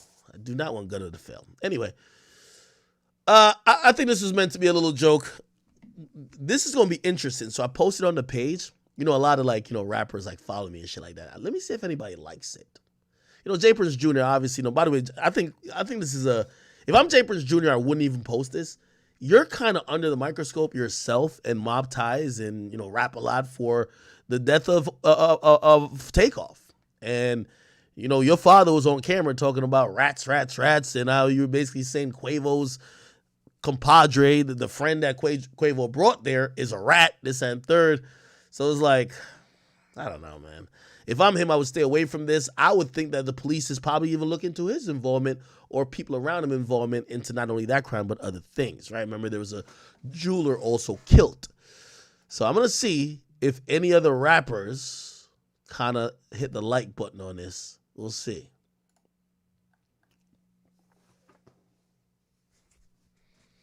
All right. Let me see. What else?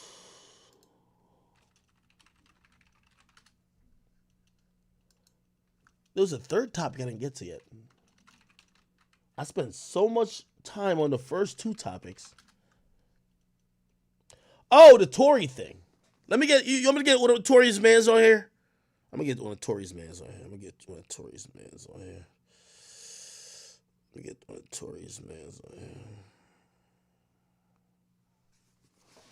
So we got the article, page 6. Yo, get on Discord, nigga. I'm on stream, man.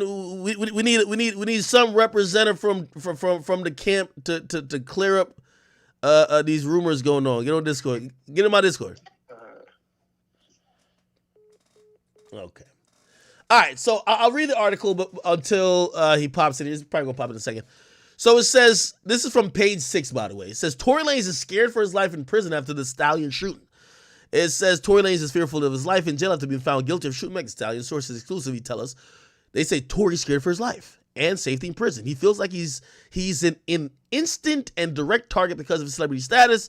The rapper arrived at North Kent State Prison in Delano, California last week after being sentenced to a decade behind bars. Tory has reported that he's being held in administrative segregation because of his high-profile status, which keeps him largely apart from other inmates. So wait, if he's apart from other inmates, why is he scared? Anyway, let's continue. According to the outlet, Lanez is to be escorted to the showers where he bathes by himself, and if he chooses to spend time in the yard, he'll be the only one in a fenced-off area. I guess that's from what TMZ said, right? He stands 5'3", so his size is definitely a setback. Who told Page Six that? So his size is a setback. The insider added, he's also housed with real hardcore criminals, murderers. So he's really hoping that his lawyers will be able to continue his fight for his freedom while maintaining his innocence. The whole thing is a mess. Just a month ago, another inmate at the same facility who reportedly serving sentences for multiple killings was charged with first-degree murder in connection to the untimely death of his cellmate. He pleaded not guilty to that case. Former inmate at the same prison was convicted this month of attacking 2 staffers in 2020. They're saying that Lanez was sentenced to 10 years in August. He was found guilty of shooting Megan Thee Stallion in the feet after the pair left a college and a party in Los Angeles 2020, said our insider. His family's concerned for him as well, especially his dad. He's been in contact with his family, and they're all trying to keep his spirits up. The source says Lanez, he definitely has had his moments where he's teared up. So they're saying he's balling in jail, okay? And that the jail is realizing, that in jail he's realizing who his real friends are. TMZ reported that he'll be moved from the current state prison home to another facility when the authorities decide where he should go to serve the rest of his sentence. Blah, blah, da, da, da. Okay? All right. Let's get one of Tory Lanez's associates on here. Where that boy Ray at? We're going to get written by Ray on in here. Ray! What up, man? Why is Page Six trying to report to me that Tory Lanez is crying and is scared of his life in prison? What's going on? Bro, you know that's fake. Hold on. They say they have an insider source. Okay? What is Who's this? insider source? They're not going to say it. They just say they have a source. Why are they saying this? Why is this article coming out? And what's the truth? Bro, you're going to hear from Tory's own mouth in like 5 minutes. Wait, on the stream, or are you gonna put something on the gram? Nah, we're posting on the gram for him. Okay. So is he speaking? Yeah. Okay. So the rumors that Tory Lanez is in prison and he's scared for his life. What do you say to those rumors? Just give us the 5-minute preview. I know he's gonna speak, but what's the truth? This is not true at all. He's definitely not unfair for his life. He's just doing this what he got to do. As simple as that. So he's not scared for his life. Does he feel like he's going to be attacked? No, not at all. He wants to be in Gen Pop. Like, he's not trying to be in no solitary confinement, none of that bullshit. So he wants to be in general population. Yeah. Okay, and from my understanding of things, because I know some people might be like, that sounds good, but not really. Because currently, and this is not by his choice, it's just because he's a high profile inmate, they have him pretty much on a restricted type of way where like he can't really see people or be around too many people, right? I mean, that's how it was in county. I don't know about this whole prison thing. And I don't think he's gonna be at this prison that he's at for long. Probably like a month. What do you think? So in prisons, at least in Cali, most places usually have low security, medium security, high security, and max security prisons. Those all matter in quality of life. Like, you know what I mean? From what I'm hearing, like low security prisons, which they usually send people who do financial crimes, is basically like a summer camp. Like, it doesn't really feel like prison. Like, it's very relaxed. You get a lot of freedom of movement and you get a lot of socialization time, as opposed to like places like where they would house like El Chapo, right? That's like a prison that's that particular prison, literally he doesn't talk to no one, period. And that's just like super max security. What do you think Tory's gonna end up at, or I don't know if he has a preference or if he gets any call in that at all. No, I don't think he has a thing. Just say, yo, you're going here, and that's what it is. I mean, that's at least what he's been telling me.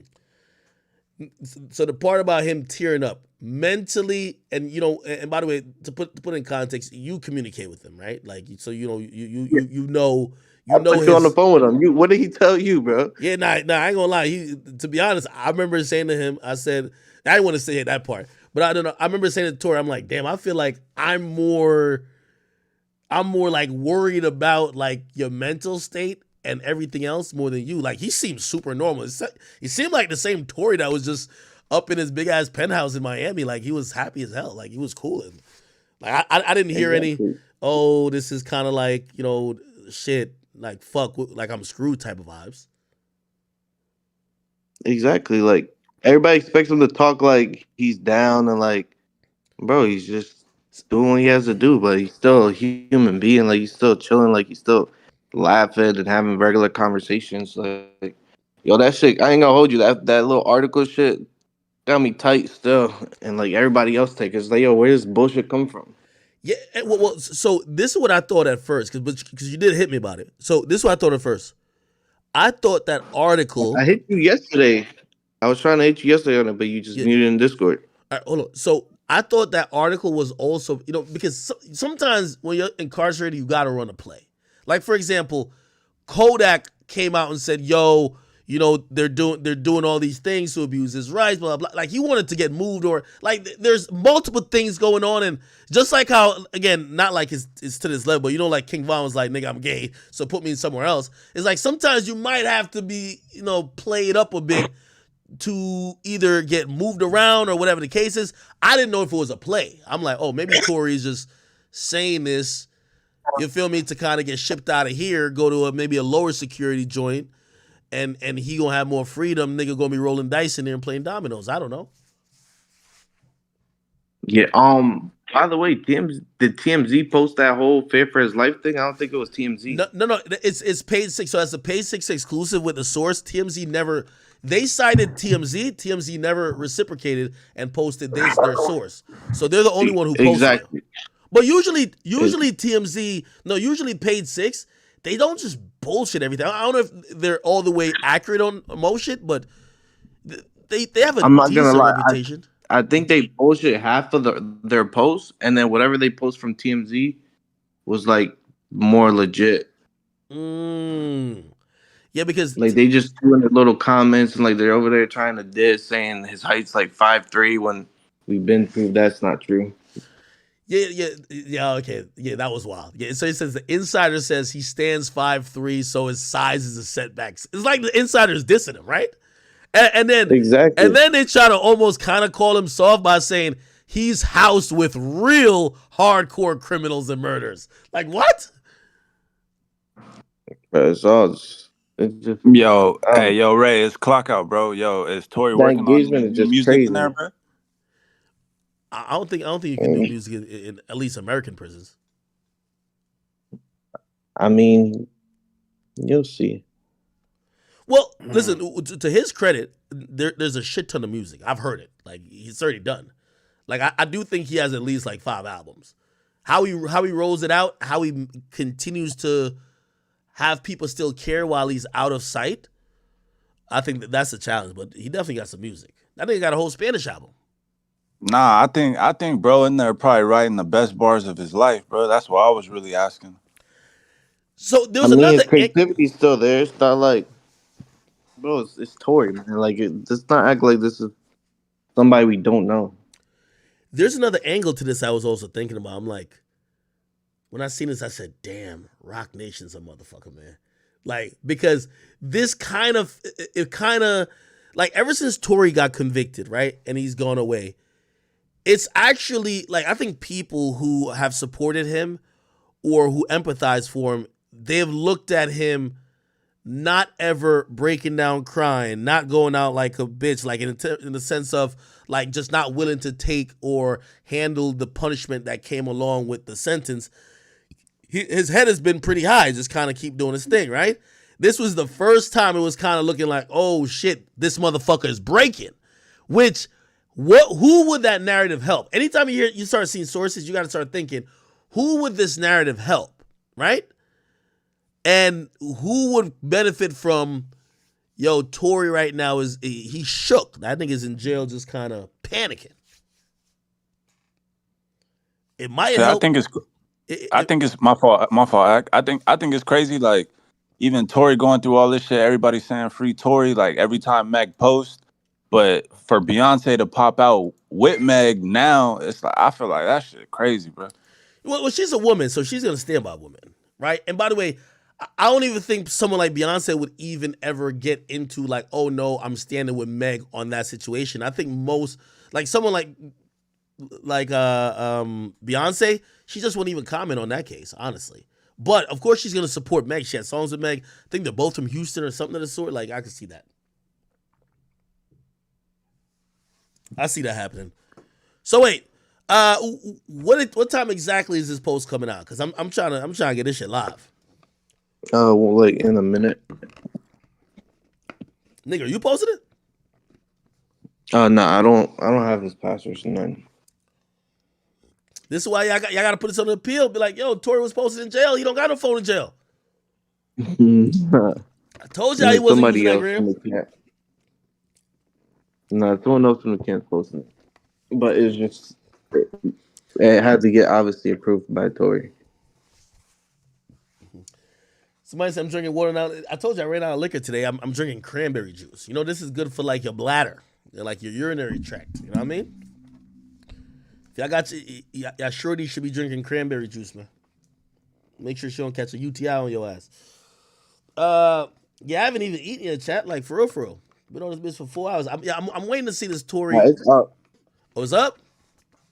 Yeah. All right, bet. Here we go. Oh shit, it's posted. Tory Lanez. Is it this? Oh, they got the old school phone? Have 1 minute remaining. Hey, yo, umbrellas, man, what's good? I'm talking to you live from prison right now, man. I'm just happy to get out that bullshit county jail. They was hating on a young fly nigga, you heard? Having your 24-hour lockdown, half-size cell by myself, no windows, no mirrors. Nigga ain't even seen himself in a whole year, yo. But with all them disadvantages against me, my head has always been held high, man. And I want y'all to know I'm in great spirits. My drive and my ambition is growing stronger and stronger every day. And I'm so proud of how y'all been moving in my support, man. I know this feels like a scary time, but don't be afraid, man. This shit don't spark no fear in my heart at all. In fact, I'm more prepared than ever. The music, the videos, and all the projects you wanted, they all ready to drop. So let's just start with the one that we want most, the Alone in Crime Deluxe. You have 1 minute remaining. Oh, shit. Hey, yo, umbrellas. That's a dope-ass message.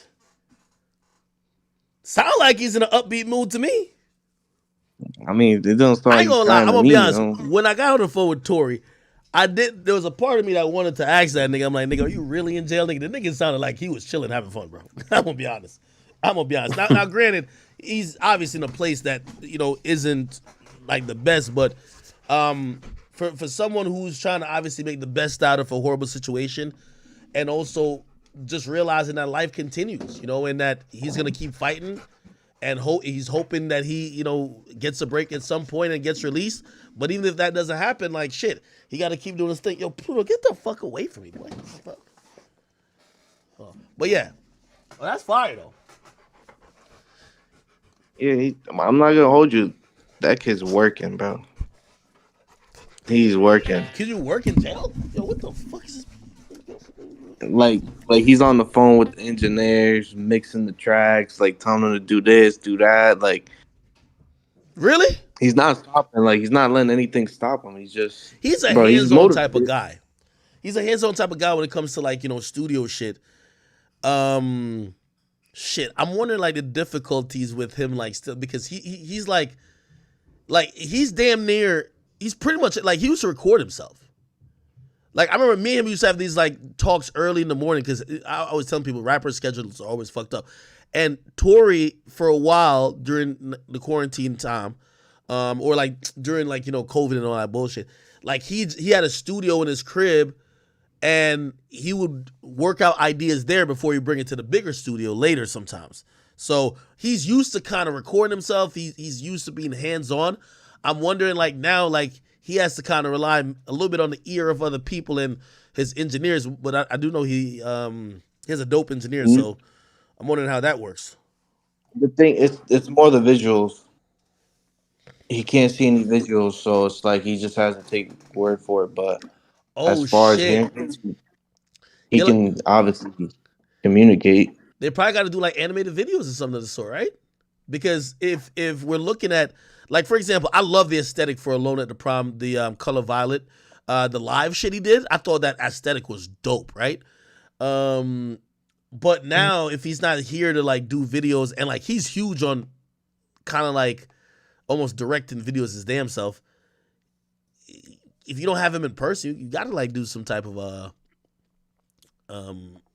like CGI type of shit. I mean, you see one.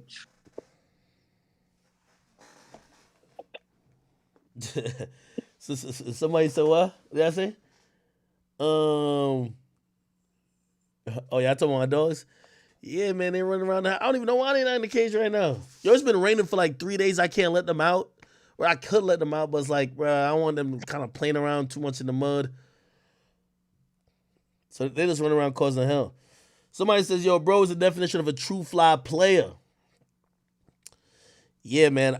Whenever Tory gets through this, I think that the reaction of the industry and people are going to be interesting. I can't wait to see that. Somebody says Jeff isn't coming out. You don't think Young Thug coming out? Somebody said, yeah, I think Tory will do 100K first week.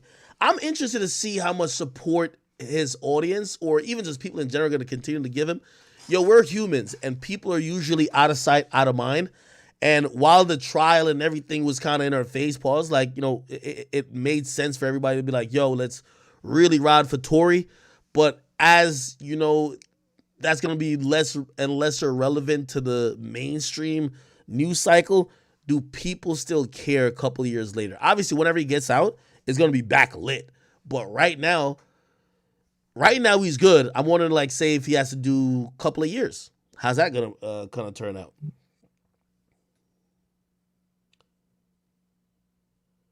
Somebody said free O Block 5, they're heroes. What the fuck are y'all talking about, man? All right, chat, yo, any more topics before I get off of here, man? Actually, the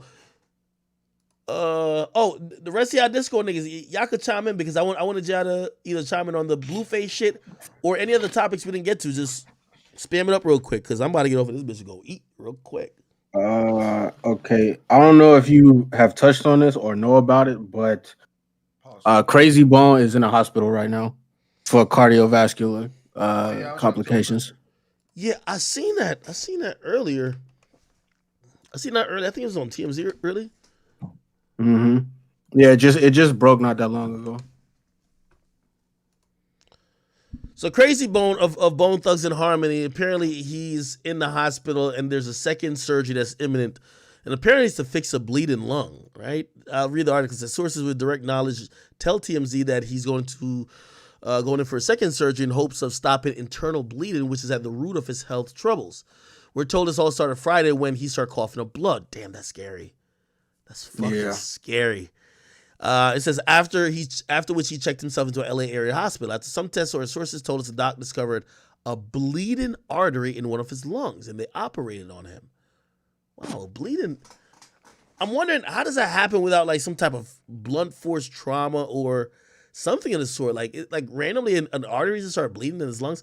Afterwards, we're told that he was placed in a induced coma. Oh my God, that's crazy. That's scary. They placed him in an induced coma with the idea being it would help the healing process, but our sources say the issue is not resolved and that the artery continues to bleed in his lung. Now, they're going back to try to fix it for good. Our sources tell us his family members have been the only ones allowed to see him and that they're at his side now. His team, we're told, is meeting today to get more updates. Wow. They said he was going to be on a ventilator as a result of surgery to deal with the respiratory issue he's been battling, which saw him cough up blood and require him to undergo the knife immediately. The outlet reports KB's initial hospitalization stems from a diagnosis of sarcoidosis. I'm fucking up that word. Does anybody know how to say that word correctly? Wait, hold on, bro. Let me check the chat. Yeah, wait, hold on. Oh, sarcoidosis. Sarcoidosis. That's how you say it. Sarcoidosis. That's how you say it. No, this is like actual way, like sarcoidosis. I'm telling you, that's how you say it. All right, man. This is why we got AIs in Google. Let me see. It's sarcoidosis. Wait, hold on, bro. I'm pulling up the stream. Here real we quick. go. Let me see if I can. Wait. No. How do I gotta play it? Here we go. Sarcoidosis. Did I just tell you that? Sarcoidosis. Yeah, nah, boom, got it. Boom, got it. It's either dosis or dousis. I think it's dosis. Sarcoidosis. Yeah, koi. There you go. Sarcoidosis. Okay. So apparently he has that, which causes inflammatory cells to form in different parts of the body. After undergoing a procedure to stop internal bleeding, doctors detected the condition only got worsened. Jesus Christ.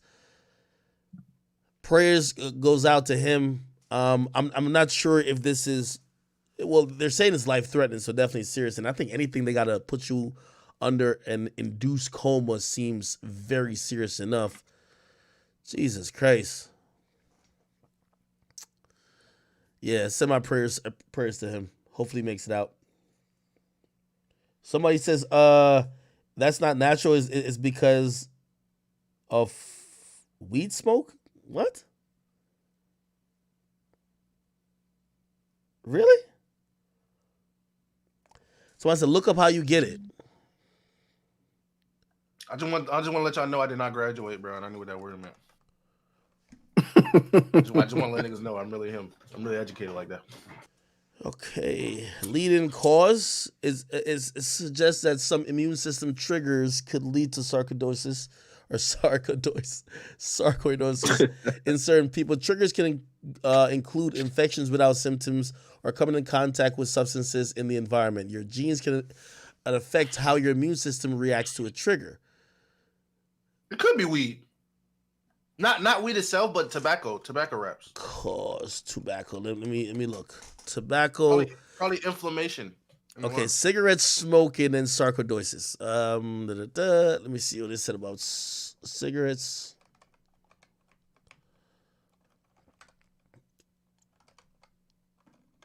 I'll just look at smoking.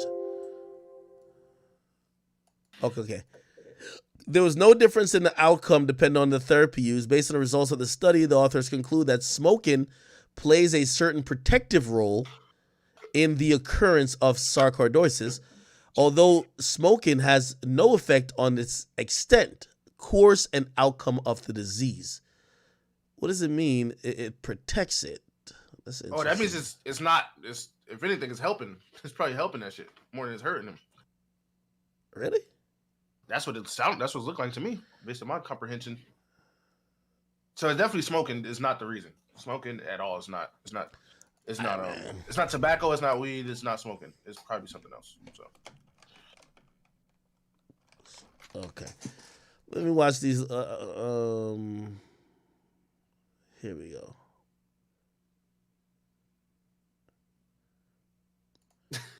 All right, we're going to get educated real Today's quick. topic is sarcoidosis. Here we go. Sarcoidosis is an inflammatory disease in which tiny clumps of inflammatory cells, or granulomas, form in different parts of the body. The disease mostly begins in the lungs, skins, and lymph nodes. Less commonly affected areas are the eyes, skin, liver, heart, spleen, and brain. However, any organ can be affected. It affects men and women of all ages and races, but women have a higher incidence of sarcoidosis. Sarcoidosis often occurs between the ages of 20 and 50. African Americans are slightly more likely to develop the disease than white Americans. Oh, no. In some cases, the disease resolves on its own. In few cases, however, it may last for years and cause organ damage. Causes. The exact cause is not known. Sarcoidosis may be triggered by your body's immune system reaction to foreign substances, such as viruses, bacteria, dust, or chemicals. The immune cells begin to gather in a pattern of inflammation called granulomas. As the granuloma build up in an organ, the function of such organ can be affected. A family history of sarcoidosis may increase your chances of developing the disease. Symptoms. Symptoms may vary depending on resolve on its own. All right, so it doesn't look like smoking is a direct link, or nothing that you could just definitively, like, without probably a shit ton of testing, come to the conclusion that it's what kind of encourages this. But whatever. Okay, cool. Listen, send my prayers to Crazy Bone, and I hope he makes it through. We've lost too many people in hip hop, sometimes for just routine things that even sometimes a routine checkup could find some shit that you didn't know would be a problem, but ends up being so. We hope he pulls through. What else is going on? What y'all think about that Blueface shit, man? Retarded baby daddy, retarded baby mama, bro. Yo, shit. Hey, real quick, I just texted Busy Bone. I'm gonna see if bro hit back. So when you try to get bro in here, but that Blueface shit, bro. That nigga just clout chasing, bro. Oh God.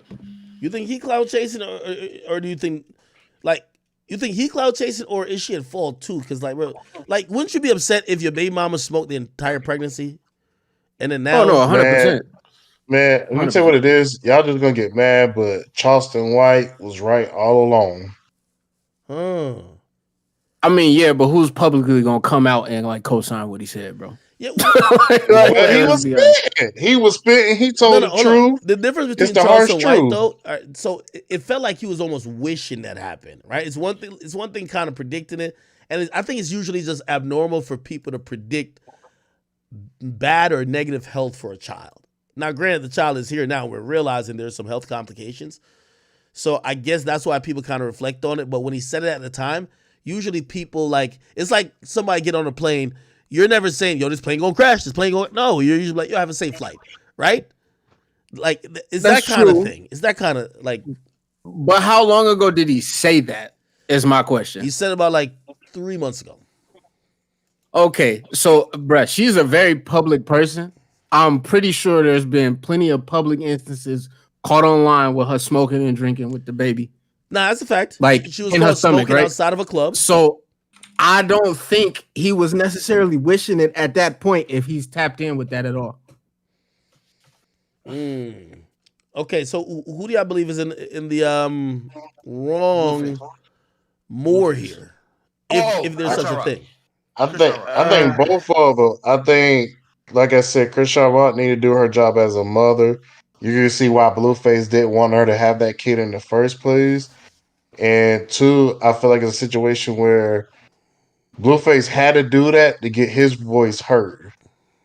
True. Okay. And by the way, Clock, bro, you got to bring that point up you said earlier too.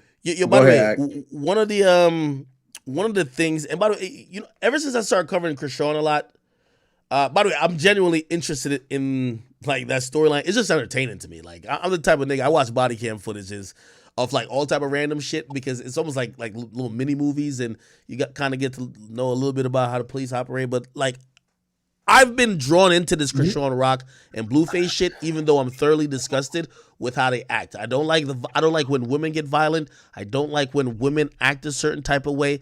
That it is such a turnoff. But I can't deny great fucking entertainment. And I wonder, so there's been a lot of women who have been watching even me give commentary about that content as time goes on. And I guess this is a question for some of the women, because I know there's a bunch of women even now, I'm seeing them type in the comment section, especially on YouTube. Where do y'all feel? Do y'all feel culpable? Because I would ask the same question to Baller Alert and Shade Room and all these other people. I do believe that making Chrisean Rock so popular for these negative behaviors reinforced the behavior in her mind, and also you basically created a monster. If someone feels like they're a proverbial victim consistently, that no matter what she does wrong, there's a legion of women saying, oh, okay, yeah, it's not her fault. It's coddling her. She's a grown-ass woman, right? Like, anybody with a fucking brain should know you shouldn't be doing certain things when having a kid. And, like, even to that point, they've excused everything with her to the point now, I just think she's just a fuck up. She's not going to learn because your bad behavior has been reinforced by positive outcomes, whether it's clout or money or otherwise. Go ahead. I feel like you're right.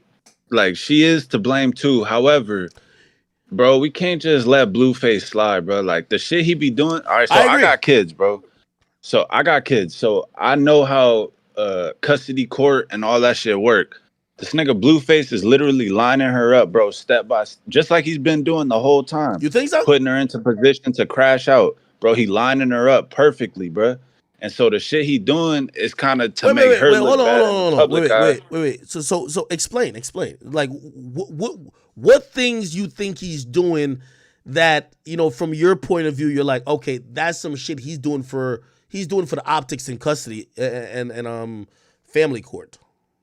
Okay, so for example, the surgery that they're saying that the baby needs to, I ain't see the picture. Like, I seen everybody posting about it in the Discord and all that shit. I didn't go on Twitter to go look at it type shit.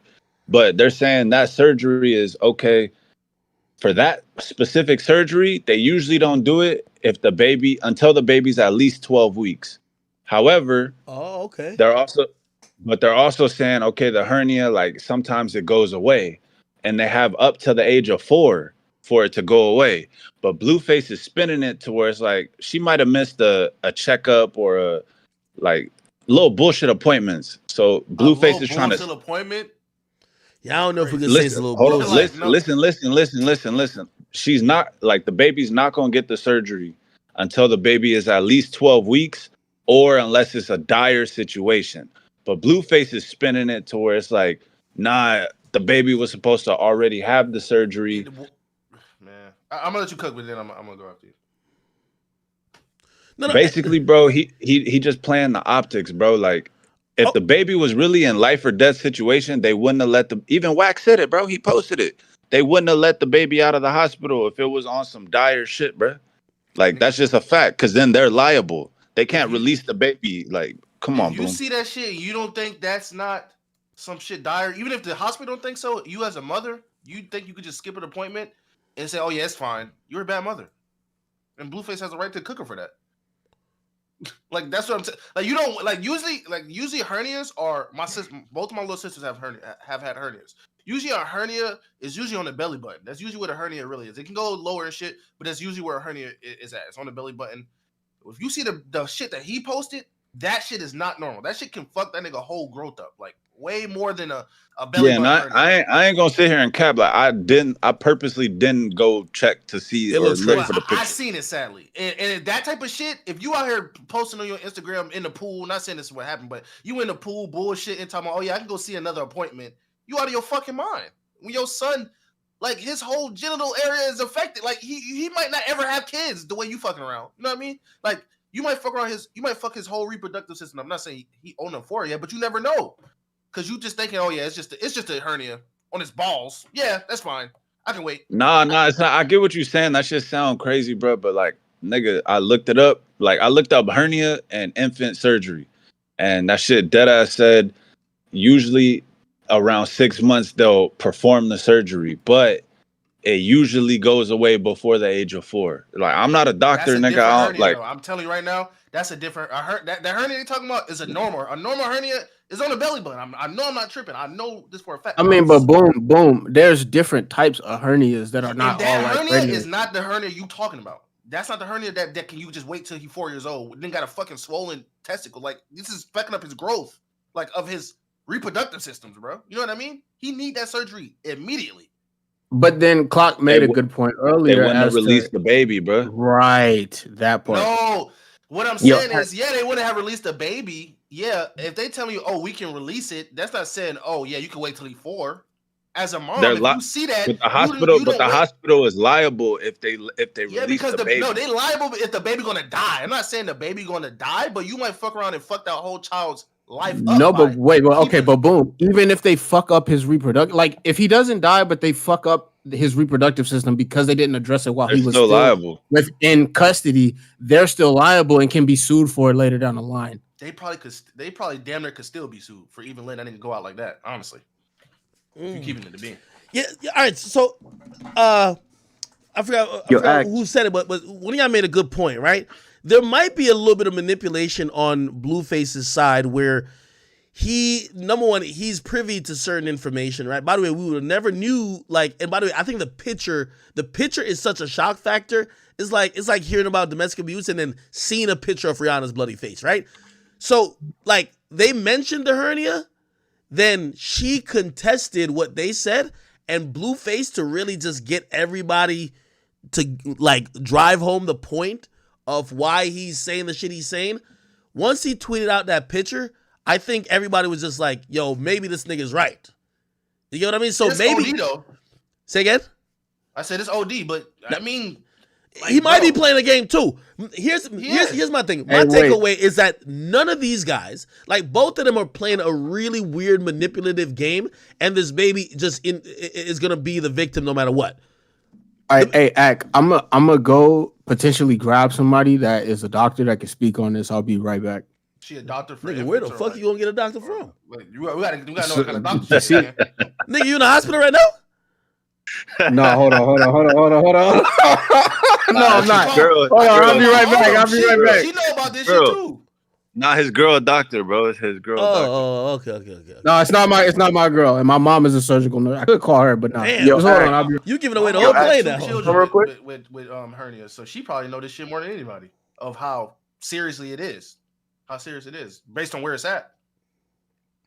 So it's just like I know Blueface playing a game. It's just Blueface. I'm not saying Blueface is right. Blueface is a shit dad. They both shit parents. Hey. So and by the way, like I hate that, and this is why I keep mentioning the baby, because I'm realizing that this subject, and this is why I also mentioned, some of the female listeners that do watch us.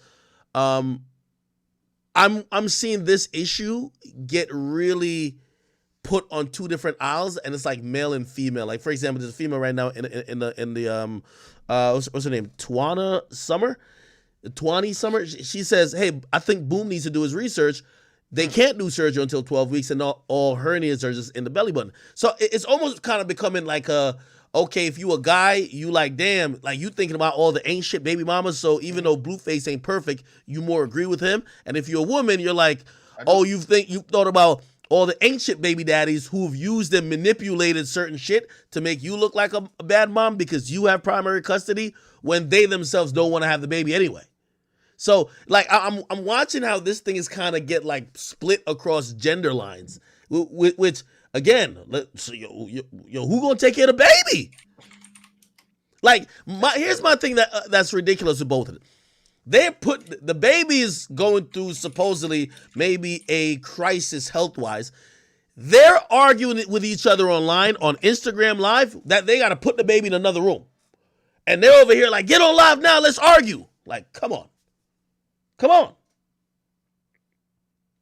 Yeah, I never said hernias are only in the belly button. I said they're usually in the belly button. And then some people said, well, y'all are also forgetting that Blueface, his house was visited by CPS, so he ain't a perfect person to speak neither. It feels like both these two people should have never had a kid with each other. Okay, yeah, 100%. I'm gonna say this, bro.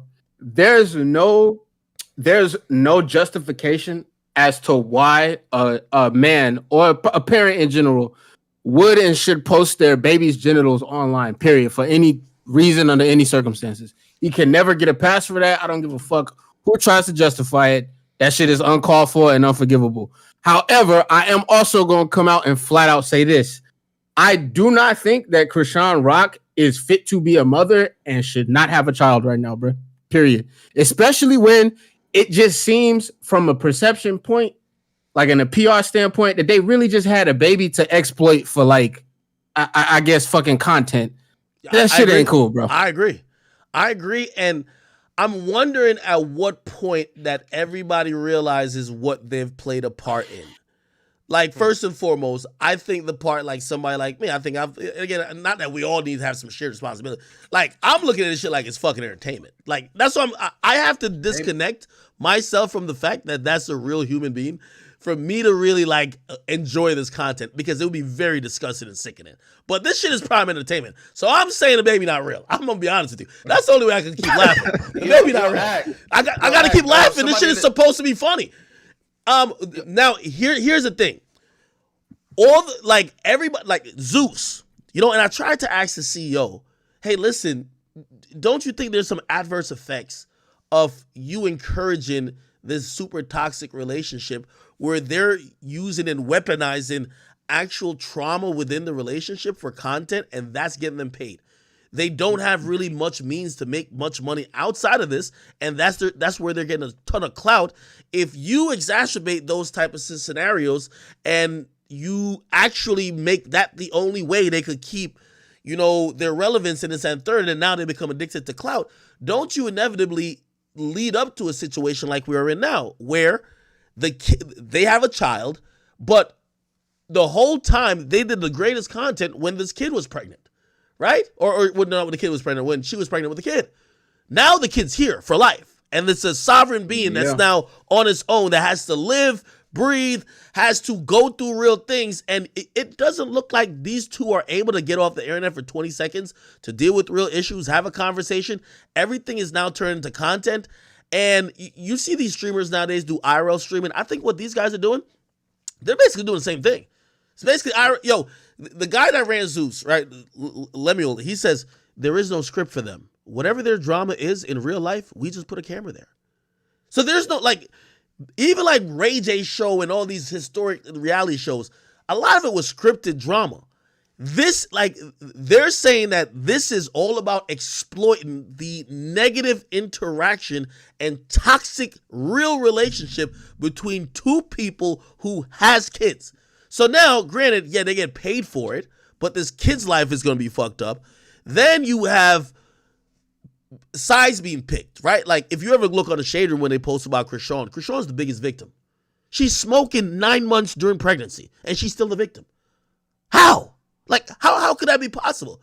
How could you be doing things that's not ensuring the health or considering the health of your kid, and people still saying, "Oh, you're the victim"?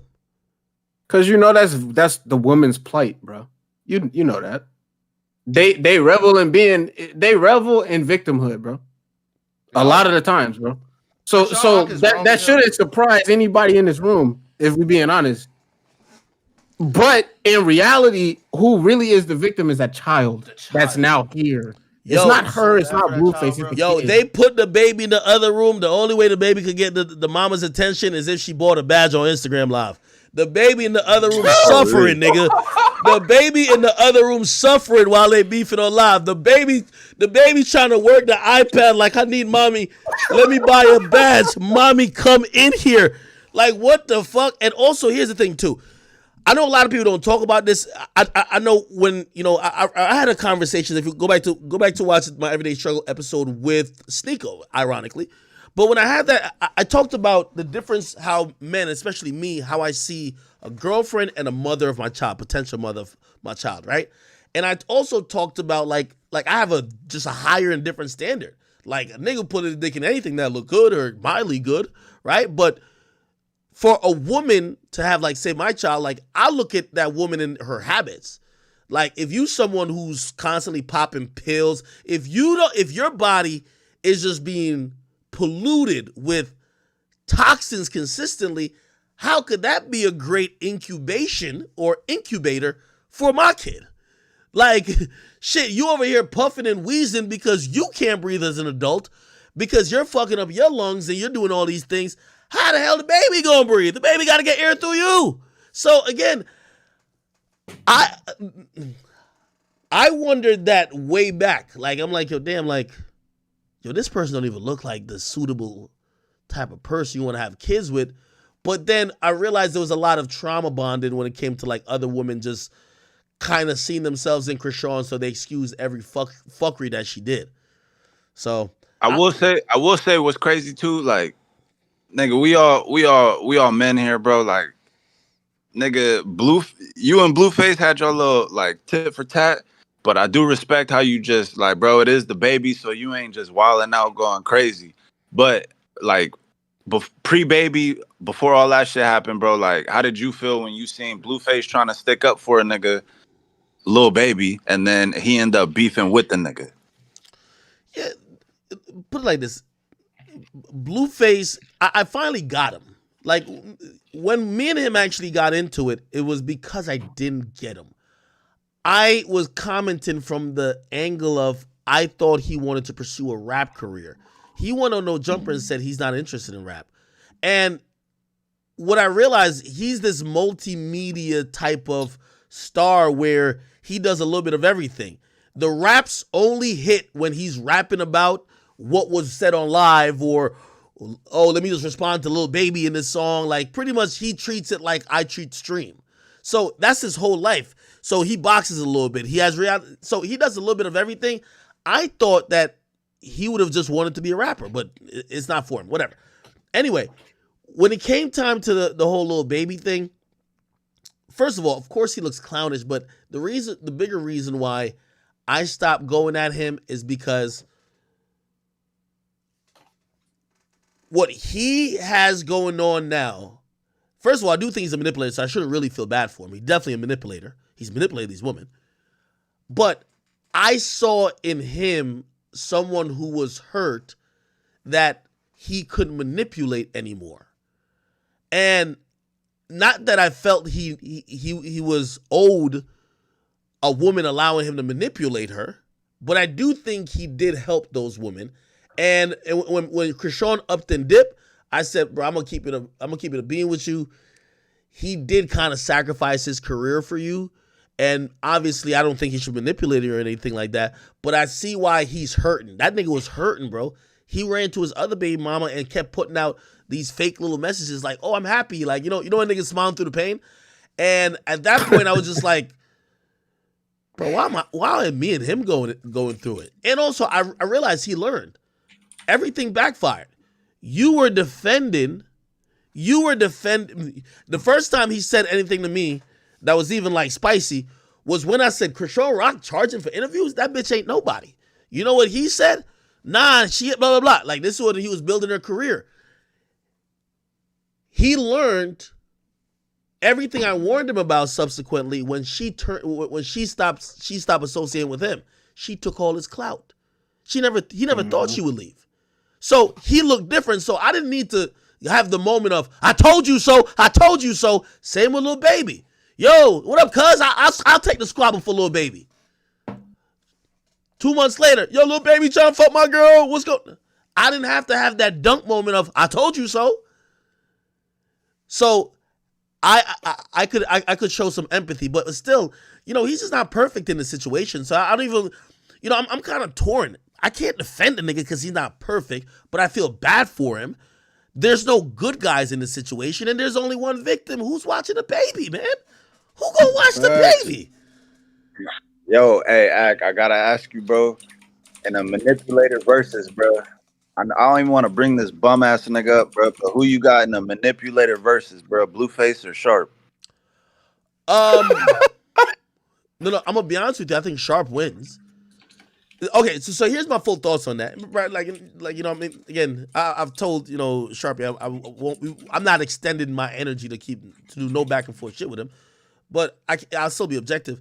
I think that Blueface brought Chrisean onto Sharp's platform, like how some niggas send a girl up to Fresh and Fit to hear what they've been trying to tell him from another nigga. Everything Sharp was telling her, I think Blueface been trying to tell her. But you know when your girl's like, nah, that's just you, nigga. So you need another nigga. Yo, you ever talk to like your homeboy's girl, and your homeboy's just sitting there looking all proud, but because he's saying, yeah, this bitch thought it was only me that thinks like this. Like you're giving her the same game too. You get what I mean? I thought he brought her up there that Sharp could kick that same game of blah blah. Hey yo, you gotta respect your man. Yo, you can't put hands on your man. Blah blah blah blah. Da da da da. Like yo.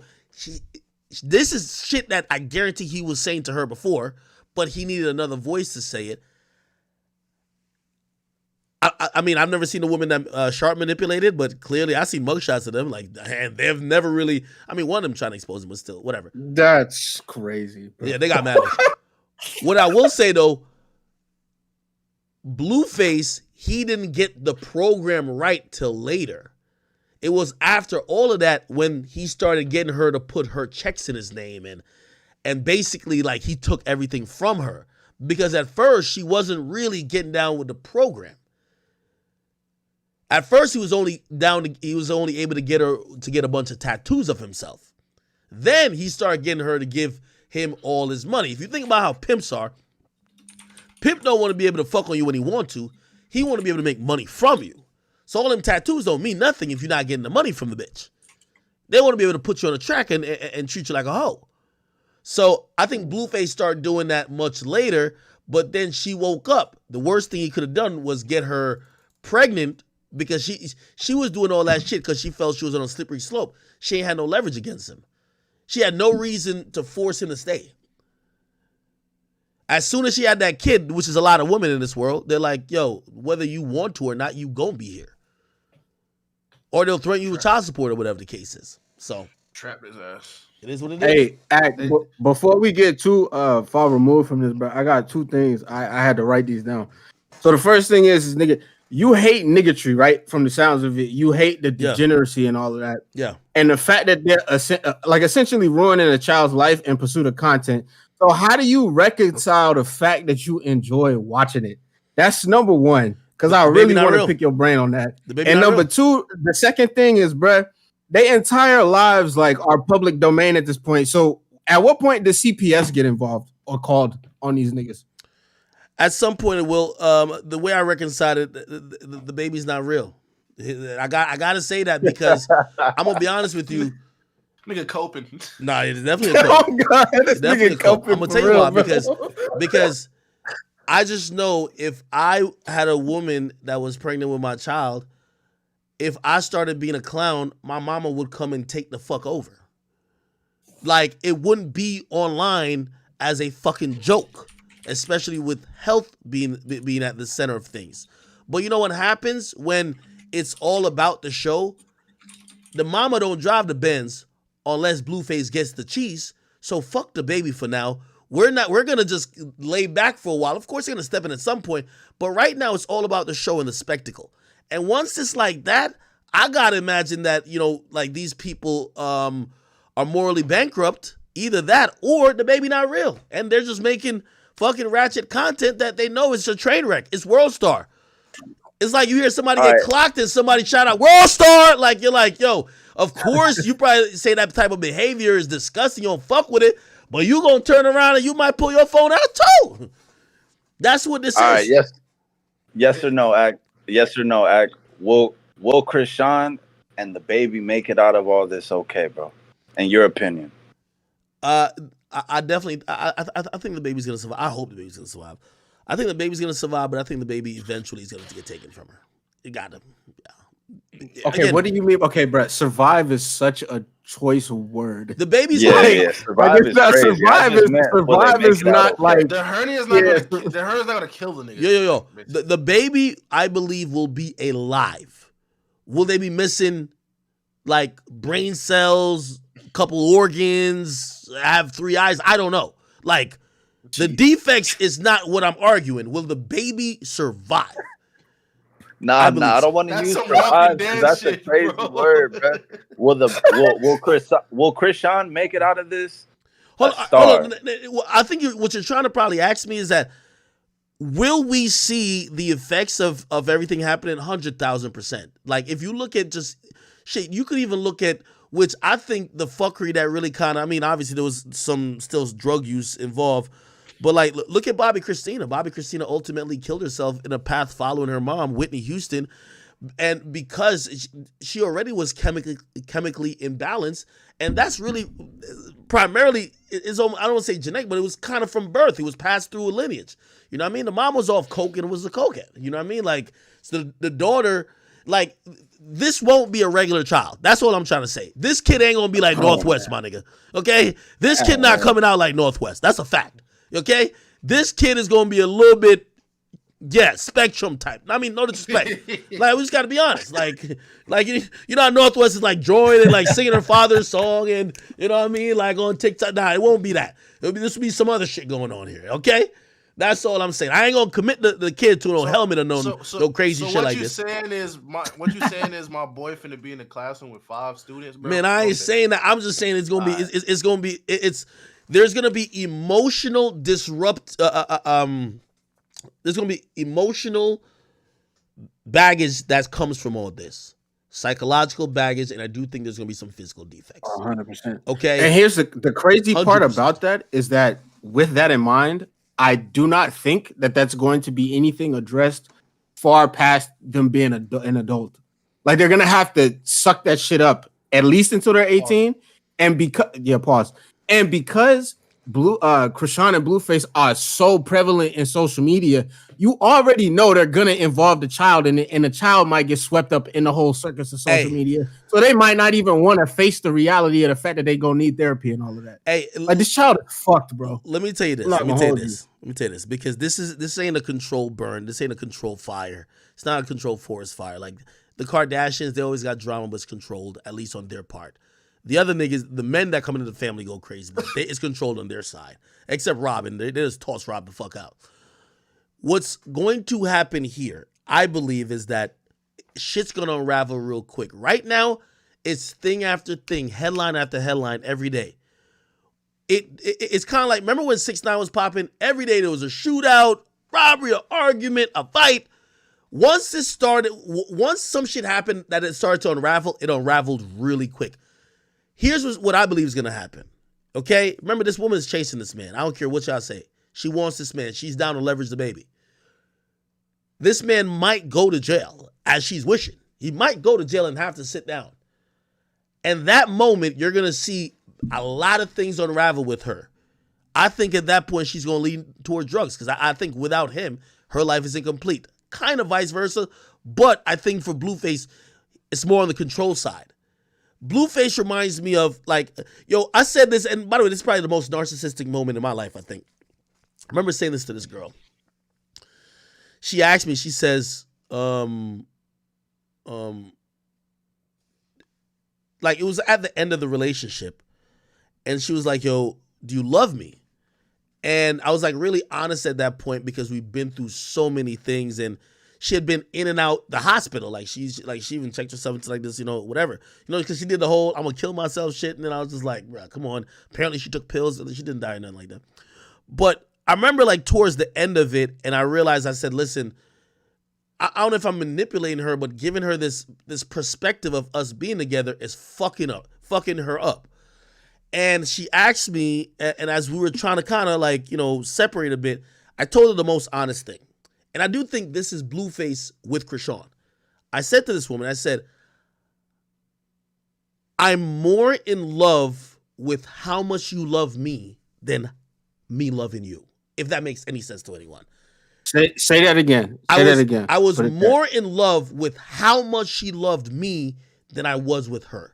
So I couldn't, like, it felt like this woman loved me more than life itself. And that was attractive. It wasn't just me loving her.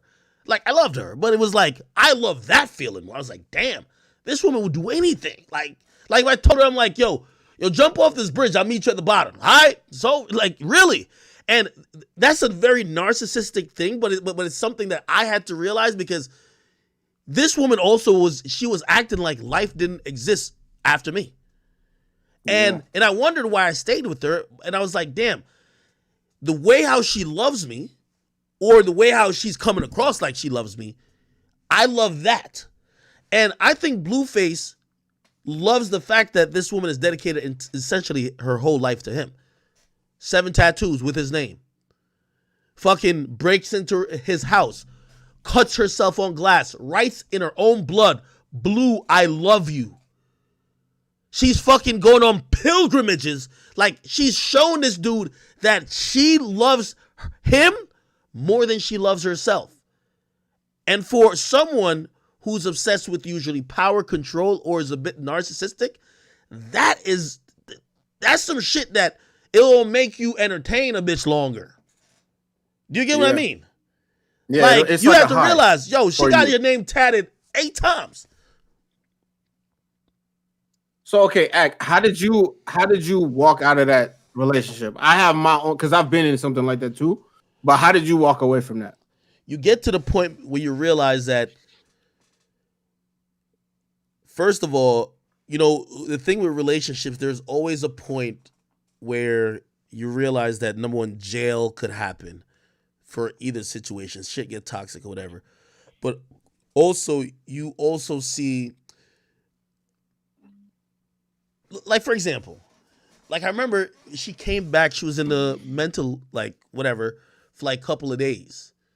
I didn't know. I remember she told me she was going to take pills. I'm like, man, this bitch is tweaking, man. You're not going to really kill yourself because you, like, we not together. You're not going to really do that.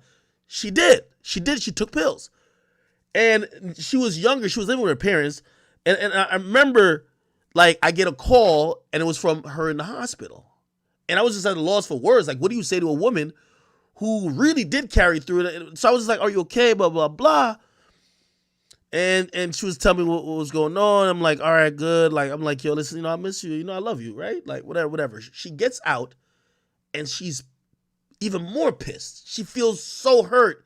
And at that point, I'm not even getting it, right? But she's like, yo, I was in this mental institution over you for a week, and you never came to visit me. I was allowed visitors. Like, throughout the conversation, she had slipped in. She was like, oh, yeah, I'm allowed like 2 visitors, blah, blah. My sister's coming. I was just thinking, all right, good. You guys, the fuck am I coming there for, right? But that small thing, I saw how much it, like, she was at the point where I knew she was down to hurt herself. And it was just one of those things where I'm like, yo, dog, this is going to end really badly. And I just knew that my heart wasn't in this to really have that weight of that on my shoulders. So I was just like, yo, listen, first of all, I had to make sure because she ran away from home a couple times. I had to make sure she was good with her family and this and third. And we just kind of slowly drifted apart. That was one of the first times. And by the way, I think she started getting into some drugs too, but she ain't kill herself under my watch. She's still alive though. She good. Hey, W that She she's still is. alive. Hey, I know hey, that shit. Ak, where do you like have people DM you shit at? Because I want to send you something about Adam that you may or may not want to cover. Oh, I'm Academics on Instagram. Just DM me there. All right, bet. Got you. Man, he Oh, bitch SK, crazy, SK, man. your girl committed suicide? I'm sorry to hear that, brother. Someone on the YouTube chat. Yeah, I'm telling you, yo, once relationships get like that, man, and you see people kind of like threatening self-harm, like sometimes I be thinking people's capping, but like she really, and also I think did she cut herself? I don't think she cut herself. By the way, this was a black girl too. Like this is not a white girl, like some, you know, let me just fucking knife myself. And bro, I just seen a lot of self-harm happening. And I remember also a part of it too was like, I started feeling like, I felt an energy like she was on some shit like, yo, if I can't have you, fuck it. Nobody can have you. And we both finna die. Like that type of shit. I'm like, man, let me stop playing. Because also I feel like I was kind of playing with her a little bit because the way how hard she was going, I wasn't going that hard. But like I enjoyed like, you know, like shit, she would do anything I want. Like sexually she'd do anything I want, when I want, blah, blah. So it was like, you know, that was cool. But shit, I was in college at that point too. So I'm at college and like I'm kind of interested in other shit. She's back home going to community college and it was just, she wasn't, you know. So yeah, I ain't into some fatal love shit where, you know what I mean, both of us dead and you leave a rose in our body. Fuck that. You know what I mean? Nowadays, that's how it always is, bro. Hell no, man. Yo, Robot Therapy, thank you for the 5. He said, yo, Ak, if Blueface gets the baby, he could win the world back. Chrisean can say Ratchet and they could both win in public eyes. Blueface, let me say this. Blueface is always going to antagonize this woman. The source of his motion is her. Bro, this whole I don't want her shit is because he wants to control her.